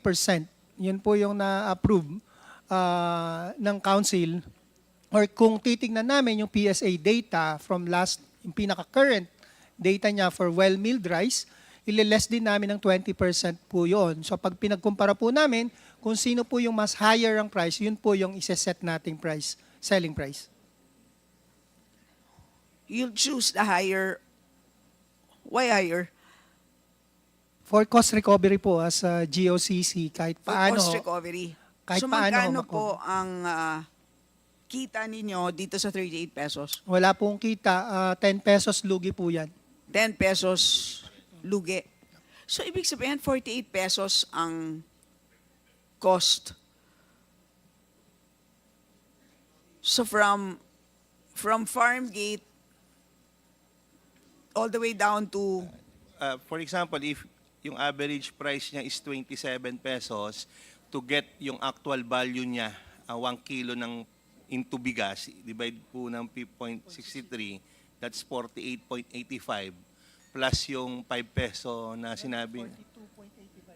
Hindi, plus yung 5 peso na sinabi mo na mga milling and all. So that's 47.85, almost 48, 48. Honorable Stella, Mr. Chair, may I just times follow plus- up lang that? Kasi, so pag nag-P29 kayo, ang lugi ninyo is 20 pesos pala, no? 20. I thought the 38 kasi somehow nahabol natin yung ano eh. Unless, Mr. Chair, yung 29 pesos is from imported. O nga pala, hindi kayo pwede mag-import. Yun naman po, yung 29, ang laki ng lugi, no po? Pero that's better na ngayon. Kasi last time nga, 25 lang yan. So, and these are, sabihin na natin, non-regular stocks or aging stocks. So, dahil wala kaming outlet ng bigas namin, you would rather sell it at 29 kesa mas stock lang sa bodega. So, ano ang total losses na binook ninyo as a result of the subsidized programs? Yun po yung estimation namin, around 20%. No, loss. total in pesos. Kasi In kunwari, peso. may lugi kayo na 10 pesos per kilo for the 38 peso program, may 20 peso lugi kayo for the 29 peso program, all you need to do is multiply it by the volume of sales. Magkano po yon total? I-compute po natin yung as of today, or kung yung 2024 we can get the volume released last year, then we can compute. Last year naman, around 700,000 bags lang yung na-distribute natin for calamity purposes. So we can just multiply it by 50 times 10 pesos. Sige po, just give us the numbers later. How many Kadiwa outlets do we have total, Director Desagun? Mr. Chair, for 2024, we have 109 Kadiwa stores that are selling Nationwide. rice. Yes po, that are selling rice. Mas marami po yung Kadiwa stores pero wala pong rice. But we have 109 sites that are selling P29. Okay. And Yusek Riz, handa kayo na ipatupad itong all of these emergency measures just in case ma-issue itong state of emergency? Yes, ma'am. Weekly naman yung meeting nila ng Consumer Affairs, ng NFA ni Secretary at ng FTI on this. So how many days ang inaasahan namin before rice can be sold? Once declared, ilan? So national rollout to kaagad? Ganun bang NCR. expectation or NCR? NCR, strategic lang po muna. Sa Strategic NCR. areas muna. Sa NCR. And then we go expand to other areas once na. And so far, since the supply of local rice is adequate, hindi mo na magre-resort to importation. Right now, tama ba na supply is adequate? Yes, if we consider yung nakastock sa NFA ngayon. But we're not dismissing yung idea of if we can have a more mas mababa o mas tawag ito, financially viable na option, hinahanda lang natin. Siyempre, hindi naman siya pwede, ma'am, Mr. Chair, na sa ngayon pa lang problema, saka ka pa lang kakausap. So, we are discussing it with other sources na rin sa ngayon. But for the meantime, na available yung stocks ng NFA, we can use it. Kasi siyempre, ma'am, hindi naman pwedeng ma-deplete yung resources o buffer stock ng NFA because we need to prepare din pag may certain calamity na dumating.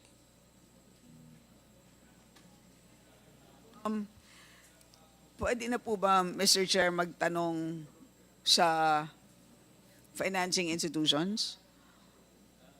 Yes. Go ahead, Kong Stella. We do have COMSEC. Okay, but before we go to that, as a policy question, again, babalik ako doon sa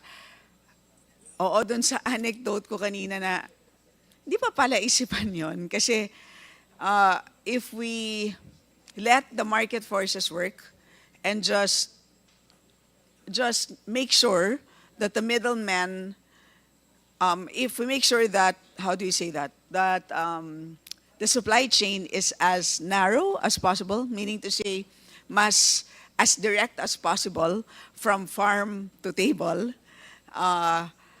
nakakabenta ng bigas at as low as 38 pesos, kitang-kita ko talaga with my own eyes na makakabili ka ng 38 pesos per kilo. Versus if we do it through the government, because of the various subsidies that we need to give, ang lumalabas, 48 pesos per kilo, ang pinaka mura. Ay, sorry, pero 38, pero may subsidiya na 10 pesos. Diba? So, di ba pala isipan yon? Parang,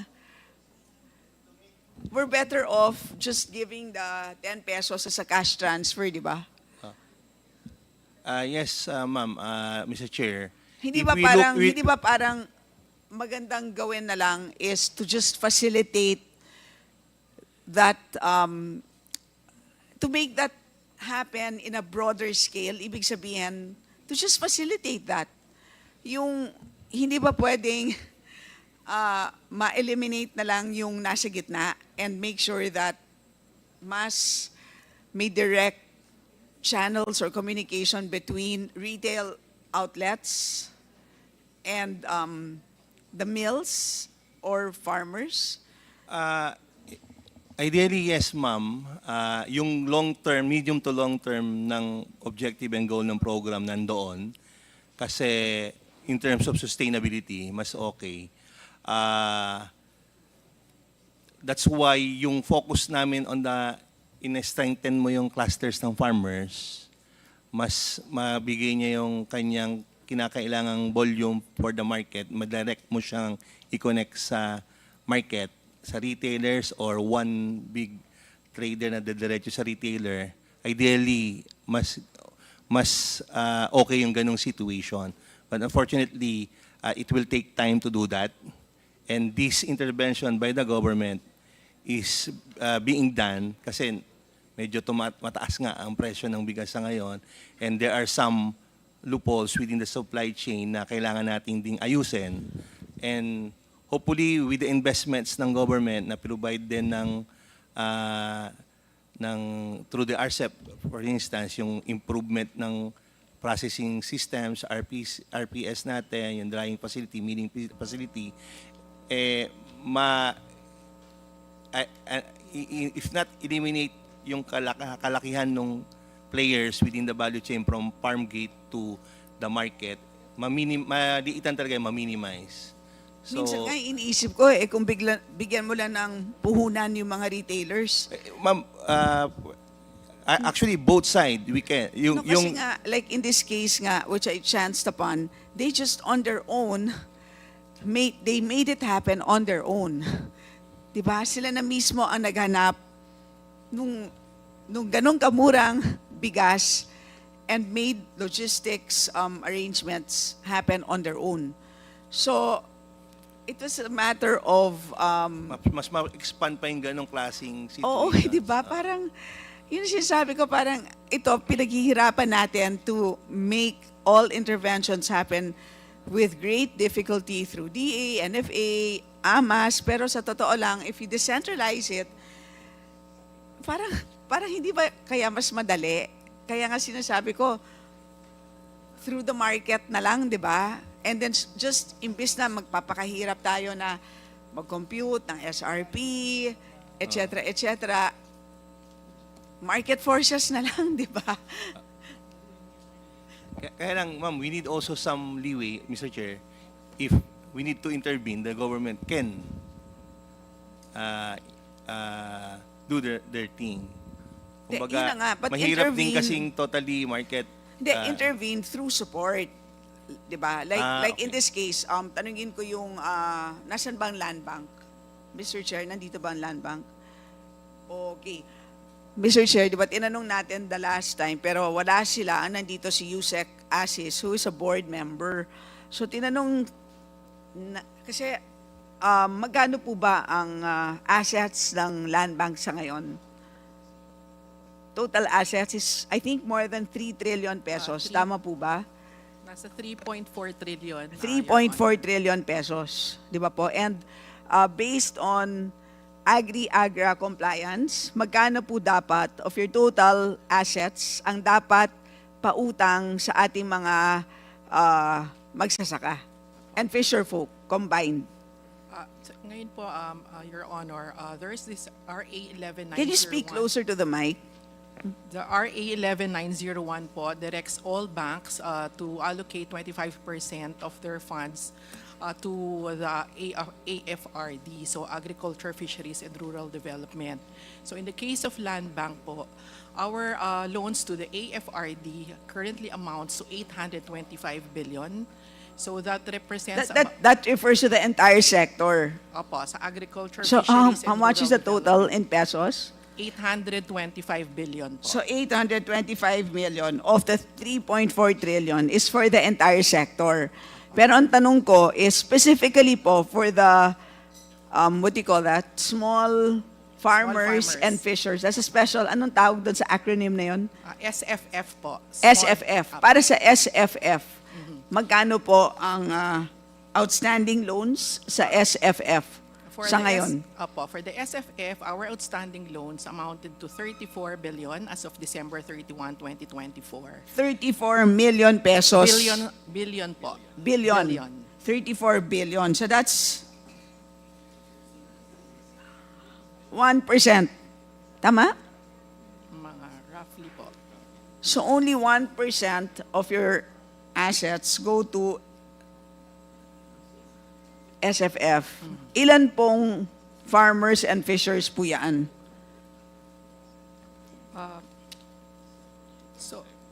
As of December 31, 2024 po, we have assisted a total of 2.7 million farmers. Hindi, that's cumulative. Yung sa ngayon po, siya. ilan po ang ina-assist ninyo at present? So, about 20,000 farmers po. So 120,000 farmers. Ilan po ang total, Yusek Chris? Ilan po ang total farmers natin? Sa rice pa lang, almost 2.5 or around 10 siguro kung kasama po yung ibang 2.4. Mga 2.4. Yung naka-register sa ating RSBSA, around 2.4 million. Ano sa tingin mo, Yusek Chris? Marami ba ang tinutulungan ng land bank? O konti.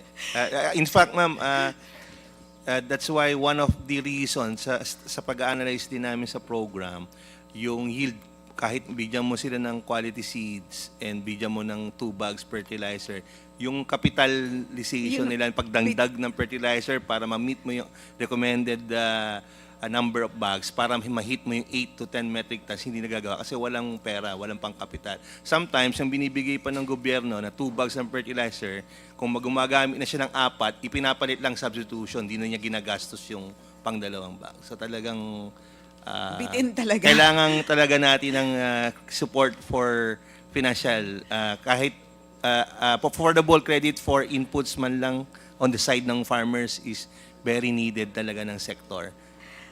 Land bank? Dito po sa 120,000 farmers, ilan po dyan ang rice farmers?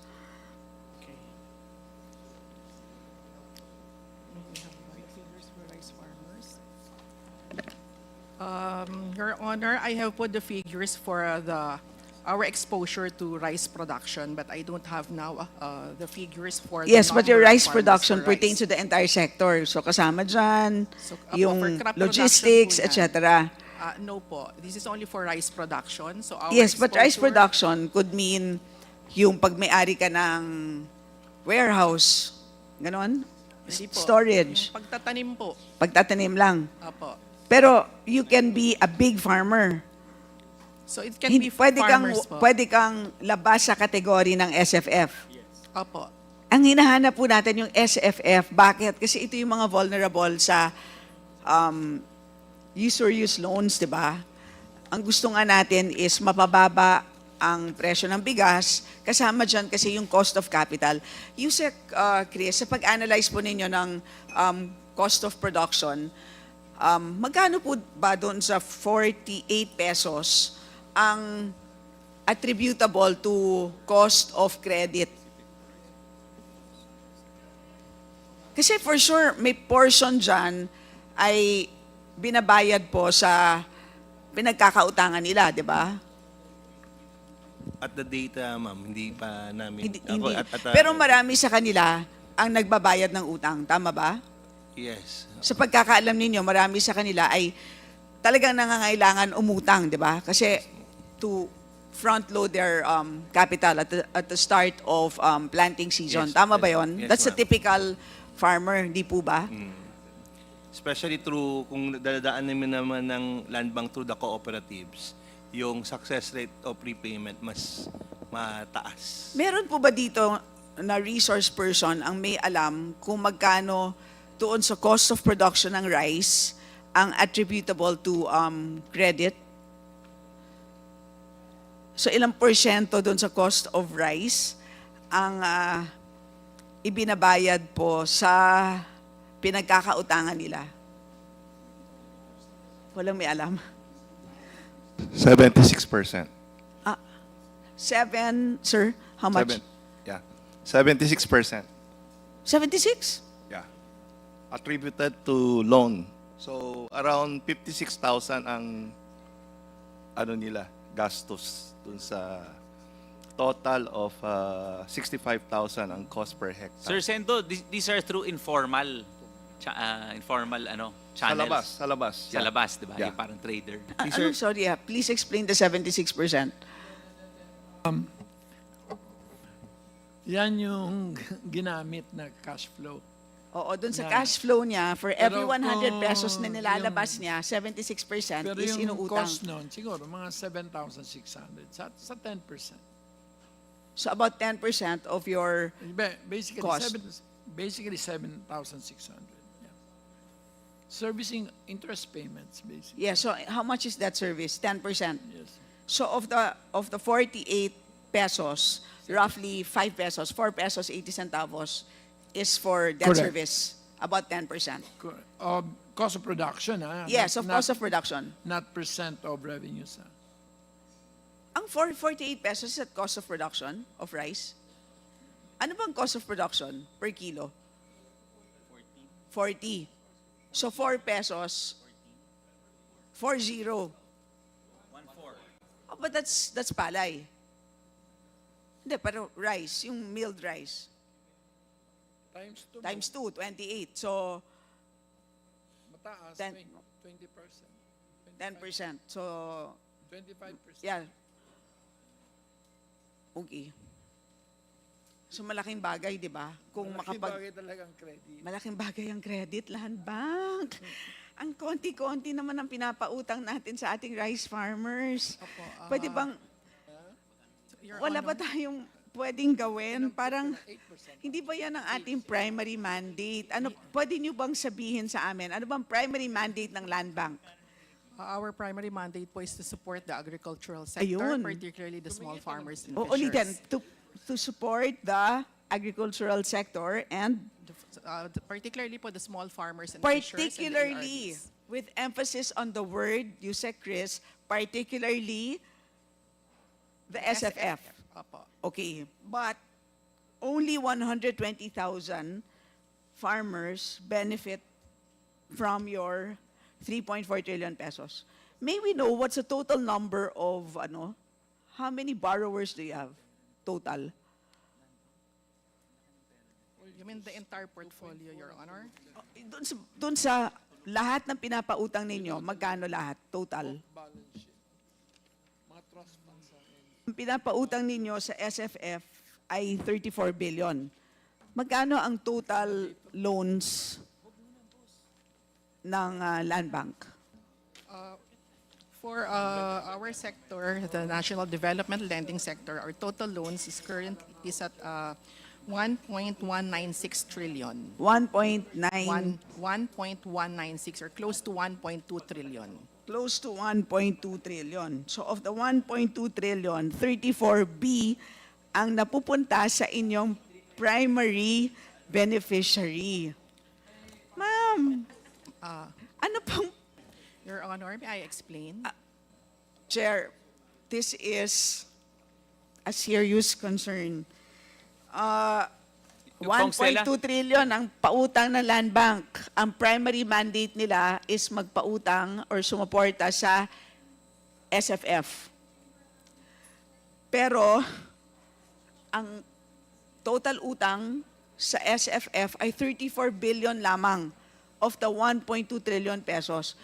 So, kanino po ninyo pinapautang ang balanse? Meaning ang more than 1.1 trillion pesos.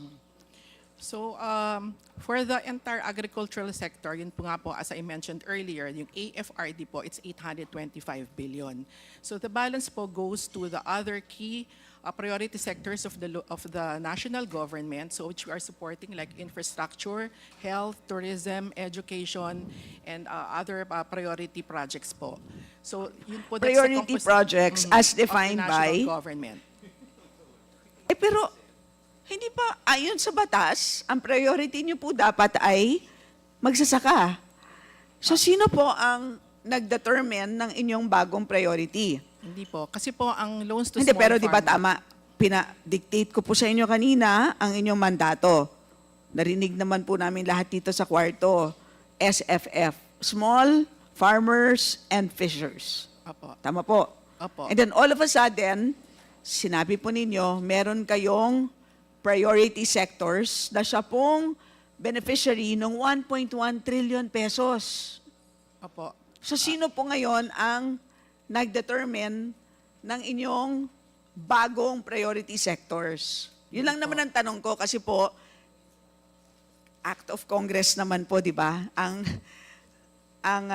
Kami po, ang Congress po ang nag-determine na ang priority ng Land Bank is SFF. Di ba? So ngayon, nagtataka po kami. O sino naman na naging kalaban ng Kongreso sa pag-determine ng inyong priority sector? Nagtataka lang naman po kami. So sino po? Apo. Kasi po yung loans po, yung support po namin is to the entire agri-sector. But of course, with focus po on the small farmers and fishers. But your focus is only 34 billion. Opo. But let me explain po that ito po kasi because the farmers po have limited absorptive capacity. You always say that. Opo. So Okay, you always say we that. have so much assets po, but of course, they can only lend based on the numbers of hectares that they till. So assuming po it's 50,000. Pero napakarami po nila, 2.4 million. Pero ang pinapautang lang po ninyo, 120,000. Yun po ang outstanding. Kasi po per cycle siya, per cropping season. So they pay, they avail, they pay, avail. Ganun po yung ano niya. So not necessarily po na yun So lang po ang magkano po pinahiram ang natin. interest na binabayad po nila? So under our AgriSenso Plus lending program po, the interest rate for the small farmers and fishers is currently at 4%. So we've reduced it po coming from 7%, na-reduce po natin So to 7%. you know for a 4%. fact, is this the rate paid by your conduit bank? Di ba kasi may conduit bank muna kayo and then yung conduit bank ninyo ang siyang nagpapautang mismo doon sa farmer. That's how it works, hindi po ba? Hindi po. Meron po kasi, ang pautang po kasi natin sa farmers, tatlong klase po siya. One po is the direct lending. So we are the one directly lending to the small farmers. Sige po. So yun po yung kasama po siya doon sa 34 billion which I mentioned earlier. Yung isa naman po is through the conduits. So these are the rural banks, the financial institutions. So we provide them wholesale funds which they relend to the small farmers. And Yes. then So, the other- and then the third? po, yung third po, we administer the funds from the DA, DAR, PCA, and SRA. So we are the one lending po to the farmers using the funds of these partner agencies. So ang sinasabi nyo, every single farmer that benefits through these three programs, ang interest rate ay 4%. No po. For the conduits po, we provide them an interest rate of like 6 to 7% and they relend it po. Yun ang based on sinasabi their ko. Rates. Yan ang Opo. sinasabi ko. And when they relend it, do you know how much those rates are? I mean, how high they can actually reach? Apo, mga 12% po for the Do cooperatives. you know that it can go as high as 24%? We set po kasi a certain limit, so Do we you know, provide... I know for a fact that you have one conduit bank at tinignan ko kung ano ang kanilang range at nagulat po ako na ang isa doon ay abot ng 24%. Mas mataas pa po sa 20% na charge ng 5-6. At buti pa ang 5-6, pinupuntahan ka. Wala na po silang bayad ng jeepney para maghulog sa bangko. Pinupuntahan ka na lang. Alam niyo po ba yon? Kung hindi niyo po alam, FYI, may ganun po. At hindi ko po ito iniimbento. I can show you the document. So yung sinasabi niyo po sa akin kanina na 4%, that's a half-truth. Because there are farmers na umuutang through your conduit banks and your conduit banks charge as high as 24%. Apo, At yun ang tanong ko, paano naging ganon ang sitwasyon po? Apo, Your Honor, yung pong 4% per annum, these are the funds of Land Bank. So, Nililihis po ninyo ang tanong ko, di ba? So, ina-admit naman po ninyo na merong sitwasyon na dumadaan po sa conduit bank. Pero, funds pa rin yun ng Land Bank. And that is still your responsibility. Tama po ba? Or sinasabi ninyo, ay hindi na po namin yan responsibility. Tama ba yon? Is that what you're saying? Ang ginagawa po namin, we're setting po a limit. So for example Yes, po, but I'm telling you that limit is breached at least on one occasion na nakita ko. Hindi ko alam how many times that limit is exceeded.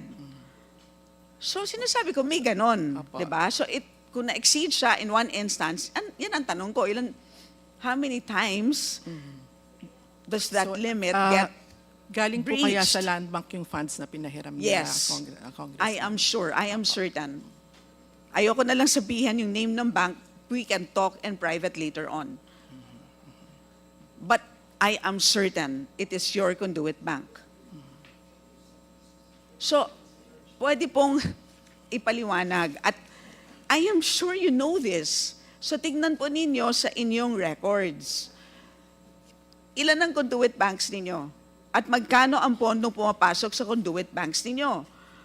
Ilan ang borrowers na sakop ng conduit banks ninyo? Ano ang average rates dito sa mga conduit banks ninyo? So, ano ang effective interest rates pag nagpapautang ang conduit banks ninyo? Yun ang tanong. Para malaman natin, ano po talaga ang kalidad ng suporta na binibigay ng isang land bank? Okay. So, for the financial institutions po, we have 205 borrowers. And for the Sandali lang po. cooperatives, 205 conduit banks? Opo, mga financial institutions po that we lend to, and then for the And cooperatives, total funds? ang outstanding balances of Total this- loans to your Opo, conduit banks? 65 billion po. And would you know how many borrowers through these 65 banks? You mean po how many borrowers they Ilan lend to? ang, syempre pinautang ninyo to 65 banks. Each of these 65 banks in turn ay nagpapautang sa inyong ultimate beneficiary, which would be the SFF. Di ba po? Huwag niyo pong sabihin sa amin na hindi ninyo alam kung ilan yan.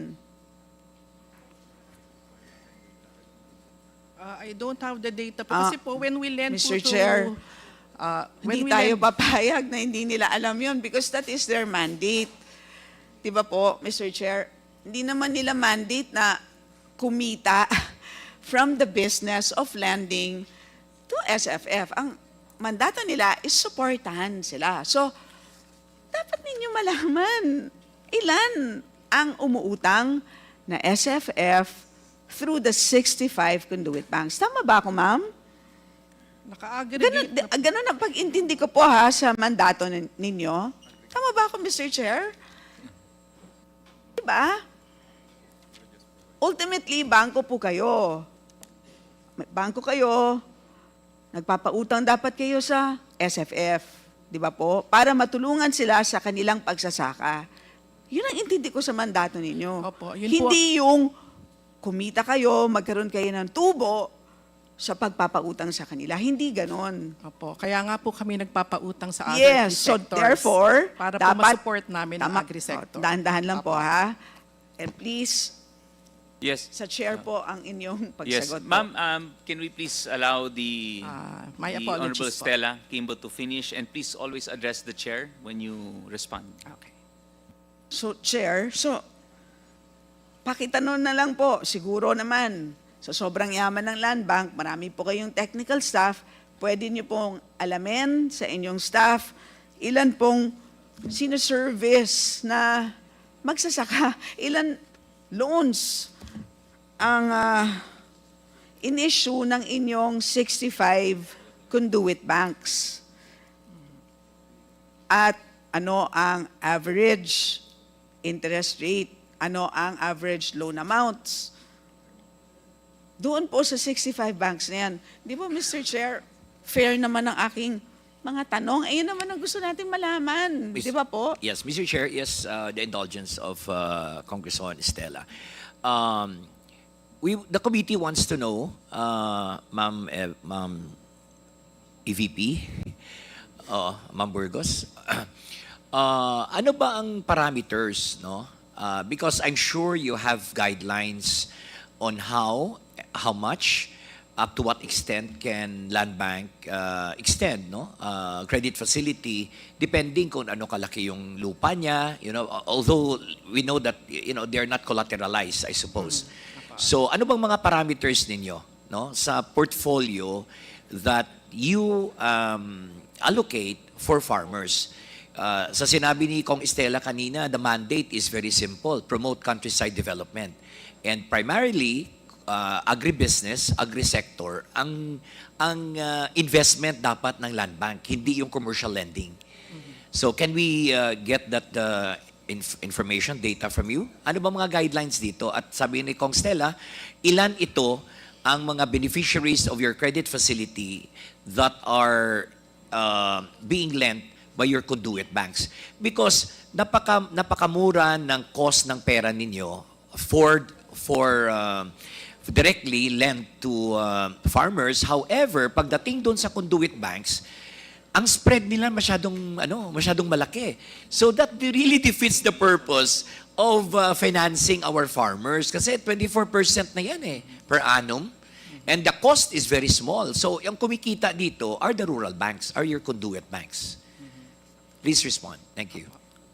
So, Your Honor, for the small farmers po, our criteria or our parameters is that we lend based on the hectares that they till. So for it averages to 45 to 60,000 depending po on the type of seed. So like for example, for hybrid, it's about 60,000 per hectare, and for inbred, it's about 45 to 50,000. So yun po yung basihan natin. So we finance 90% of the total production cost. Ano po yung repayment term niyan? How long do they need to pay?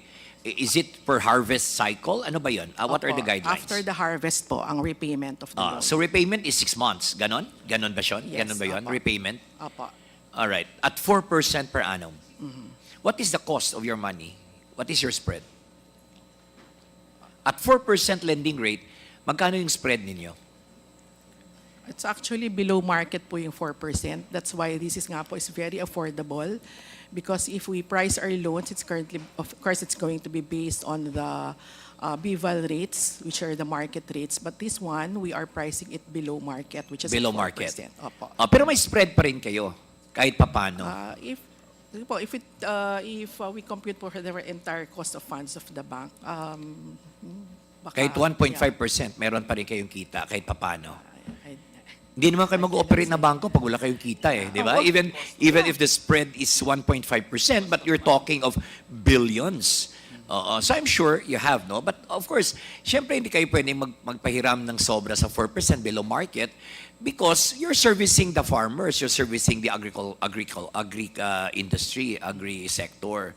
So yan, balik tayo doon sa tanong ko kanina, no? Ano yung, you defined already the guidelines na 50 to 60,000 and then the repayment cycle is every 6 months.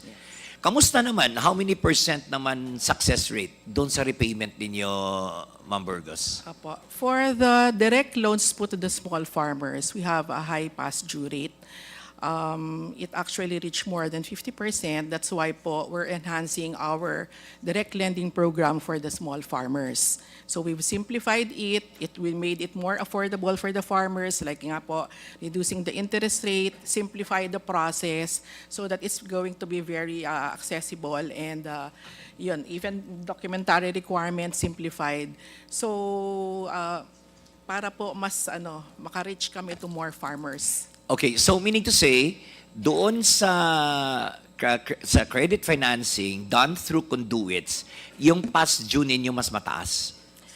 Mas lower po siya. Kasi kasi po siya, direct farmers, we know naman po how risky it is to lend to the small farmers. It invert to the entire agri-sector because nga po of weather disturbances, mga natural calamities, pests and diseases, pag po nabagyo, hindi na po talaga makakabayad ang farmer. So saan kayo successful sa lending program ninyo? Direct lending or done through conduit banks? So sa mga conduit banks naman po, of course po mas mababa ang rate namin. So apart from the conduit banks, we also have cooperatives po. So these are our conduits, the co-ops Sabi and ni the Kong FIs. Estela kanina that she has an idea, she has a validated report that while your lending rate is 4% direct to farmers, if it goes through conduit banks or like rural banks, ang rate ng rural bank, alam naman natin, napakataas. 2% per month, so that's 24%. So that defeats the purpose of financing farmers. So sa observation ninyo, sa data ninyo, I'm sure you have it, ano yung default rate dito sa direct lending? Anong default rate dito sa conduit banks? Okay. For the individual farmers po, ang aming past due rate is 59%. Individual farmers, 59%. Individual po. So Sa direct po ito, we are the one direct lending po yun. Opo. Alright, dito sa conduit, For the cooperatives po, our past due rate is 5.55%. okay, may pera kasing kooperatiba eh. Opo. So they're liquid. So syempre the default rate is lower. Pero kung individual ang farmer dito sa conduit bank, what is the default rate? For our conduit banks po. Yeah, through conduit. I'm sure they have individual clients. Do they cater more of the cooperative, farmers cooperative, or they also lend to individual farmers? So ito po kung farmer cooperatives po yan, they lend po to individual farmers. So what we do po kasi, just to ensure lang po that yung rates to the farmers are still affordable, for our conduits, like for the cooperatives, we provide po a cap. So we provide you 6% interest rate, okay, you will lend, but at a maximum only of like say 12%. Because pag yun nga po, but some cooperatives po or some conduits, they actually don't want po na lang to access those funds because it actually limits po yung spread nila. Because masyado po daw po, nga po kasing risky ang magpahiram at costly magpahiram sa mga small farmers. Kasi po nasa mga malalayong lugar yan. So that's why po kailangan nilang maglagay ng spread para po makover yung operating cost nila. Alright. So klaro, Kong Stella, na okay, dito sa individual farmers, 4% yung rate ninyo for direct lending. Dito naman sa conduit, majority of the clients of conduit banks, your conduit banks, are the cooperatives. Tama po ba yan?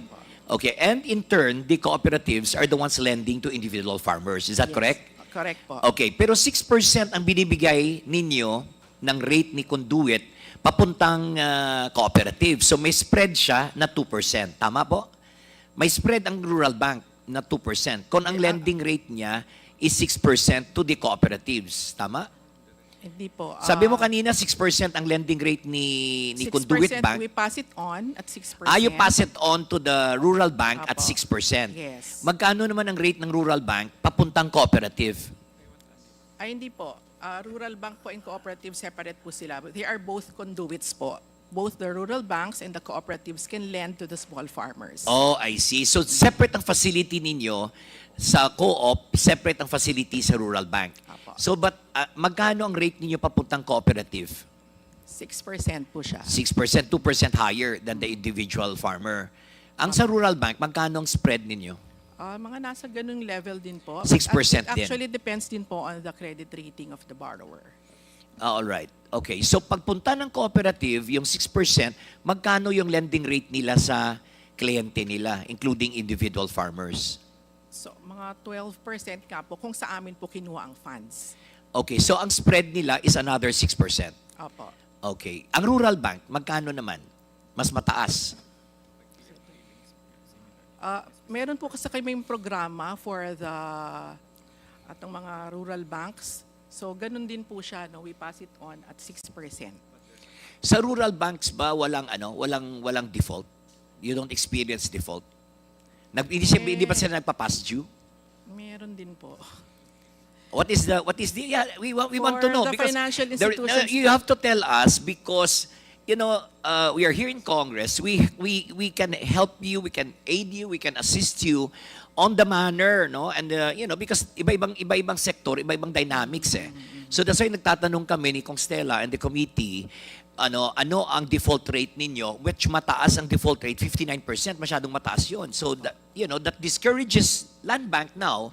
Very clear na ayaw magpautang ang land bank sa individual farmers because the repayment, the default rate is very high, 59%.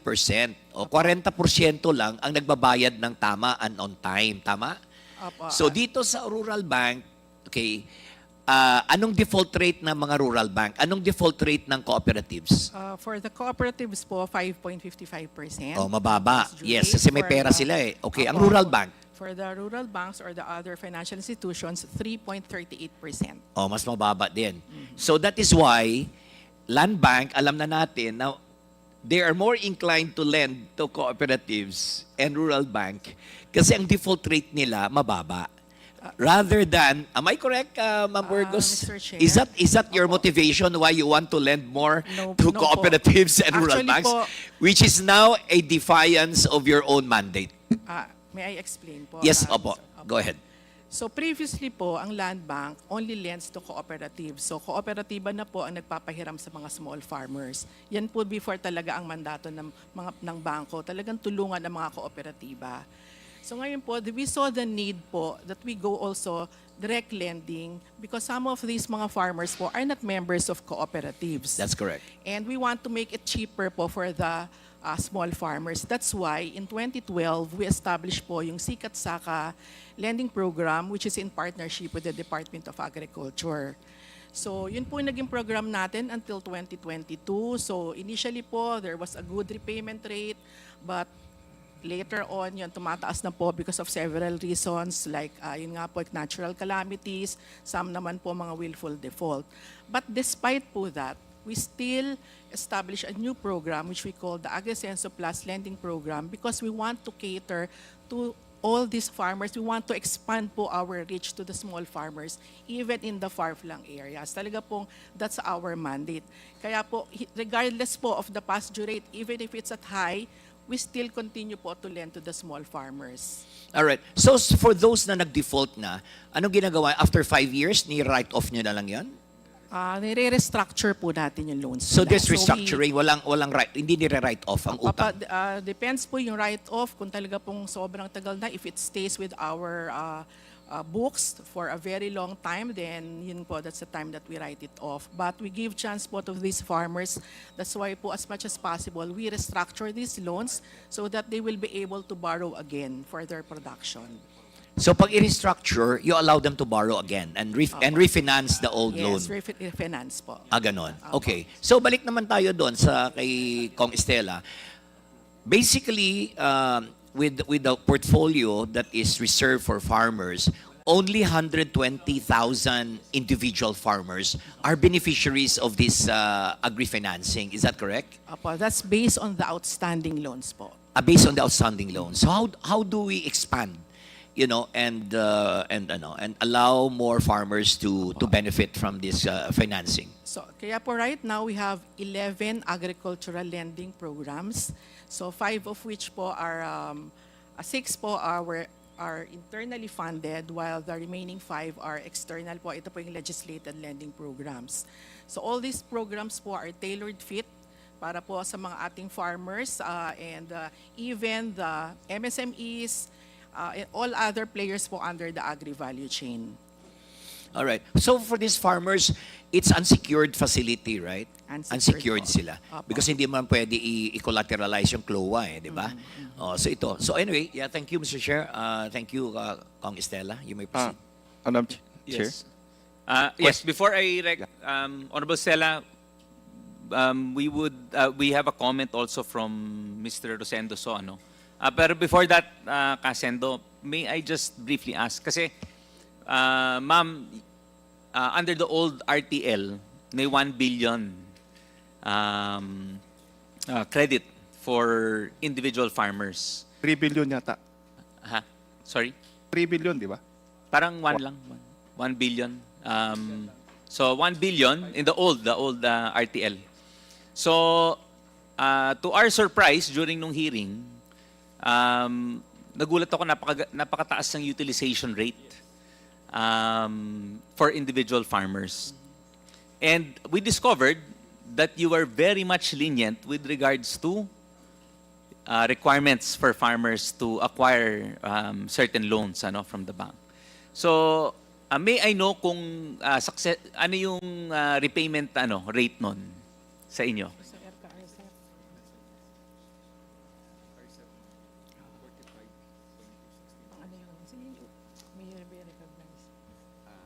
Mr. Chair. Chair.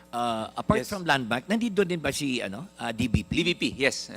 Okay. DBP is okay. Next in line. Mr. Chair, for the RCEP program, the pass-due rate is 45%. 45%. 45% pa. Though there's a higher utilization of the fund, that's why Ma'am Tel said that in the event that the farmer is being hit by a typhoon, and then it's a valid reason for us to restructure the loan and even to refinance. So that's why we keep on assisting the farmers so that they may be able to access the funds from even using the internal funds of the bank and other funds such as from DA po. So mababa rin pala repayment. Yes sir, for individual. Most of this kasi po are individual farmers po. It's based on our experience talaga. Consistent po yon. Even if you're using the internal funds or using the legislated funds coming from our partner agencies, pag individual farmers po, medyo mataas po talaga ang pass-due rate. Okay. Kasi I think the reason why is that for co-ops kasi they have established and they have their monitoring systems on the ground, and these are actually members, and the co-ops kasi has its own policy that sometimes it's being connected to the amount of patronage refund which they receive from the co-ops. That's why the members are actually encouraged to repay their loans with the co-op. Okay. So anyway, established yung same experience with Land Bank. May we hear just comment from Kasendo? Yun din tatanungin ko. Kasi yung 1 billion, mga 15,000 hectares yun di ba? More or less kung 65,000 ang loan. How many % naman ang babayad ng farmers? Kasi binigay yan as zero interest May charge bang land bank? Sir, ang pautang po sa legislated under RCEP is 2% per annum po ang interest rate. That's actually agreed between DA and Land Bank and even with DBP. So similar po ang interest rate among the two financial institutions. Yeah, okay. Anyway, Kasendo, pa-address ng chair pagka may mga katanungan. Please, thank you. Kong Stella, we have Dr. Frontuna who would like to comment with your indulgence. Okay, thank you. Yes. Doc, please proceed. Thank you, Your Honor. Yung, ma'am, nung nakaraan, nagkaroon kayo ng program. Doc, can you please speak closer po sa mic para mas malakas po. Sorry. Nagkaroon tayo ng program na you are giving... Doc, can you please address the chair po with regards to your question? Yes. Pa-direct na lang po Mr. sa chair. Okay. Ang question ko dito, Mr. Chair, is that last time, during the outbreak ng ASF, no, so that we can more repopulate, they have a program of about 4%. Totoo po ba yun? 4% ang ating interest given to those who will avail. Yeah. Doc, is that the yung for the recovery for Yes, for the recovery. loans? Yeah. A program ng DA rin po. Yes, Ma'am Burgos. Apo, Mr. Chair, are you referring po ba to swine Yes, sa lending swine. program? Yes, Opo, yeah. previously po, we had this swine lending program. During the time po yan ng pandemic, at Yeah. 3% po yung interest rate at that Okay. time. Ang tanong ko dito, Mr. Chair, is that how many did avail, no, doon sa program na yun? I mean, for the purpose of increasing, repopulating swine, how many farms did avail of this interest?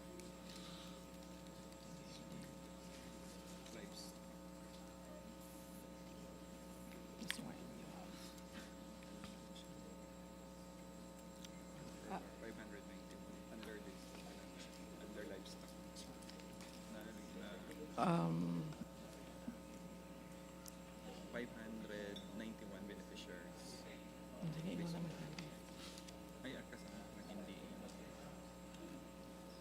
So, Mr. Chair, we Yes, just don't ma'am. have po the exact figure now for the specific for the swine lending program, but we have po not really a number of borrowers po under that program. So it's 3%. 3%. At that time po. At the but, time, yes, apo. at the time. Anyway, ma'am, may we please request that the committee be furnished a copy of the lending program for the swine repopulation. Population. Will do po. Although it's actually po siya as poultry and livestock lending program na po siya. So it's not just specific to swine. Pero for swine, ma'am, I understand that you have a 4 billion, I think it's 4 billion pesos, which is available to small farms. I mean, just to repopulate the swine So, industry. yes. So, ma'am, this is still in existence, yung program po. Opo. Sige po. Pahingin na lang po kami ng copy nung utilization and so at least we can get a picture kung how the program is faring sa for the swine industry. We will provide, Mr. Chair. Yes, thank you. Kong Stella, would you like to proceed with your Yes. questions? Okay. Mr. Chair, so earlier when I was asking questions, it appeared to me that Land Bank is not seriously monitoring the actual number of borrowers that are actually able to benefit from the 3 programs, particularly those that go through conduits. Tama ba ako, Ma'am EVP? Ma'am, Your Honor, bali po for what we have po kasi right now are the number of farmers that we've assisted through the years.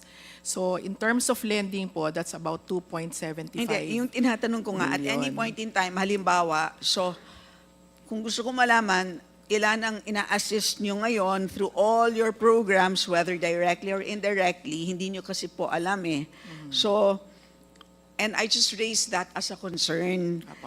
Dapat, kahit na nag-a-assist po kayo indirectly through the conduit banks, it is important na dapat alam nyo rin po at any point in time kung ilan talaga yung indirectly nakakapag-avail. Di ba po, your conduit bank should be able to report to you, kahit nga dapat real time, dapat alam ninyo kung ilan talaga nag-a-avail at anong terms. Apo. Yes, Your Honor. We actually monitor po because they submit po yung mga sub-PNs nila. So through these sub-PNs, we determine po if these are loans to the small farmers. So yun po yung kinakount natin. So alam niyo naman pala. So Opo, ilan it's just yan? that- Opo, sorry So po. ilan po? Opo, wala na po. So, ngayon. so ilan po yan today? Opo, wala lang po akong data ngayon for the indirect po namin na So, assistance pumunta to kayo farmers. dito, alam niyo naman po kung anong topic natin, hindi po ninyo alam. Of books. Yeah. So, sige po, hanapin po ninyo. That's important to us because I would like to know nga. So, yun. And then, ano yung terms? Okay, so hanapin ninyo. And then, so siguro naman po, alam ninyo yung data tungkol sa direct borrowers. Alam po ninyo? Yun nga.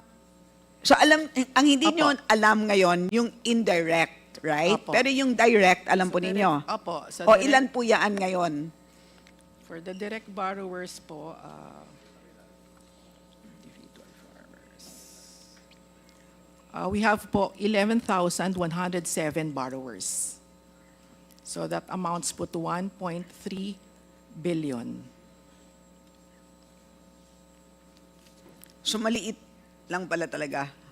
So, and what would be the, if we divide 1.3 billion by 11.7 thousand, what is the average? Mga How 100,000 much? po 100,000 ang average per farmer po. per farmer.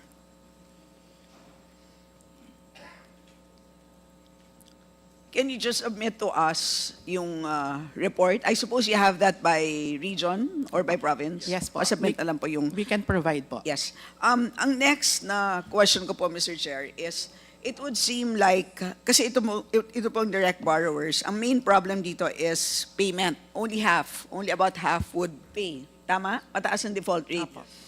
And calamities ang number one na sinasite na dahilan kung bakit hindi sila maka-pay back, which means wala silang insurance. Tama ba? For the rice farmers po and other production loans, for as long as they're listed on the RSBSA, there's a free insurance provided by PCIC po. Oh, insure naman pala But, sila. Mr. Chair, Yes. may we ask you, Sir Chris? You, Sir Chris.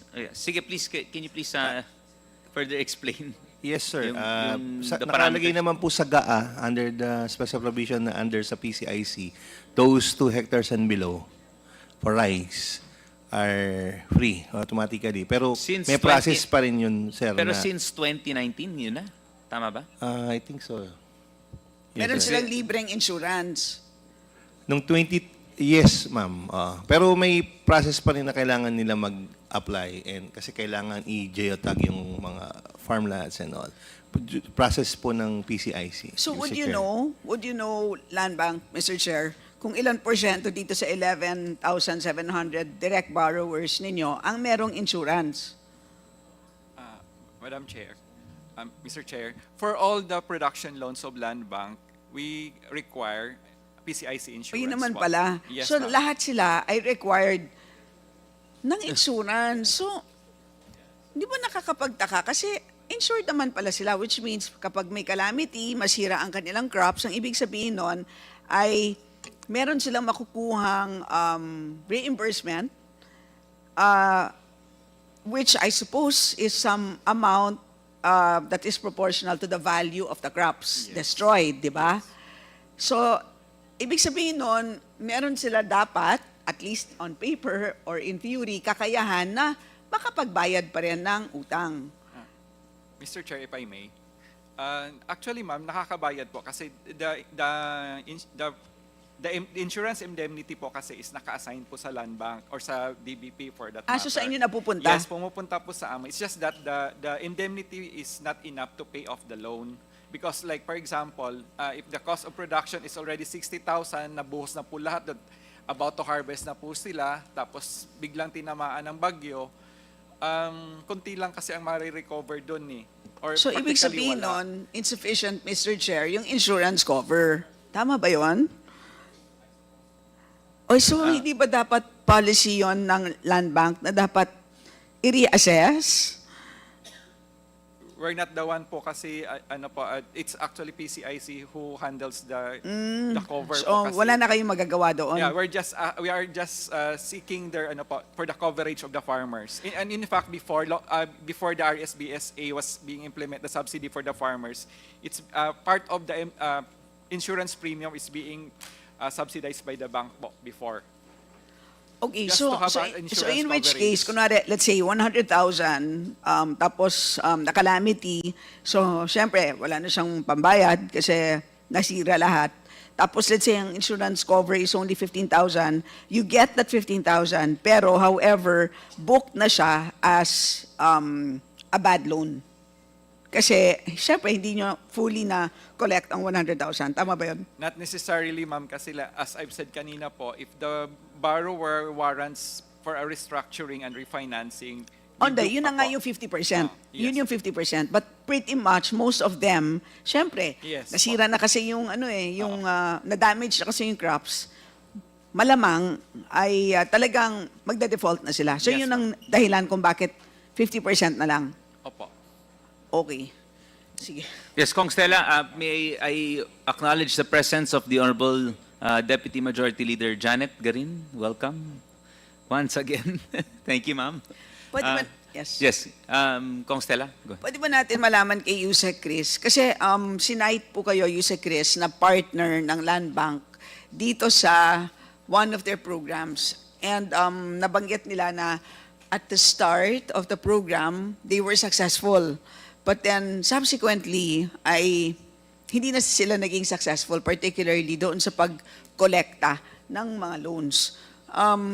Pwede ba namin malaman ang inyong comment dito sa sinabi ng Land Bank? Kasi syempre gusto naman namin dito is how can we ensure that mapapagpatuloy natin? Kasi ang dami nilang pondo. Tapos ang problema naman ninyo is ang dami ninyong farmers na gusto ninyong tulungan, hindi natin matulungan. Di ba? Paano natin pagsasama kayong dalawa?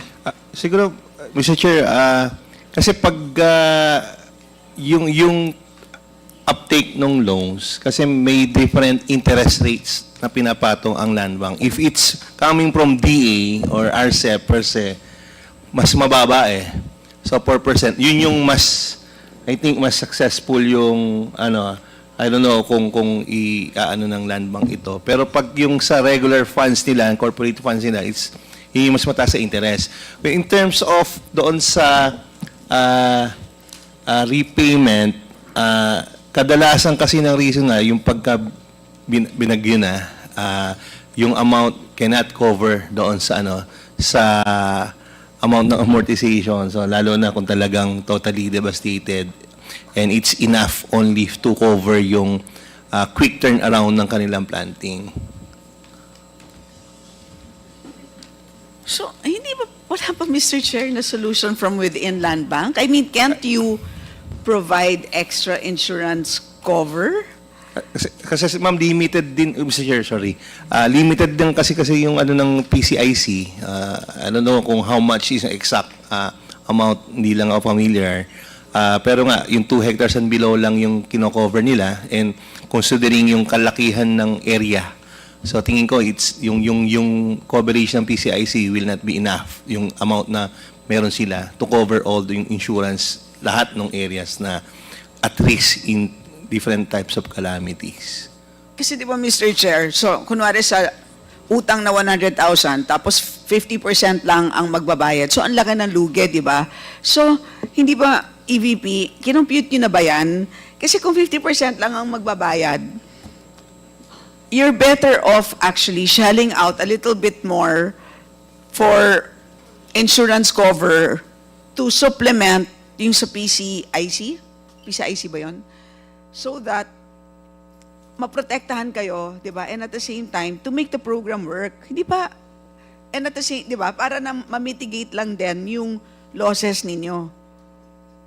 Wala bang ganon? Wala bang ganong pag-aaral so that the program will work better? Mr. Chair. Yes, sir.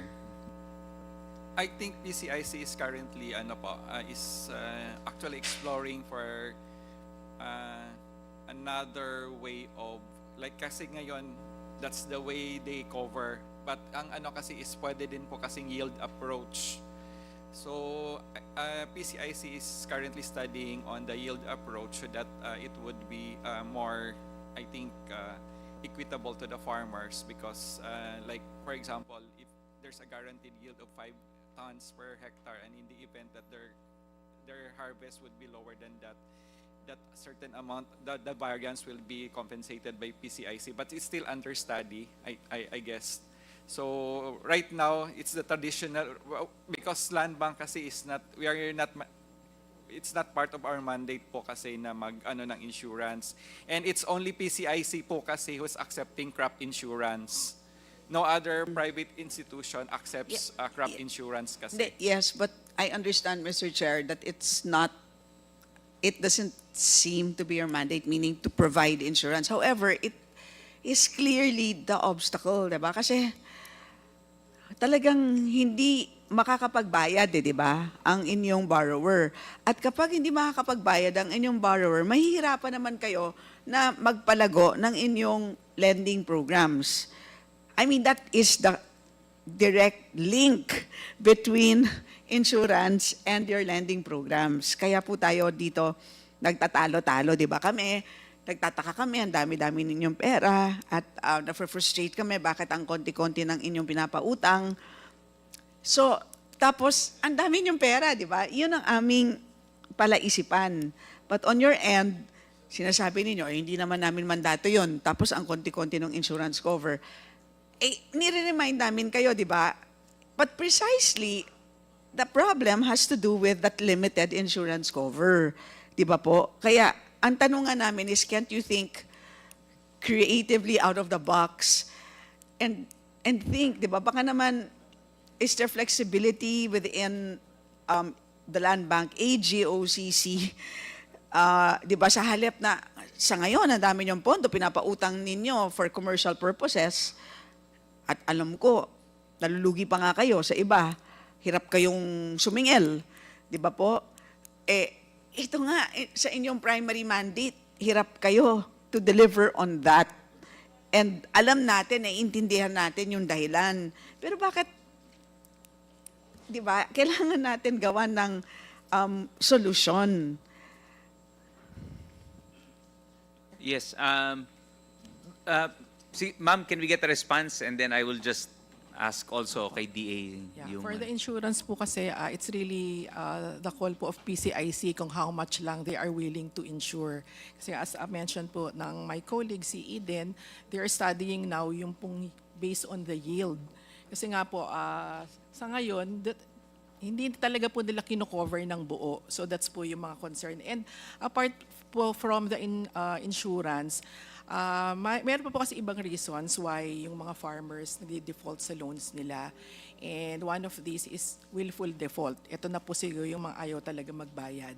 So it's because po they are thinking that because these are government funds, parang dole out siya. So yung ganong thinking po, that's why we keep on training po ang mga farmers natin. We conduct financial literacy programs and other capacity building programs. So para po malaman nila ng farmers kung ano po yung importance of paying off their loans.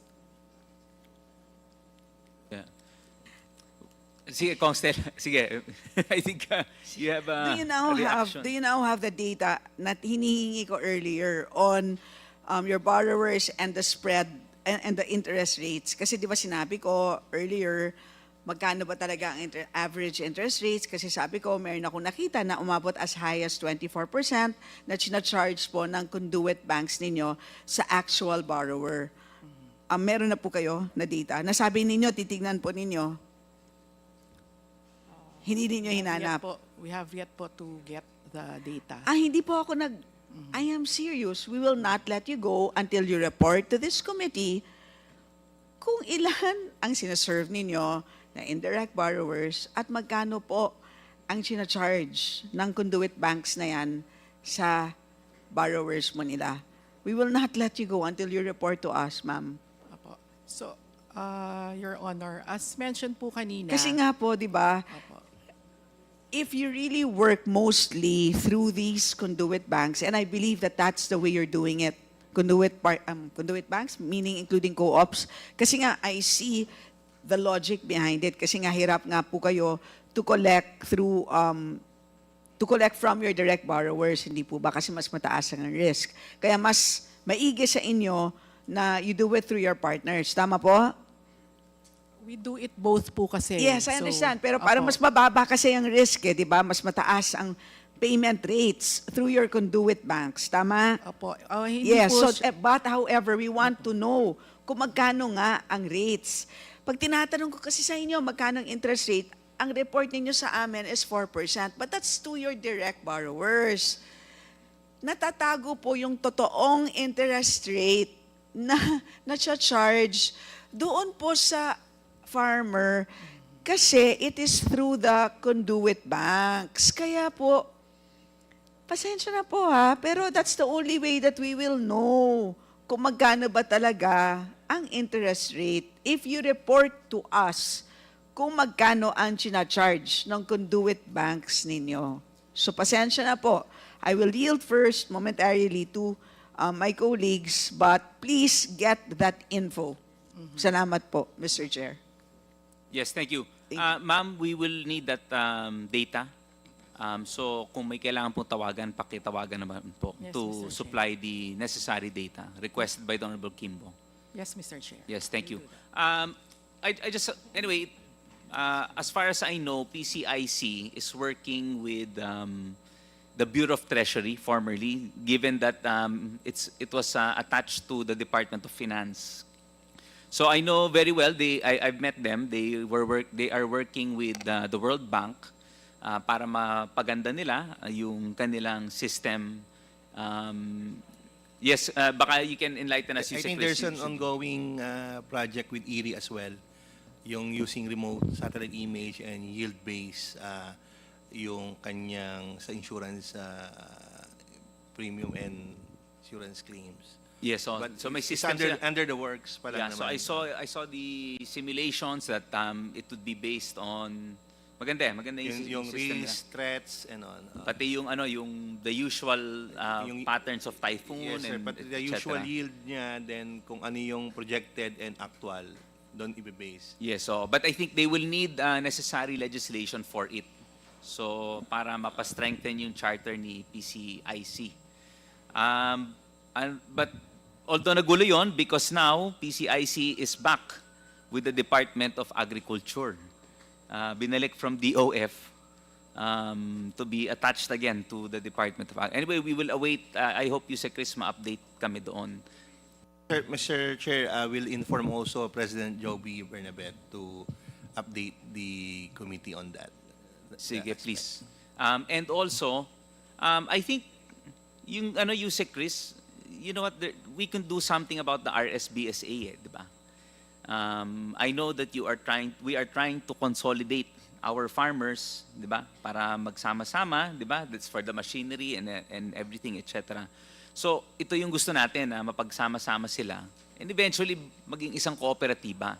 So, I hope DA can also spearhead the program na kung saan kayo yung magpupush, yung tulak nyo yung consolidation para pagdating sa mga loans, I think, I'm sure nahihirapan si Land Bank kasi pag individual talaga napakahirap.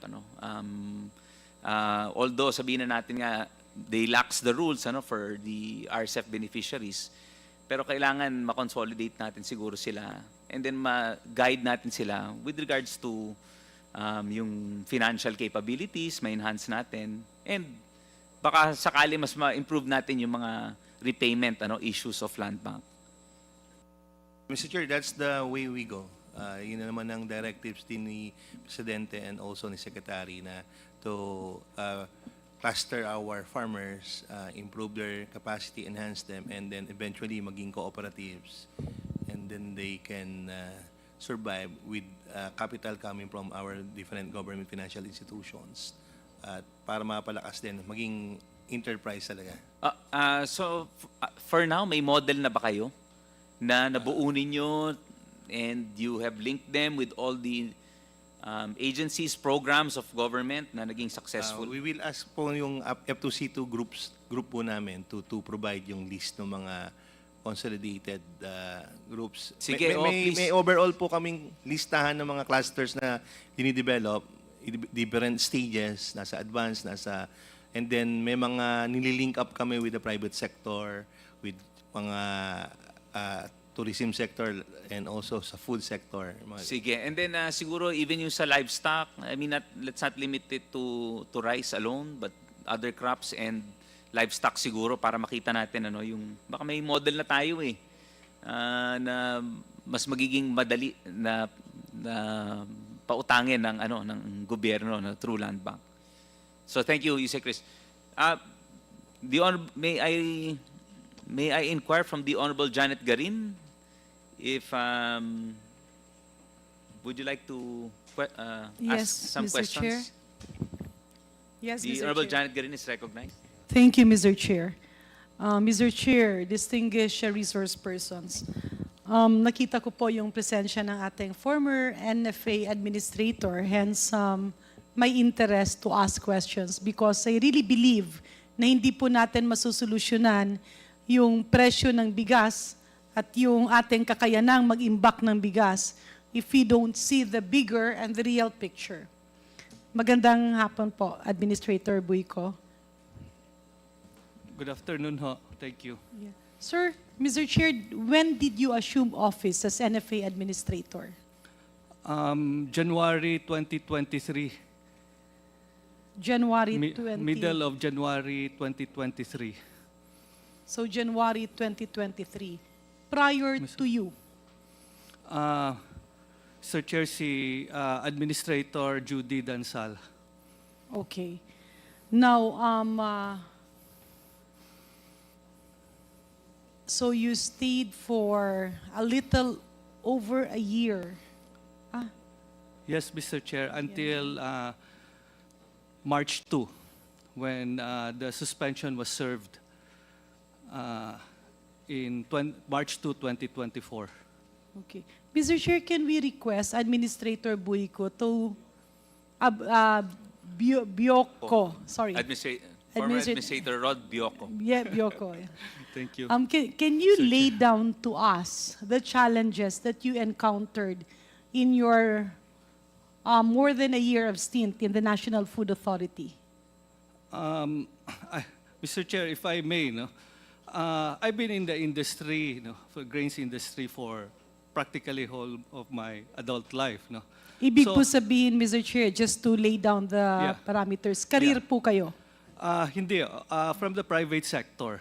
Okay. So, but basically, I run a grain company with a mechanical post-harvest facility and modern And this bulk is your storage. first entry to the government, or you have been with government before? Yes, on a permanent basis, but I used to sit in the board of Corn Development Fund of the NFA for about 3 years in 2004 to 2007. So more or less, I have some idea on how NFA works. So you were with the private sector for a long, long time, grain retailer or? Basically, we're post-harvest operator. Post-harvest So, operators. mainly for corn.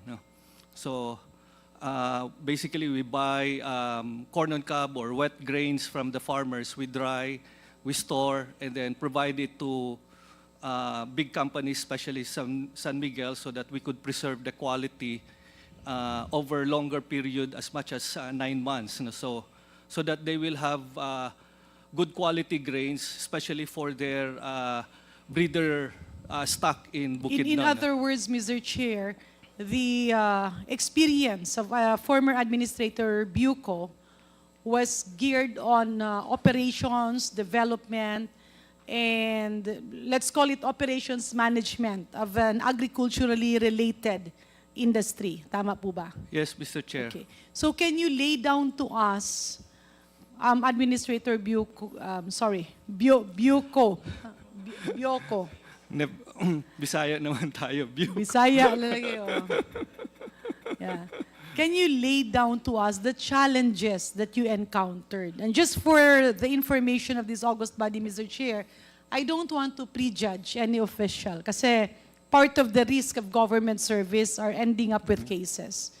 And we do empathize, I do empathize with the situation of the former administrator. So ano-ano po yung mga na-encounter niyong mga kalisod or kahirapan? Challenges.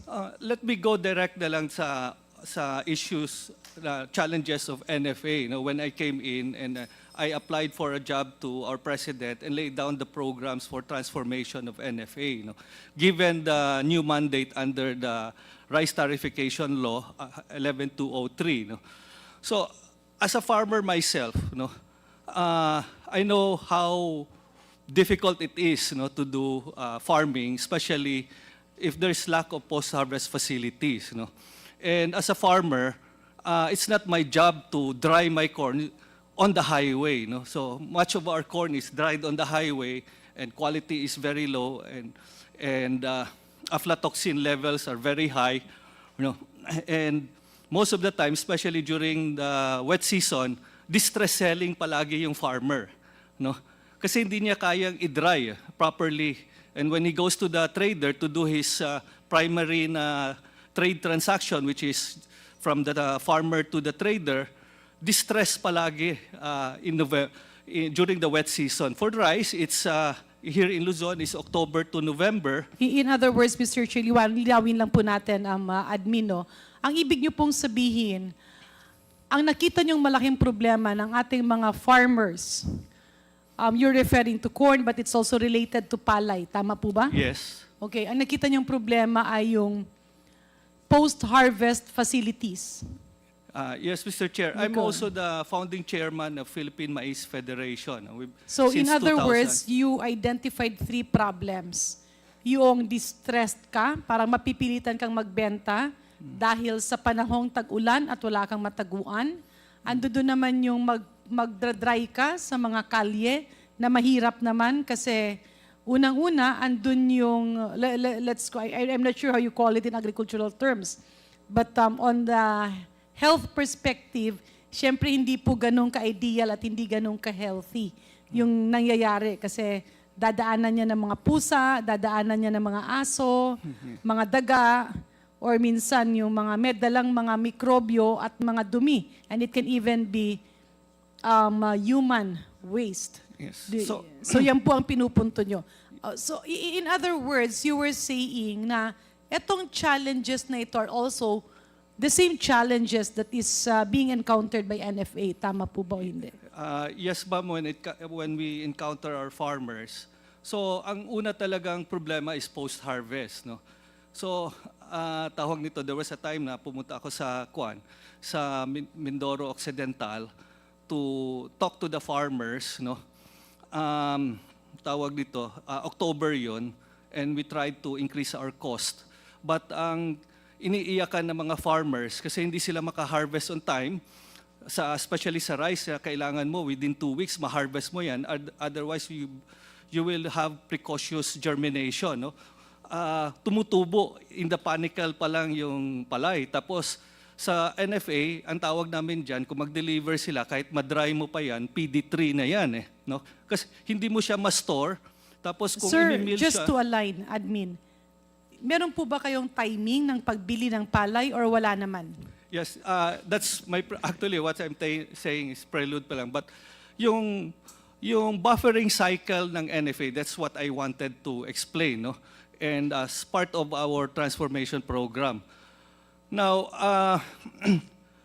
yung role ng NFA kasi dalawa yung balancing act na gagawin niya, di ba? Meron siyang consumer wherein you want to sell at a low price yung bigas, and then you also have a responsibility to make sure that your farmers are also happy, So under sa Magna Carta of Small Farmers, RA 7607, wherein the government guarantees the right of the farmer to a minimum price and provide post-harvest facilities, and perhaps services. And this is what NFA should be doing. So, pagdating ng period na distress ang farmer, we have to offer him minimum price. And then later on, make sure that it will be preserved so that we could provide it for the lean season, especially for the lean season. So yung buffering cycle ng NFA, we buy most of our palay during the wet season, normally. So sometimes hindi nasusunod yan or there's some more intervention, but 70% of what we buy is during the wet season. No, mura kasi during that time, no. And tawag nito, ang wet season natin can produce about 5 to 6 months of consumption. But the next harvest season is only 4 or 5 months away. So magkakaroon ng natural na surplus towards the next harvest season.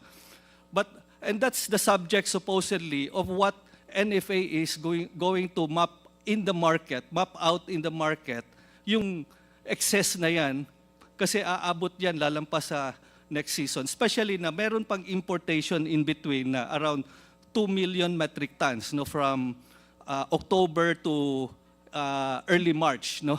So nagkakaroon tayo ng 4.4 million metric tons of importation, relatively spread over the throughout the year, no, divided throughout the year. So total of 4.4, which is about mga 1.1 million tons per quarter, Yeah, no? Mr. Chair, Per month. pasensya na po, Sorry, Almino. We need to go straight to the point. Kasi Yeah, okay. para po maintindihan ng mga namin at ng mga nakikinig at ng taong bayan, ano ang mga problema sa NFA na kailangang solusyonan. Okay. So I do understand your wisdom of pointing out the difficulties in post-harvest facilities. Pero balik po tayo. Kapag po kayo ba'y bumibili ng palay, meron po bang talagang schedule na kailangan or you can buy anytime? We buy, of course, there is seasonality sa harvest season. No? Sa rice, it's September, October, November. So sa wet season, and then February, March, April sa dry Okay, season. so bumibili kayo sa wet season karamihan, kalimitan. Yes, yes, Okay. Mr. Chair. How about the price? Sa price, Is it flexible or is it mandated by your board or by any other rules and regulations? Mr. Chair, it is set by the council. No? Sometimes it's a fixed price. Sometimes it's we're given a range. Minimum, for example, 23, and you can buy up to 30 pesos, no? Depending What's on... the current situation during your time? Was it a range or was it a fixed price? We're given a fixed price at that time, 20 up to, if I'm not mistaken, So is it a range or a fixed price? fixed price. Fixed price, at that- magkano? 23 pesos. So 23 pesos. Clean and dry. Clean and dry. Okay. In fact, I started, if I'm not mistaken, Mr. Chair, no, kasi I'm trying to... And balikan lang natin, no. Yung rice tarification law started in 2019. Yes. Okay. Nawala ang mga NFA rice retailers. Tama po ba? Yes, ma'am. Okay. Yes, Mr. Chair. Although you were not yet there as administrator during that time, sa mga nakahalubilo mo at sa experience mo, what were the challenges when the rice tarification law removed the NFA rice retailers in the public markets? Well, If we can go direct to the point, sir. No? we're basically, by law kasi, we're basically supposed to limit to calamity relief, no? Ang buffer stock ng NFA. That's why it was defined as equivalent to 9 days of consumption. And that is equivalent to how many kilos? That's about 330,000 tons or 330 million kilos, no? Or So 6.6. ang buffer nyo is 300, let's talk about kilos kasi para mas madaling maintindihan ng masa. 330 million You're talking about 330 million kilos. Ano po yung duration? At a certain point of time o yan na yung total annual buffer stock nyo? Supposedly in the law, it is at any given time, but in practice, that is the total that more or less that are being Annual. targeted annual. Okay. Then in So yung terms- binibili nyo is 330 million kilos equivalent of rice, not Yes. the palay kasi Yeah. iba yun. Okay. Palay is about 475,000 tons in terms of palay, or 475 million kilos of palay. Okay. And you only procure locally produced rice or you also import rice? We're not allowed under 11203, Mr. Chair. Okay. You're not Madam. allowed to import, you buy from our local producers or local farmers. And your price is fixed at 23 pesos per kilo for rice. Ganito kasi yan, for palay, Mr. Chair, it's actually 19 pesos plus may buffer stock incentive na 4 pesos, up to 4 pesos. That's why it's 23. No? So, but, Okay. So, moving forward, ano po ang diferensya nung wala pang rice tarification law at meron ng RTL? Sa panahon niyo po, no? Balanse natin, meron kayong buffer stock. And you're talking about 330 million kilos of rice in a year. Okay.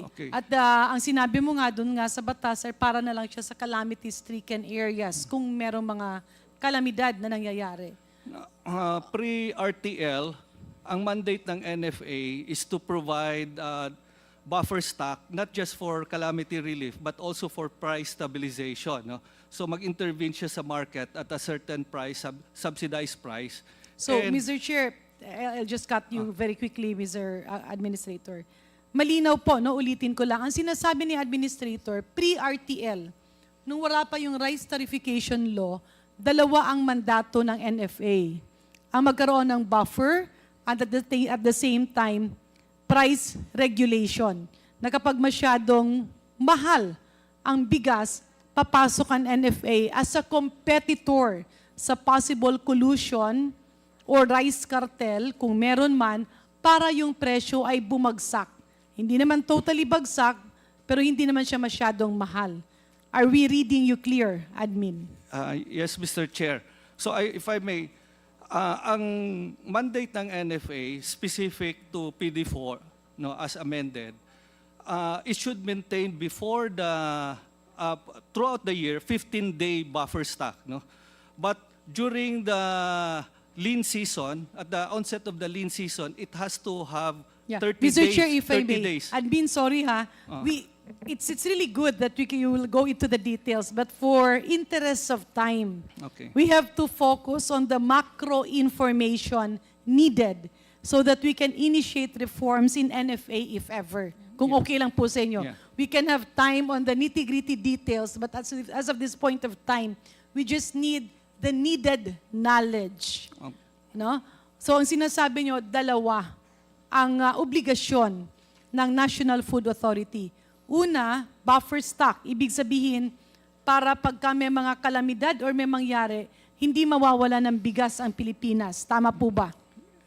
Yes, Mr. Chair. Okay. Pangalawa, ang inyong obligasyon ay maging player sa market na kung sakasakaling nagsasabwatan ang ating mga traders o yung mga stakeholders sa bigas, kagaya ng nangyayari ngayon, at nagiging mahal ang bigas, nakakapasok ang NFA sa merkado to stabilize the presyo.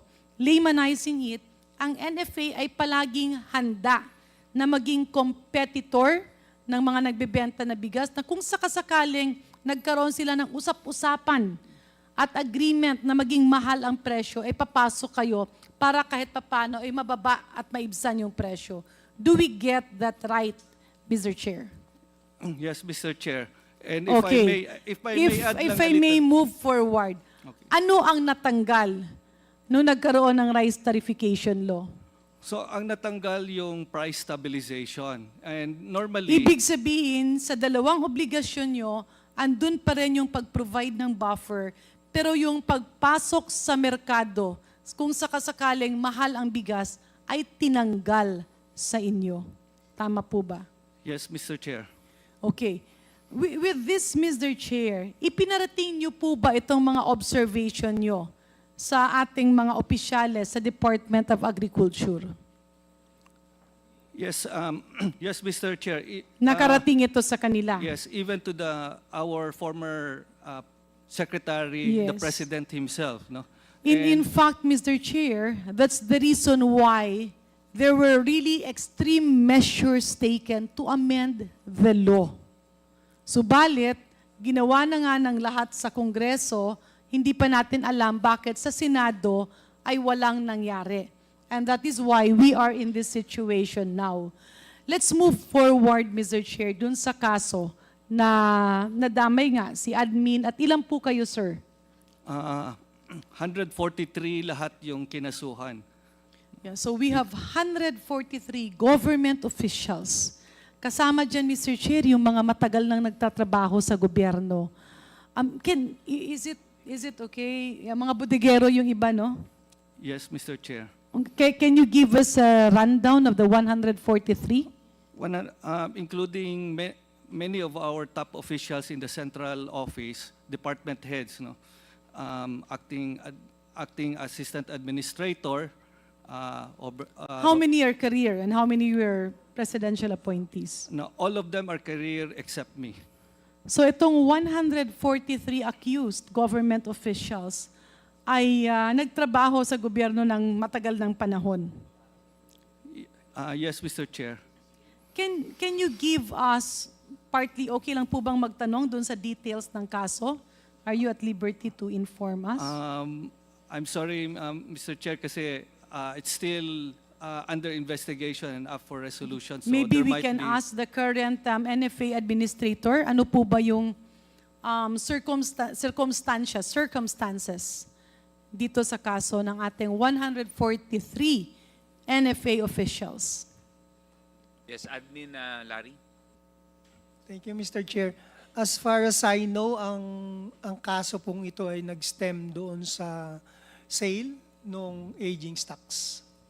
Sa pagbebenta, di ba pinalitan na natin yung pangalan? Anong pangalan? Non-regular stocks. Okay. Sa pagbebenta ng non-regular stocks. So, Mr. Chair, pasensya na po, Admin Bioko, no? Kaya kita kina-cut off na kanina. Kasi maganda naman yung explanation nyo, pero masyado siyang mahaba at masyadong detail, nawawala tuloy yung punot dulo or yung meat na kailangan nating pag-usapan. And here is a situation, Mr. Chair, wherein merong panukalang batas, yung rice tarification law, na siguro maganda yung hangarin, magkaroon ng pondo para sa competitiveness enhancement and efficiency ng yield ng ating mga farmers. However, there were unexpected consequences. At ang isa nga sa nakita ditong unexpected consequence ay nawalan ng poder ang NFA na pumasok sa merkado kung sakasakaling nagsasabwatan at mahal ang presyo ng bigas. Kaya maski presidente sa administrasyong ito at sa panahong ito ay hindi kaya basta-basta sugpuin at pababain ang presyo ng bigas dahil natanggalan hindi lamang po ng pakpak, kundi paa at kamay.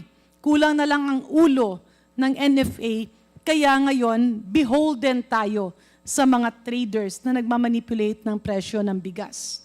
Number 2, nakitaan rin na dahil buffer ang kanilang obligasyon, merong nakaimbak dyan. And we are referring to around 330 million kilos of rice annually. Ang tanong, Mr. Chair, bigas kasi yan eh. Ang sabi, regular stock, ibig sabihin fresh. Non-regular stock, ibig sabihin 3 buwan na. Tama po ba? Ano po ang mangyayari sa bigas pag pinalampas mo ng 3 buwan? What are the risks, Mr. Chair? Mr. Chair, after 3 months, actually it's still in good condition, no? Even up to 6 months if it's stored properly. But at some point in between, magkaroon na siya ng grayish color and powdery substance, and kailangan siya i-remill bago ibenta sa palengke para appealing naman to the consumers para hindi masyadong hindi pangit tingnan, no? To laymanize it, pwede ba nating sabihin, pagkatapos ng 3 buwan, ang posibilidad na pakonti-konti nasisira ang bigas, or wala nang bibili ng bigas kasi umiba na yung kulay, syempre matatakot yung kakain. Not to mention the fact that there can really be health implications there. Yung po ba ang tinutumbok nyo, Admin? Yes, Mr. Chair, especially walang post-harvest si NFA. Walang post-harvest. Okay, next question. Kapag ang bigas, kunyari, meron ka dyang 200 million kilos ng rice at nasira, ano naman po ang liability ng NFA? He will be liable do sa ombudsman for irresponsibility. No? So because nakatakda sa batas, sa 11203, na you have to dispose of that before it becomes unsafe. Paano naman pag walang kalamidad? Walang bagyo. In other words, Mr. Chair, ang tinutumbok ko dito, nilagay natin ang ating mga opisyales, career officials, career employees, even yung mga bodegero, sa sitwasyon na damn if you do, damn if you don't. Na parang ikaw ay nakatayo doon sa isang bangka at ang bangka ay palubog. So pwede ka bang tumalon sa tubig, wala ring sasalo sa'yo, or hihintayin mo na lang lumubog ang bangka. Ang resulta ng dalawa ay pareho ring mamamatay ang pasahero ng bangka. Can the Honorable Administrator confirm this? Yes, Mr. Chair. So as per law, we have to sell it, but then... So sa pananaw niyo po ba, Mr. Chair, kung hindi nagkaroon ng pagbabago na nawalan ng poder ang NFA na pumasok sa mga nagko-collusion para sa mas mahal na bigas, hindi mangyayari ang ganitong sitwasyon sa inyong mga kasamahan at lalo na dun sa ating mga bodegero at career employees. Yes, Mr. Chair, NFA used to have 68,000 licensed retailers. 68,000 licensed retailers. Yes, Mr. Kaya Chair. Mr. Chair, 68,000 na legal na maliliit na negosyante ang nawalan ng oportunidad. 143 NFA employees ngayon ang talagang nahihirapan at personal po ba kayong gumagastos ng inyong mga abogado? Yes, Mr. Chair. So Mr. Chair, nailagay sa isang sitwasyon na hindi pa natin maiintindihan, I believe, Mr. Chair, ang kailangang tumbukin ng Kintakom ay ang naging utak, whether it's intentional or not intentional, to clip the powers of the government to end ng full authority at full power itong mga traders and scrupulous businessmen na ikontrol yung presyo ng bigas. Does the former NFA administrator agree with me on this? Yes, Mr. Chair.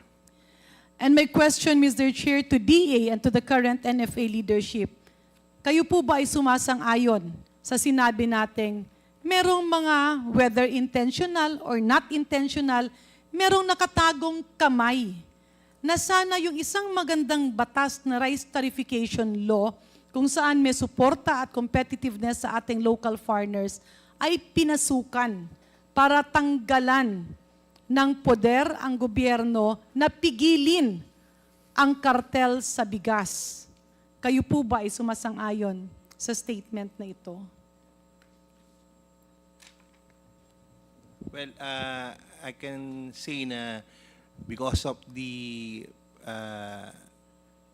passage of the law, the power of the government to intervene, especially on price stabilization, was clipped. No? Doon kami nahirapan. And did it open, Mr. Chair? Did the situation open to the possibility of massive abuse? At nakikita po ba ng Department of Agriculture na ito ngayon ang isang major setback? Kaya napakamahal ng bigas. At ang kaninang sinasabi ni Congresswoman Stella Kimbo na bakit meron siya nakikitang kayang magpamura ng bigas at hindi nangyayari sa iba ay dahil nagkakaroon ng sabwatan ang iilan nating mga traders. Apparently, because of kahit binabaan mo na yung taripa at ganun pa rin ang presyo, there's something going on along the value chain. Yes, there is. So, Yusek Morales, pasensya na po ha, tumbukin natin ng direkta. Did that specific amendment in the law, yung pagtanggal ng poder na ang gobyerno ay pumasok kapag merong sabwatan sa presyo ng bigas, yan po ba ay masasabi nating major factor why the government and the administration now cannot control or reduce the cost of rice? Yes, because it limited the ability of DA to sell or to release yung available stocks ng NFA sa ngayon. So what is your recommendation?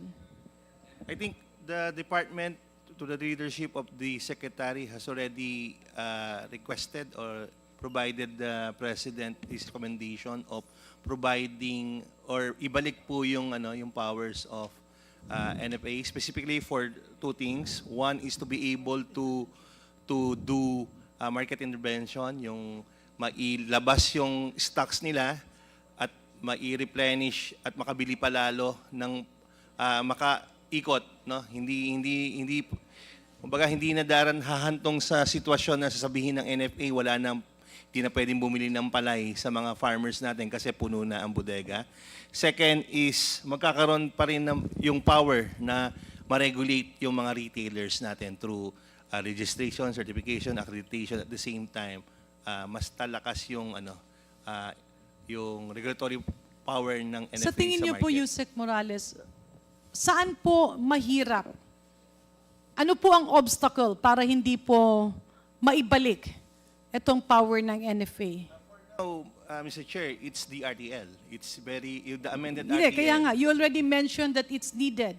We have to bring back the power of NFA to be a player in the market to reduce the price of rice. Kaya ang tanong ko, alam na natin ang problema, alam na rin natin ang solusyon. Ano ang pinakamalaki o sino ang sagabal para hindi ito matugunan? Both houses of Congress have the powers to amend the law. Mr. Chair, is Yusek Morales aware of the Congress version on the Agricultural Tarification Act? And I'm referring to Section 6, where it mentions the Secretary of the Department of Agriculture, upon recommendation of NPCC or the Local Price Coordinating Council. I won't go into the details kasi medyo marami siya. Pero nakasaad po dito, use existing inventory primarily intended for buffer stocking to supply areas where the extraordinary increase in prices or acute shortages in supply occur. Ang ibig po sabihin dito sa panakalang batas na ipinasa ng Kongreso, kapag merong exceptional or kaduda-duda na pagsasabuatan sa presyo ng bigas at nagiging mahal ito, binibigyan ng power ang DA na gamitin ang existing inventory, and that is through NFA, para isupply ito, ibenta, at aksyonan yung acute shortages. Are you aware of this, Yusek Morales? Yes, ma'am. There's a move naman of the government na through the NPCC. Bakit po hindi ito bakit po natanggal ito sa pagkakaalam nyo? Kasi ako, I'm not sure, no? Because at the level of Congress, ipinasa na namin to last year. Mr. Chair, it's in the approved or the signed RTL, but we can release stocks of NFA, but during certain food security emergency. Ang iniintay na lang po ng DA is makuha ni Secretary ng recommendation ng NPCC. No, Mr. Chair, I believe that Yusek is not answering my question. Napakasimple po ng tanong ko, Yusek. Ma'am, it's in the law. So it is in the law that was passed. Yung Section 6. Pero DA, yes, Honorable Janet. Okay. Sorry. Yes. It's in the law, but it's DA, not NFA. Okay. So you have to convene. The NPCC. Okay. In other words, DA ang gagalaw at hindi yung NFA. Ma'am, if I may, Mr. Chair, it's not an actively na pwedeng i-release ng NFA. Kailangan it's either calamity pa rin or meron food Ibig security sabihin, emergency. Yusek, correct me if I'm wrong, no? Andun nagsasabuatan yung mga traders. Inakyat nila yung presyo ng bigas sa 60 or 58 pesos, where in fact, kaya naman sana sa 45. Ngayon, pupunta pa sa DA, tatagal pa yan, ilang mga meeting, syempre makakaalis na or makakatago or iibahin. By the time na maging epektibo na yung gagawin nyo, wala na yung sindikato doon. Yan po ba ang ini-imply nyo? No, ma'am. We're just stating what is written in the law. Yeah, precisely. Kasi nga hindi NFA. Kung NFA yung empowered, kapag kagaya nung Congress version, nung lower house version, kapag nakita natin na mahal, talagang makakapasok na agad yung NFA. Dito, binago siya, ginawang DA, kaya pag DA, magko-convene ka muna ng National Price Coordinating Council. Parang itong nangyayari ngayon, na last year pa natin pinag-usapan, hanggang ngayon hindi kayo matapos-tapos dahil nakatali kayo. By the time that you are going to recommend the reduction of price of rice, ay harvest time na. So it defeats the purpose. Tama po ba, Yusek? Ma'am, kahit... Yes, sige, Yusek, please.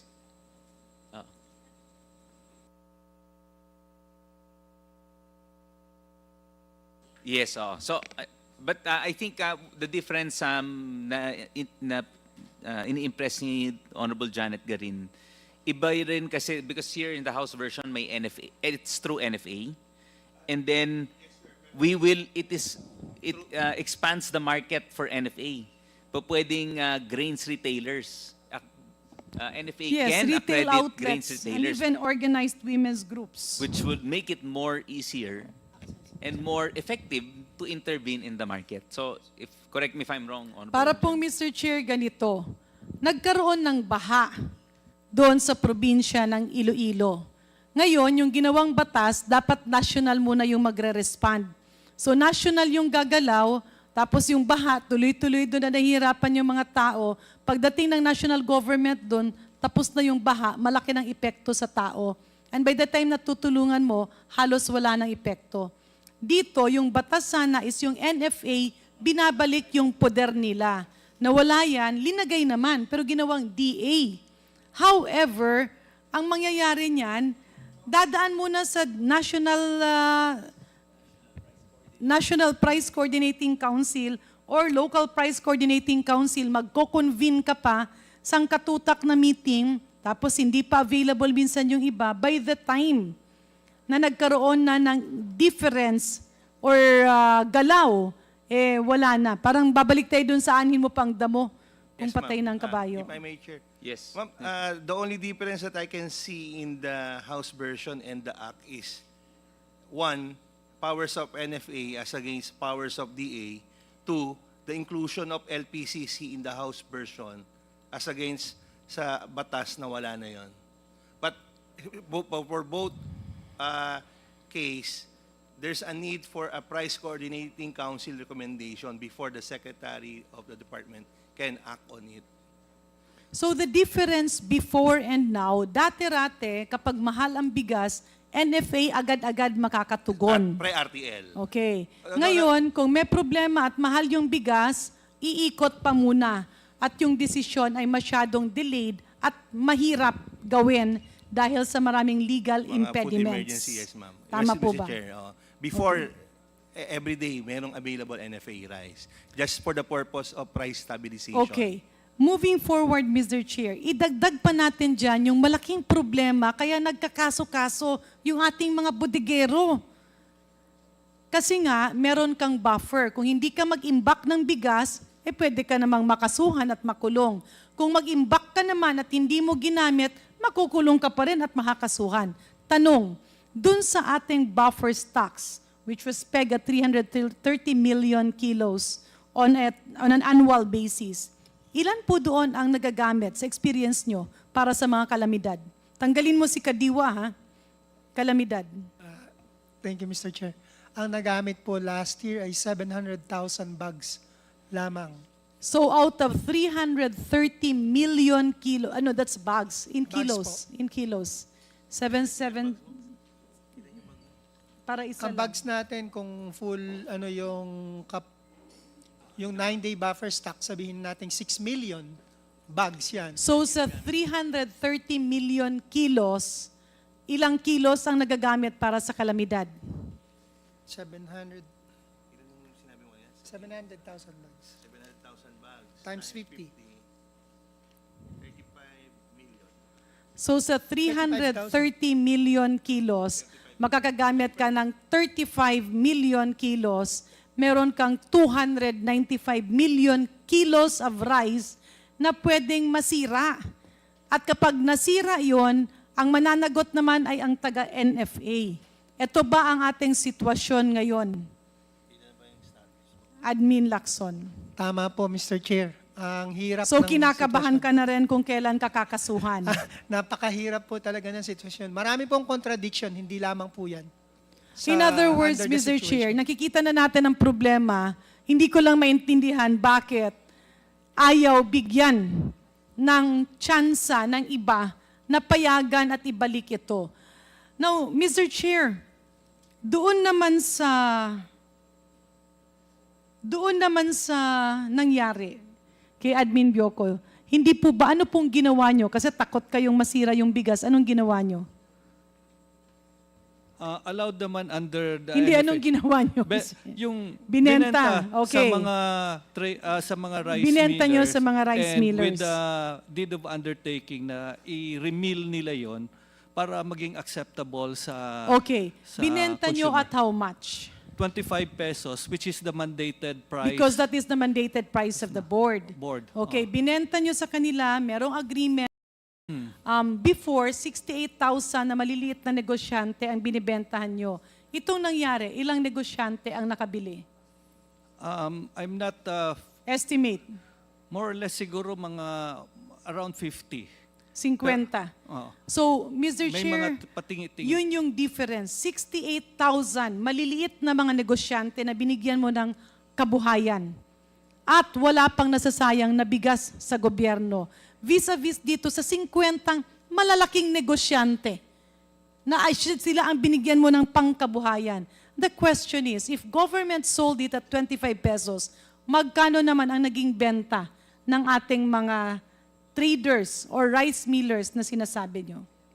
I'm not absolutely aware, but as much as 40, 42 after remilling. No? Okay. So, 25 pesos, binenta ng 40, 42. Ang naging kasagutan kasi sa amin, admin, nung nakaraang mga hearings ay 45. Tama po ba, Mr. Chair? Nabili ng 25 pesos, naibenta ng 45 pesos on the average. Now, magkano ang benta nung kapanahunan dati na hindi tinanggalan ng poder ang NFA na pumasok kapag mahal ang bigas?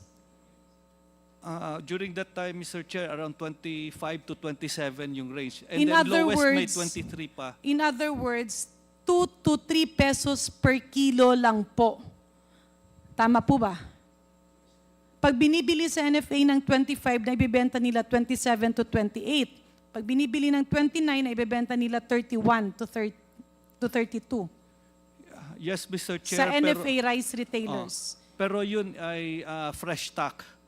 Meaning hindi na kailangan i-remit. Hindi nga, let's go to the price, to the information. No? Kasi mahirap kasi pag pag-uusapan natin yung buong mundo.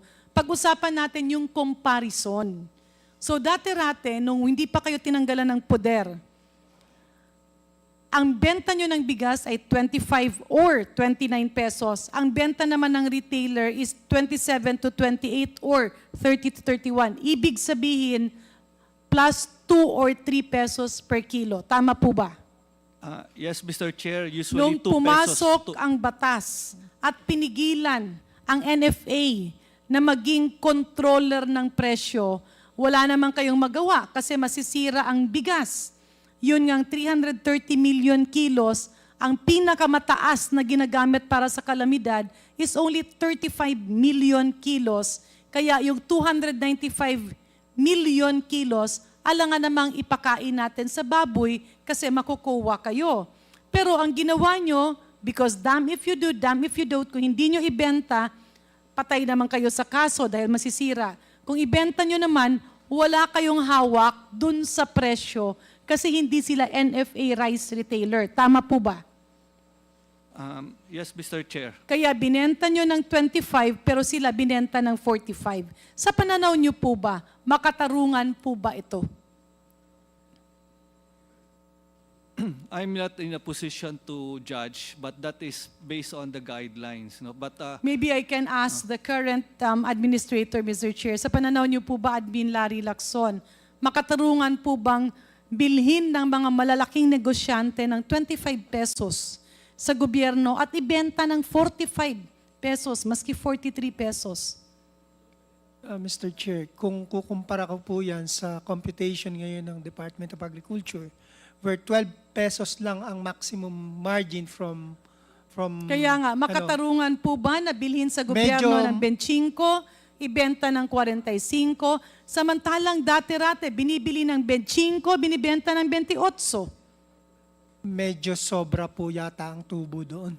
So makatarungan po ba natanggalan ng hanap buhay yung 68,000 na maliliit na negosyante at bigyan ng malaking oportunidad ang 50 malalaking negosyante?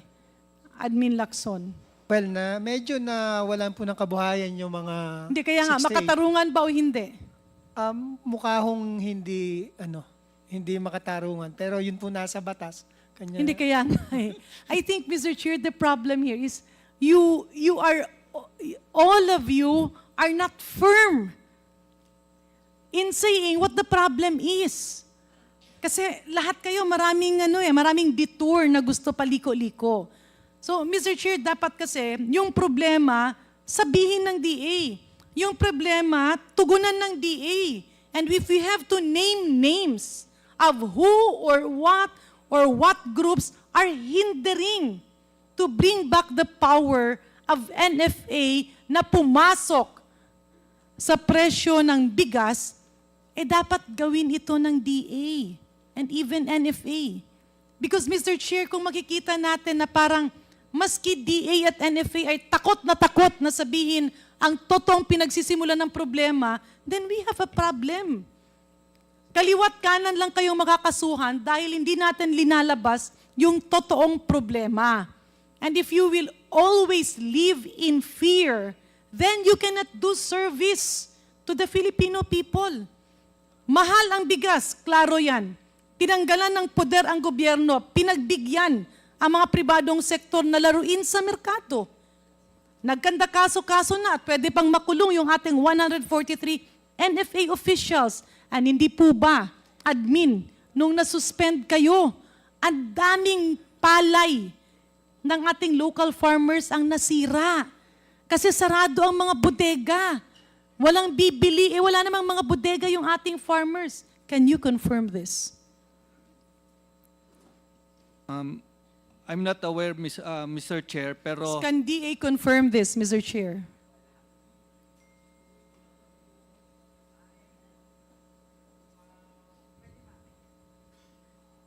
Mr. Chair, nagkaroon po ng limitation sa pagbili dahil po sa Sorry, pakiulit po. Nagkaroon po ng limitation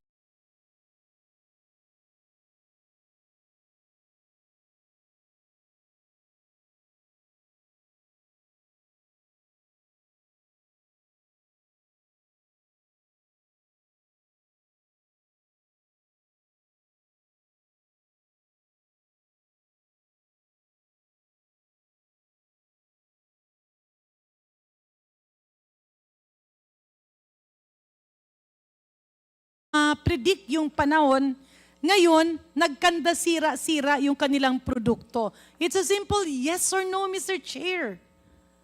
Mr. Chair, tama po yun. Hindi po nakapagbenta yung ating mga magsasaka dahil nakasarado po yung mga warehouses nung mga nasuspend. Kasi po pinapadla. At halos lahat sila yun. Marami po halos lahat ng NFA official yun. Kaya nga, Mr. Chair, Admin Bioco, bakit po hindi nyo maamin na ganyan ang sitwasyon? Mr. Chair, at that time, April-May 2023, nakabili ng halos 9 million bags of palay ang NFA. So, marami ho yun, significant ho yun.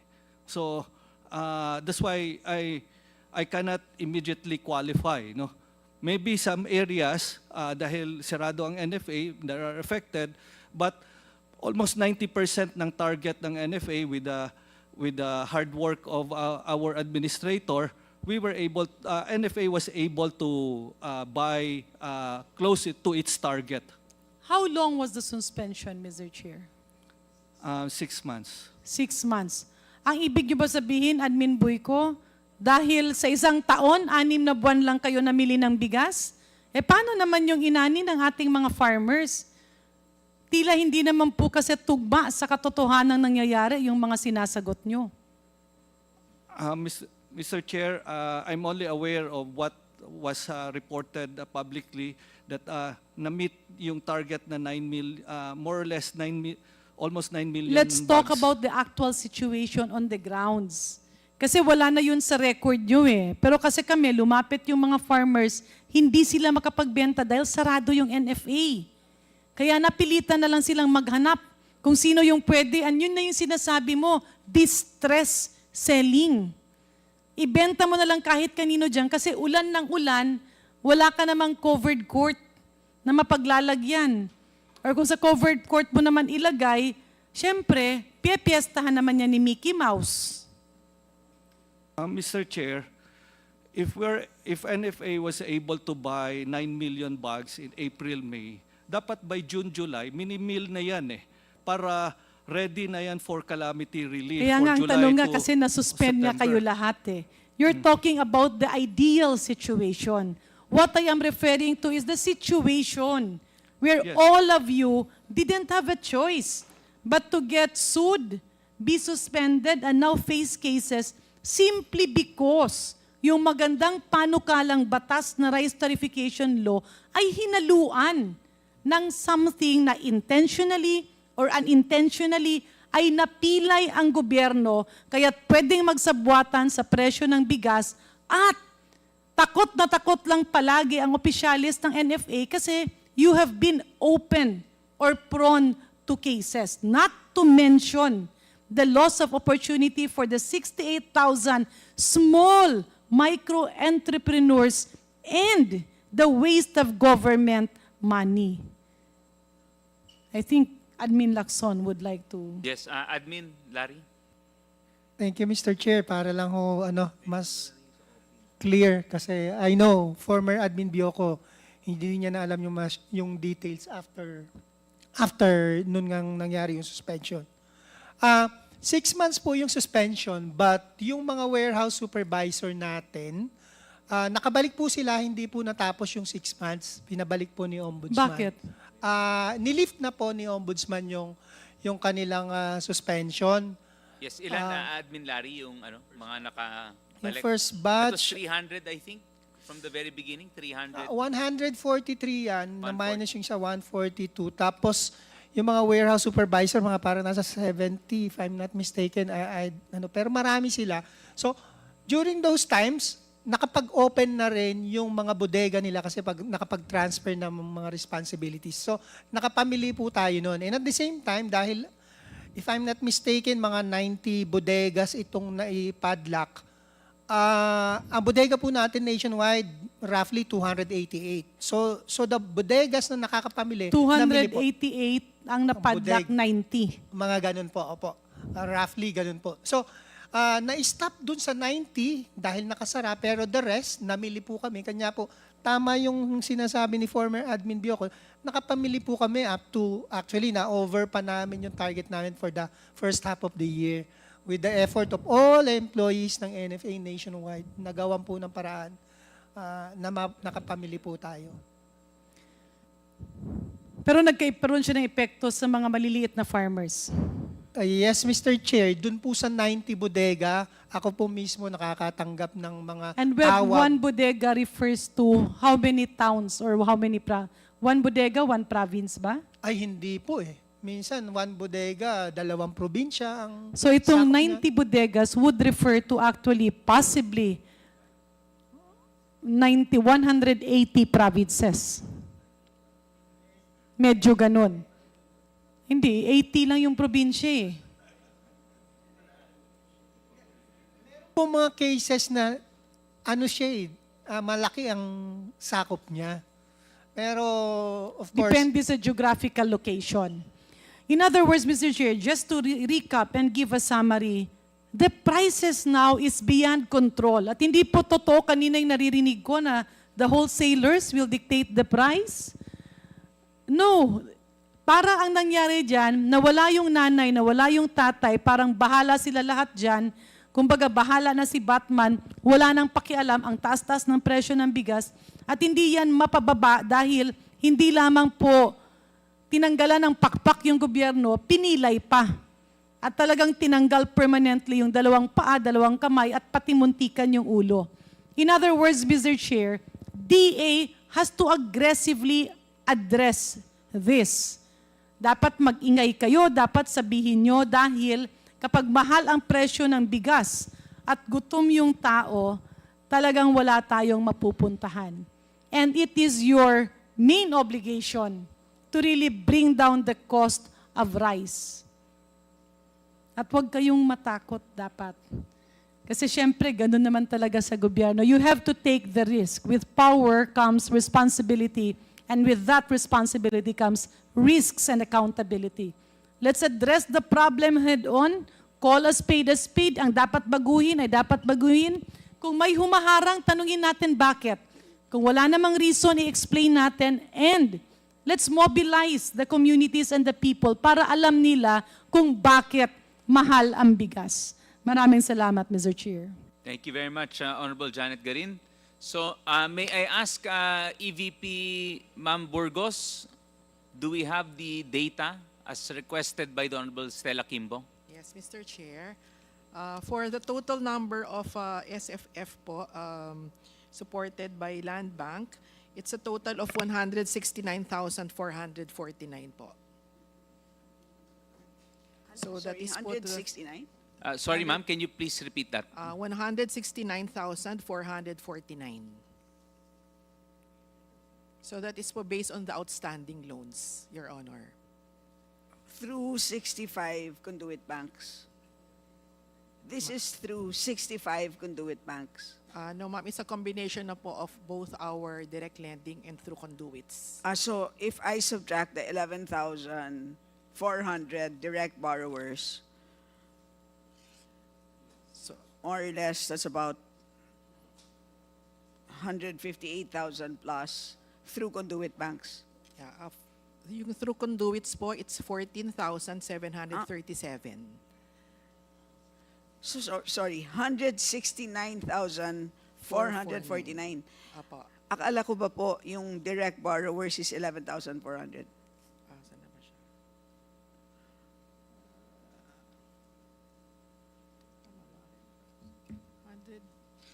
169,449. Tama ba?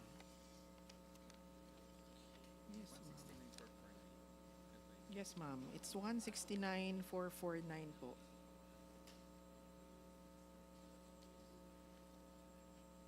So that's the total number of farmers assisted. And for those po for through conduits, this represents po Sorry, can you speak louder, Mr. Chair? Sige, ma'am, can you please speak closer to the mic? May we request ma'am in page to please assist EVP Ma'am Burgos? so for Sige po, ma'am, go ahead. Apo, as mentioned po earlier, so it's 169,449. So the breakdown of this po, 14,737 are through conduits, which are the rural banks or the cooperatives po, wherein we set a limit of 12% as pass-on rate. Those are for agri-loans po. So it means po, their lending rate should not go beyond 12%. So yung nakita ko po na may isang bangko at nakita ko yung actual na policy niya na nakita ko 24%. Anong paliwanag po doon? Apo, we have to distinguish po kasi if it's agri or non-agri. Agri po. Opo. So, yun po kasi ang ano namin sa kanila. So, we provide you a 6% interest rate, but you should not lend to the borrowers beyond 12%. Oh, yun na nga. So, Apo. as a policy. Apo. Pero hindi ninyo alam if there are policy breaches. Apo. Kasi po we look po at the sub-PNs to validate also if they are charging 12% to the sub-borrowers. And as far as you're concerned, there are no breaches. Yes po. Based on Is the our BSP here? Comsec, do we have a representative from the BSP? Sige, tatanungin natin ang BSP mamaya. Ayusin lang natin ang data. 169,449 total borrowers. Akala ko po kasi kanina ang narinig ko, doon sa direct borrowers ninyo, about 11,000. Apo. Akala ko, meron lang po kayong direct at indirect. So, paano po magiging total 169 kung ang indirect is 14,000 at ang direct is 11,000. Opo. Kasama na rin po dito yung through our yung legislated lending programs wherein we lend po using the funds of DA, DAR, SRA, and ano ba isa? PCA. O, ilan po yon?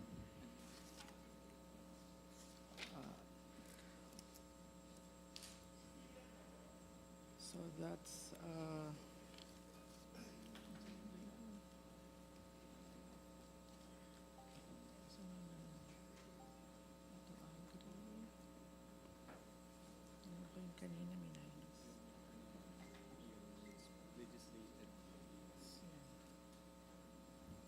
So yun ang pinakamarami, over 100,000. Opo. Yun po ang So mas can we have the exact number po? For the legislated lending programs po, it's 147,000. So legislated lending programs. So it's through the DA, ano pa po? DA po, DAR, SRA, and PCA. So sa DA, ito po yung through which program? RCEF po. RCEF. Ito yung sinasabi ni Chair. Yes. Of these 4 programs, ano po yung pinakamalaki dyan? RCEF po yung biggest. And how many borrowers? 61,792. Can you give us a breakdown for DAR?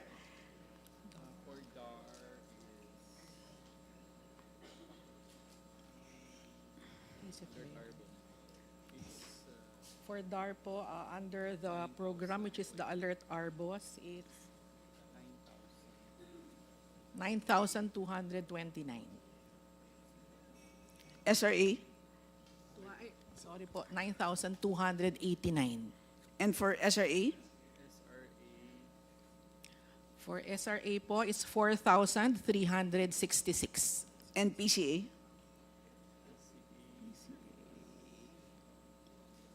Uh, 32,593. And the lending rates? 2% po for all the legislated lending programs. 2%. 2%. And your BVAL? Right now po, the 3-month BVAL, 5 point,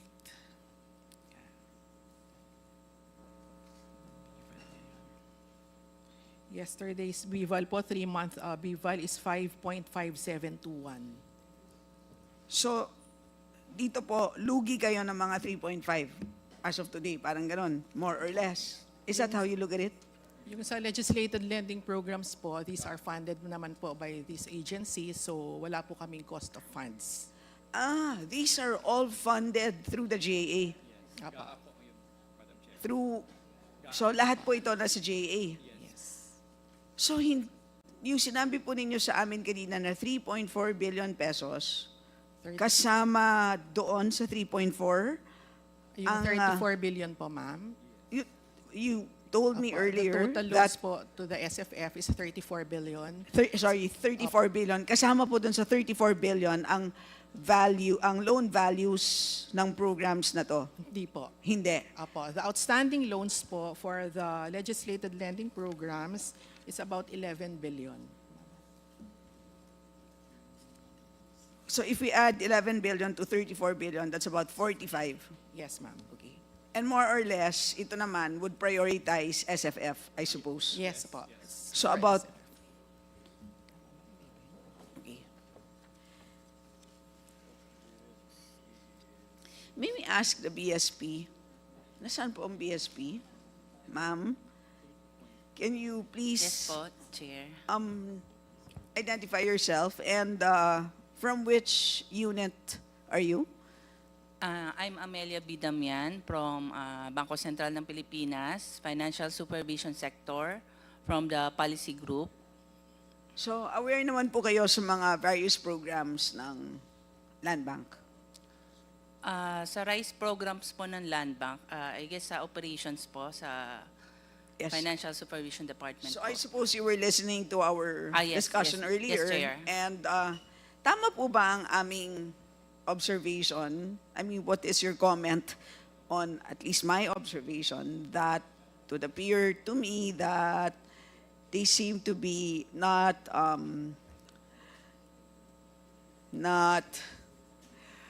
focusing on their primary mandate, which is to support the SFFs, at least on the basis of the amounts that they put into their lending programs for the SFFs, considering that 34 billion of the 1.2 trillion pesos as of the moment for total loans. May mga observations po ba kayo na ganyan? I guess, can I ask the help of the Financial Supervision Department po that handles the supervision of the Land Bank? They are Hindi more po ba kayo knowledgeable. yun? Yes. O sige po, kung I'm sino more po on ang the ano? policy side po. Sige, so on what the can you... AFRD. Ano pong pwede ninyo makontribute dito sa discussion po, ma'am? Since you are seated already, ma'am. I was just called because of the AFRD policy, ma'am, yung law implementation. Dun sa spread. Yeah. No. Ano po? Ano specific ang pwede po ninyo masabi? Compliance under the law po sa AFRD. Ano Which yung they are IFRD? required, agricultural, yung financing po, yung the new law, that they are required for the 25% to set loan from their loanable funds. The new law po. On compliance of the banks from that. Sige po. Is this Agri-Agra? Yes po. Yung old na Agri-Agra, now it's the new law po, yung Sige AFRD. po. Anong findings po ninyo on the compliance? On aggregate po na data of the banks sa industry, right now po, complied naman po yung mga banks po natin. So, Mostly. compliant sila. Yes, ma'am. Kasi po, 800 billion naman. Kasi it's the way, tama po. Kasi sabi naman nila, if, ito yung understanding ko, di ba? 800 plus billion ang nakalaan for agri-sector. If you look at it broadly, di ba? Kasi it's broadly defined. But if you look only at SFF, yun yung sinasabi ko na 300, tama ba? 34 billion lang. Yun yung sinasabi ko, ma'am.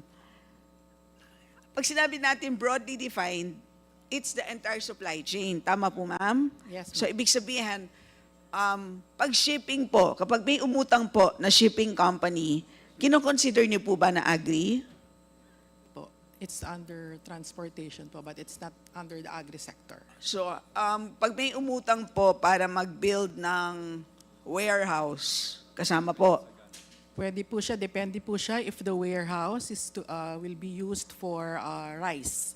Mga inventory po ng palay. Yes. I mean, yes, an agri-warehouse. So, kasama po, right? So, Apo. yun ang sinasabi ko. So, for the entire supply chain, or kung nasa logistics, if yung logistics is for agri-products, di ba po? So, yun ang sinasabi ko. Broadly speaking, as long as you're in a company that is somehow, that participates in the agri-supply chain, even if, kunwari, may conglomerate ako, and let's say 50% of my operations would be, let's say, part would be agri, part would be non-agri. Can I qualify for, I mean, and I take out a loan from you, would my loan be considered agri? Oo, segregated po sila. Kasi No, po, my loan, I take out a loan. Pero ang company ko, I participate in both agri and non-agri.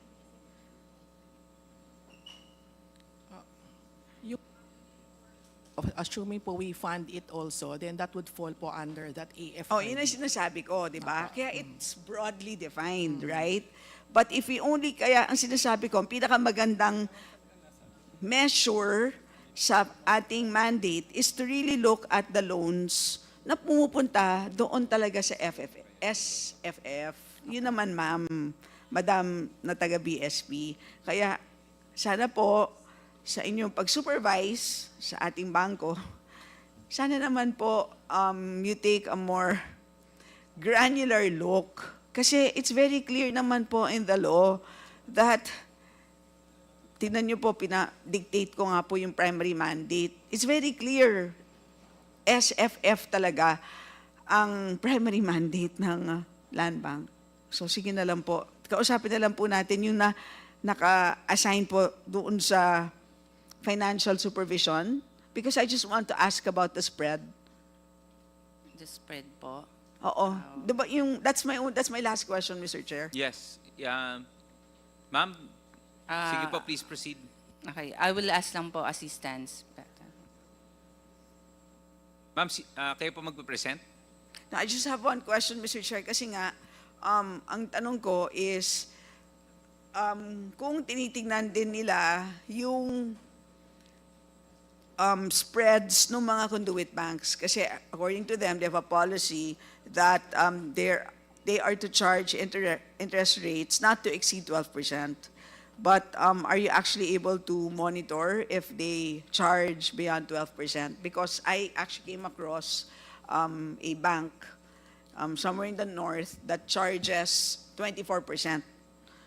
So, well, of course. So, yan ang tinatanong ko sa inyo because you're the you supervise, di po ba? So, I want to know if in the course of your supervision that you have come across this. Hi, May good finding afternoon po ba kayo na ganon? Actually po, ma'am, it's part of our supervision po when we do on-site examination of the bank. As to the conduits po, every time we go to bank po, kasi yung mga focus ng examination namin, depende po sa nakita naming supervisory concerns namin on our end. So, however, ma'am, if may findings po kami, actually as advice po, we need to seek clearance po from our principals if there are findings related to those po. Confidential is what you're saying. It's confidential in nature, and if we seek clearance naman po, and if our principals will allow it, we can share naman with the committee. Hindi ba namin pwedeng malaman kung merong breach or walang breach? So kasi sabi lang po nila na ang policy is the conduit banks can only charge from 6% to 12%. The question is very simple naman, Mr. Chair, and alam naman natin it's for public interest. Simple lang naman yung mga farmers ba na umuutang through the conduit banks, ay nakaka-encounter po ba sila ng interest rates beyond 12%? Yun lang po. Base naman po dun sa ano nila, it's I think 1.5% per annum po. Based dun sa replies nila po, representations ng bank. So around 12% if per month po pala, sorry. So if we annualize it, it's around like 12%. So there are 65 conduit banks, di po ba? Yes. So I'm not familiar po with the 65 hindi yun conduit nga. banks. Hindi po ba, okay, isa-isayin natin. Bilang BSP, kasama po ba sa inyong pag-supervise ang pagtingin po doon sa 65 conduit banks? Kasi if your answer is no, I think pointless na po to talk to BSP. Yes, we don't go deeper po dun sa last examination nila sa 65 conduit banks, but with compliance with 10878 on sa mga SFF po. So, sorry, can you just speak in like ordinary terms? Yun na naman, so, but you're understanding where Yes, I po. am coming from. It's So, a simple question, Yes, ma'am. Yung mga conduit banks po nila, yung mga conduit partners po nila, hindi na po namin na-check yun. O yun na nga lang ang tanong, di ba? Simple lang naman di ba? Yung mga magsasaka ba na umuutang through their partners, ano yung final na interest rate nila? Yun lang naman po. Di ba? Because if ang ending nga is beyond 12%, yun na nakakabahala because nga Land Bank has a lot of perks, Mr. Chair, because it is a monopoly in terms of payroll, di ba po, government agencies, many would deposit their payroll account sa land bank, tapos ang 4Ps nasa land bank, and not only that, pati yung dividends law, occasionally nakakakuha kayo ng exemptions from that. Kumbaga, marami po kayong perks, di ba po? So, gusto natin malaman how faithfully you perform your mandate, di ba po? And it really impacts ultimately on the cost of food. Kaya tayo nandito, di ba kinompute na nga po natin na how much again? 10% of the cost of rice we attribute to utang, di ba po? So if in the end kasi, they're better off pala na umutang na lang sila sa 5-6. Yun na lang, di ba? Sorry po ha, I mean, I'm just being, kumbaga po, extreme. Yun lang naman, pero if sinasabi naman ng BSP, yes, we check on all the banks and yes, compliant po sila, nandun sila sa spread ng 6 to 12, very good. Pero yung pala, hindi pala alam ng BSP. So, Madam, palagay ko, Ma'am, if I may po kasi, what we check po is complying with the 5% in terms of absolute amount and not on the numbers of borrowers po. hindi As sa number of guided borrowers. po. Well, that's one, but Sorry. more importantly, yung sa spread nga. So, Pero sana, ma'am, bilang we can check no, naman po ma'am, on tapusin sorry ko po. lang. Mr. Sorry. Chair, tatapusin ko lang po. Kong Stella, please proceed. So, but you understand po sana kung ano yung concern. Kayo lang naman po kasi ang makakapag-check at makakasagot dun sa tanong namin. Kasi we cannot take the statements of the land bank hook, line, and sinker. Kasi parati na lang sasabihin niya sa amin, hindi, 6 to 12% yan. Kami naman po, wala naman po kaming paraan para malaman, hindi po ba? Of course, pwede namin ipatawag yung mga farmers, etc. Pwede rin naman yon. But kayo naman po kasi, ang feeling namin, because you're the bank supervisor, ay palagay namin that 65 lang naman po yan and you're paid very, very well. You have the highest salaries in the entire bureaucracy in the land. So you must be able to do a fine job. Hindi po ba, ma'am? Ma'am, we can consider naman po checking on those in our future examinations of the bank. When So we go sana on site po, Yes po, ma'am. so We will tignan take po note po on natin. that. Apo. Yes, so we would appreciate due diligence po dito sa ating conduit banks. Maraming salamat po, Mr. Chair. Yes, thank you. Ma'am, actually, it's a very good point because, of course, just like the Honorable Kimbo mentioned, may kailangan kaming taga-validate. So, of course, tama nga. As a supervisor, kayo ang dapat sigurong nagbibigay sa amin ng informasyon tungkol dito. So, I think it's an easy thing that the BSP can do. So, we hope in the next hearing we could get a feedback.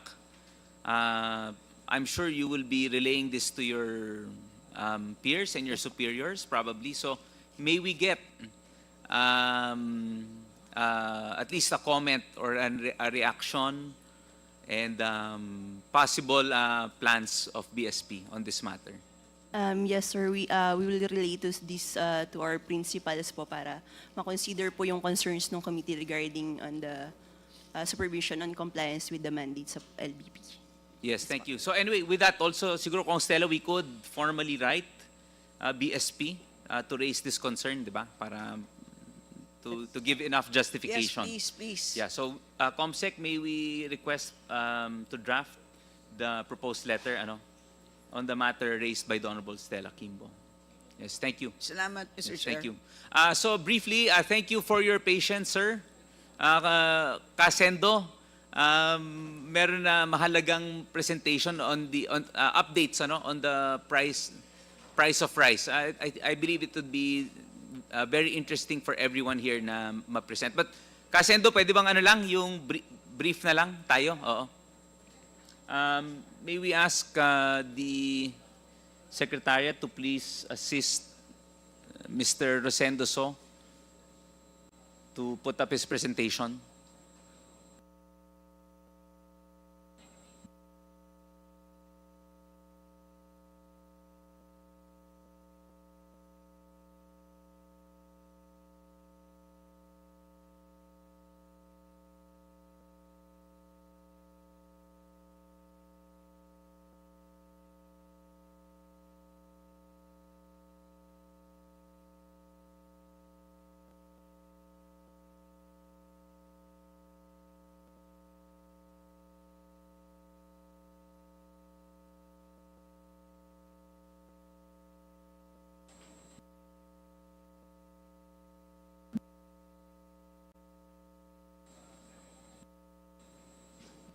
Second slide. Second. Bali, yung tariff reduction, no, ang nawala sa atin, 15 bilyones. Ibig sabihin, sana nakolekta natin is 45 billion. More or less, nasa 30 billion lang ang nakolekta. No? Kung yung 15 billion na yon, additional collection, may bigay sa ating mga magsasaka na 1.5 million hectare, around 10,000 pesos ang mabibigay per hectare. So, ang equivalent nun is around 2 pesos and 90 centavos na palay ang presyong pwedeng ibaba sa farm gate. Ibig sabihin, kung ito is maging bigas, around 5 pesos ang pwedeng i-deduct dun sa rice, local rice. Next slide. Ang global market price ngayon is nag-drop na, no? Nung January 18 is $422 per metric tons from July 10, 2024, $568. So ang binaba na is $146 per metric tons. Ang ibig sabihin nun is outside dun sa tariff reduction na 6 to 7 pesos, around 8 pesos and 54 centavos ang decrease ng global market price.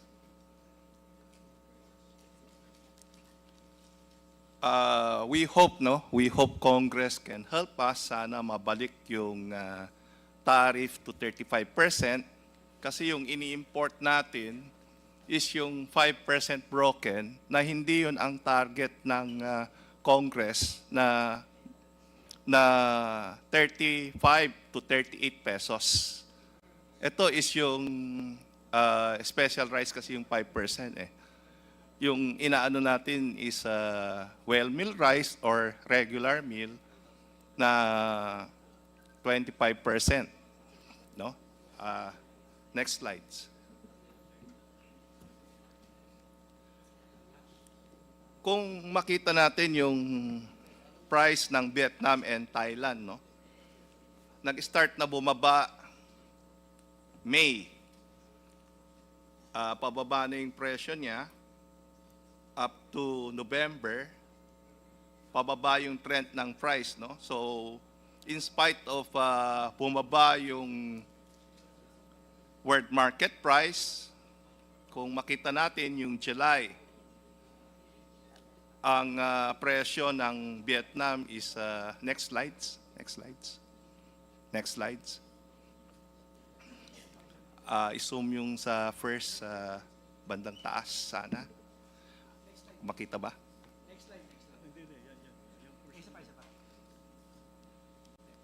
Next slide. Yeah. Next slides. March ito eh, March. Ito is April, no? Ang April price kasi ng Vietnam is $578 eh, no? Plus 35 pesos, 35 tracking plus yung tariff na 35% at that time. Ang presyo ng Vietnam more or less landed dito plus markup na sa 51, 41 yung retail dapat. Next slides. Nung May, more or less, nandun pa rin yung presyo. Pagdating ng next slides. June, ang presyo ng Vietnam bumaba na sa 5.9. No? Next slides. Ito is lahat is dinidiscuss natin yung 5% broken. No? Kung makita natin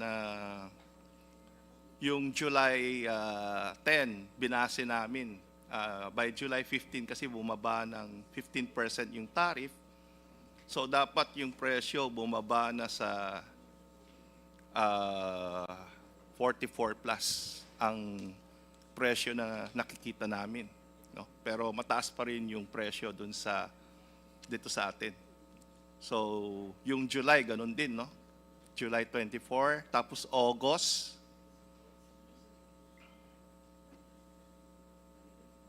August, same pa rin. Pagdating ng November, ang Vietnam nasa $520. $520 per metric tons. So December nasa more or less $520 per metric tons. Pagdating ng December, next slides. Next slides. Pagdating ng January, nasa $460 na lang ang Vietnam per metric tons. Kasi kung on this assumption na January, kailan dumating yan, more or less? So, we have that supply now. Nandito na yan. Malamang. Etong 10, meron na dumating eh. No? So, meron. Yeah, may dumating na itong more or less 2 weeks time, nandito na yan eh. So, yes. ang BOC siguro... Sige, can confirm. Ascomjet, are you familiar kung meron ng mga dumating na itong late January? Within January, Your Honor, I'm sure may dumating na. I'm just not sure about the volume. Okay, But sige. I'll verify with the volume. Sige, please, thank you. Go ahead, Casendo. Yeah, kung makita natin, 460 plus $30 ang freight, no? So, 490 times 1.45, sabihin, 1.15, no? Yung tariff times 58.50 divided by 20, more or less landed ito nasa 32 pesos and 90 centavos. 5%? Yung 5%? 5% broken. Kaya sinasabi natin na in spite of bumaba yung world market, yung retail hindi pa rin bumababa, no? We hope kasi ito is apektado yung local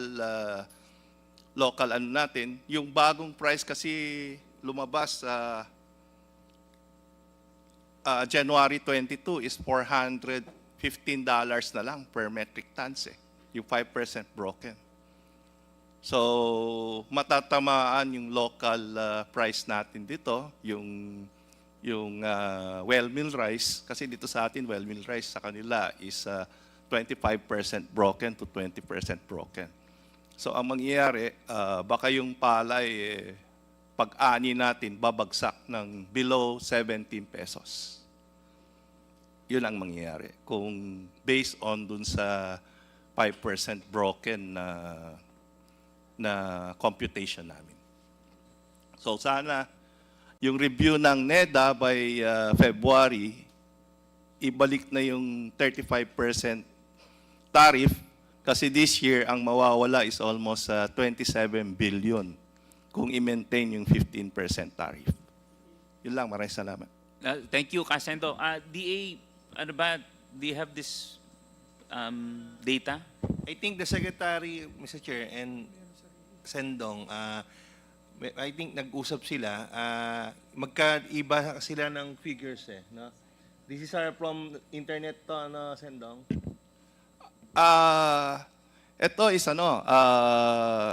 Ito is dalawa yun, no? Yung isa is from internet, yung isa is lumabas sa international price. So, kaya linabas namin yung dalawang data. Pero ang inano naman ni SEC is 1 month ang delay. So, more or less, tumutugma naman kami sa presyo nung December. So, December to January. So, ang binase niya is yung plus. Kasi yung mga retailer, kung pwede, plus 10. Yun ang gusto nila. Kaya medyo mataas yung price na 58 pesos. No? Pero ang adjustment is within 2 weeks' time, bababa at bababa. And by February, ang target is 40 plus pesos. Yun ang napag-usapan namin ni Secretary. Okay, sige, thank you. Anyway, can we also request DA yung simulation ninyo and your can you give us the data as well na based on your observations and your sources? Sige. And last question to Land Bank. Ma'am, mayroon pong mga importers pong naglo-loan po sa inyo? For rice po? Any agricultural? Yes po, we have po. Magkano po, ma'am, ang spread or the exposure for importation? For the interest rate po kasi, it depends on the credit rating of the borrower. So it's actually a range po. So we put a spread over the benchmark rate, which is the BVAL. So, but as to the amount po of yung sa mga importations, kasi I don't have po the figures right now. Sige, ma'am, but I would be very interested to see and understand yung kung gaano kalaki ang nakaka-tap ng Land Bank to import, di ba? Siyempre, Land Bank is there to support local production. So, ma'am, please, in the next hearing, can you please submit more or less the spread? Kong Stella, would you want to add to that? And perhaps, Mr. Chair, what redacted information can you provide to us with respect to rice importers? I mean, meaning, of course, of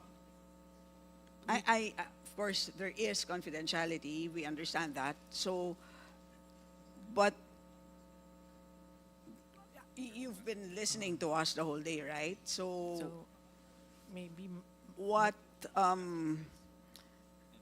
like if you take away the names, for example, are you able to give us the loan values?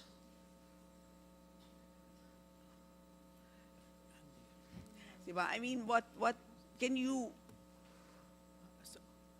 discuss among the Yes, officers, and then what redacted information, without of course violating your confidentiality provisions, and provide to us? Yes, Your Honor. Maybe we can provide you with the number of borrowers who are importing rice and other agricultural products, and also the amount of outstanding loans, so those information po. But I'm afraid we might not be able to provide yung detailed list of the borrowers for nga po confidentiality. But we will check po with our lawyers. Sige, for now, unless we subpoena, because we have the power to subpoena.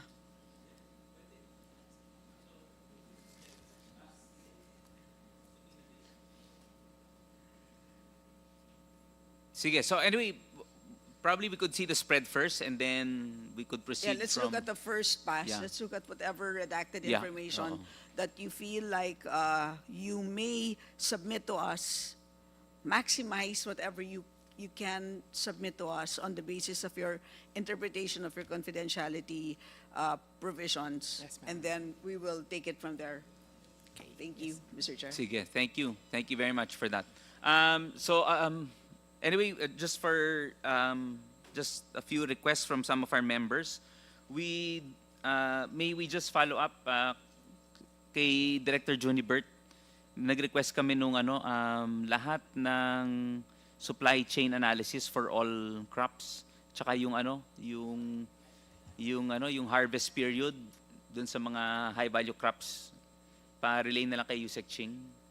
And also from Congressman Imano is follow up dun sa BAI. Yusek Chris, na lang kay BAI please.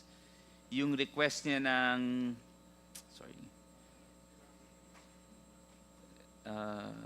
to reiterate his request on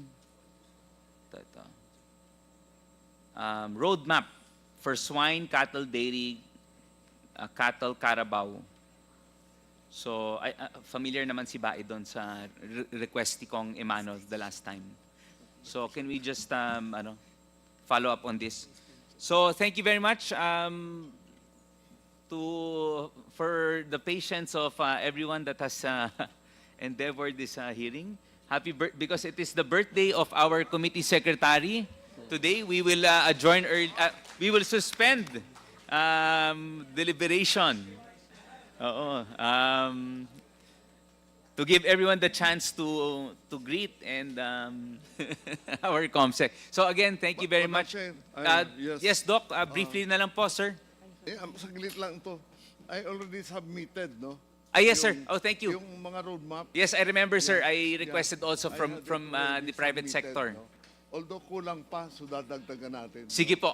We will give it to the Honorable Emano. Thank you again, Doc. Thank you po. Thank you, thank you. So again, thank you. Hearing is hereby suspended.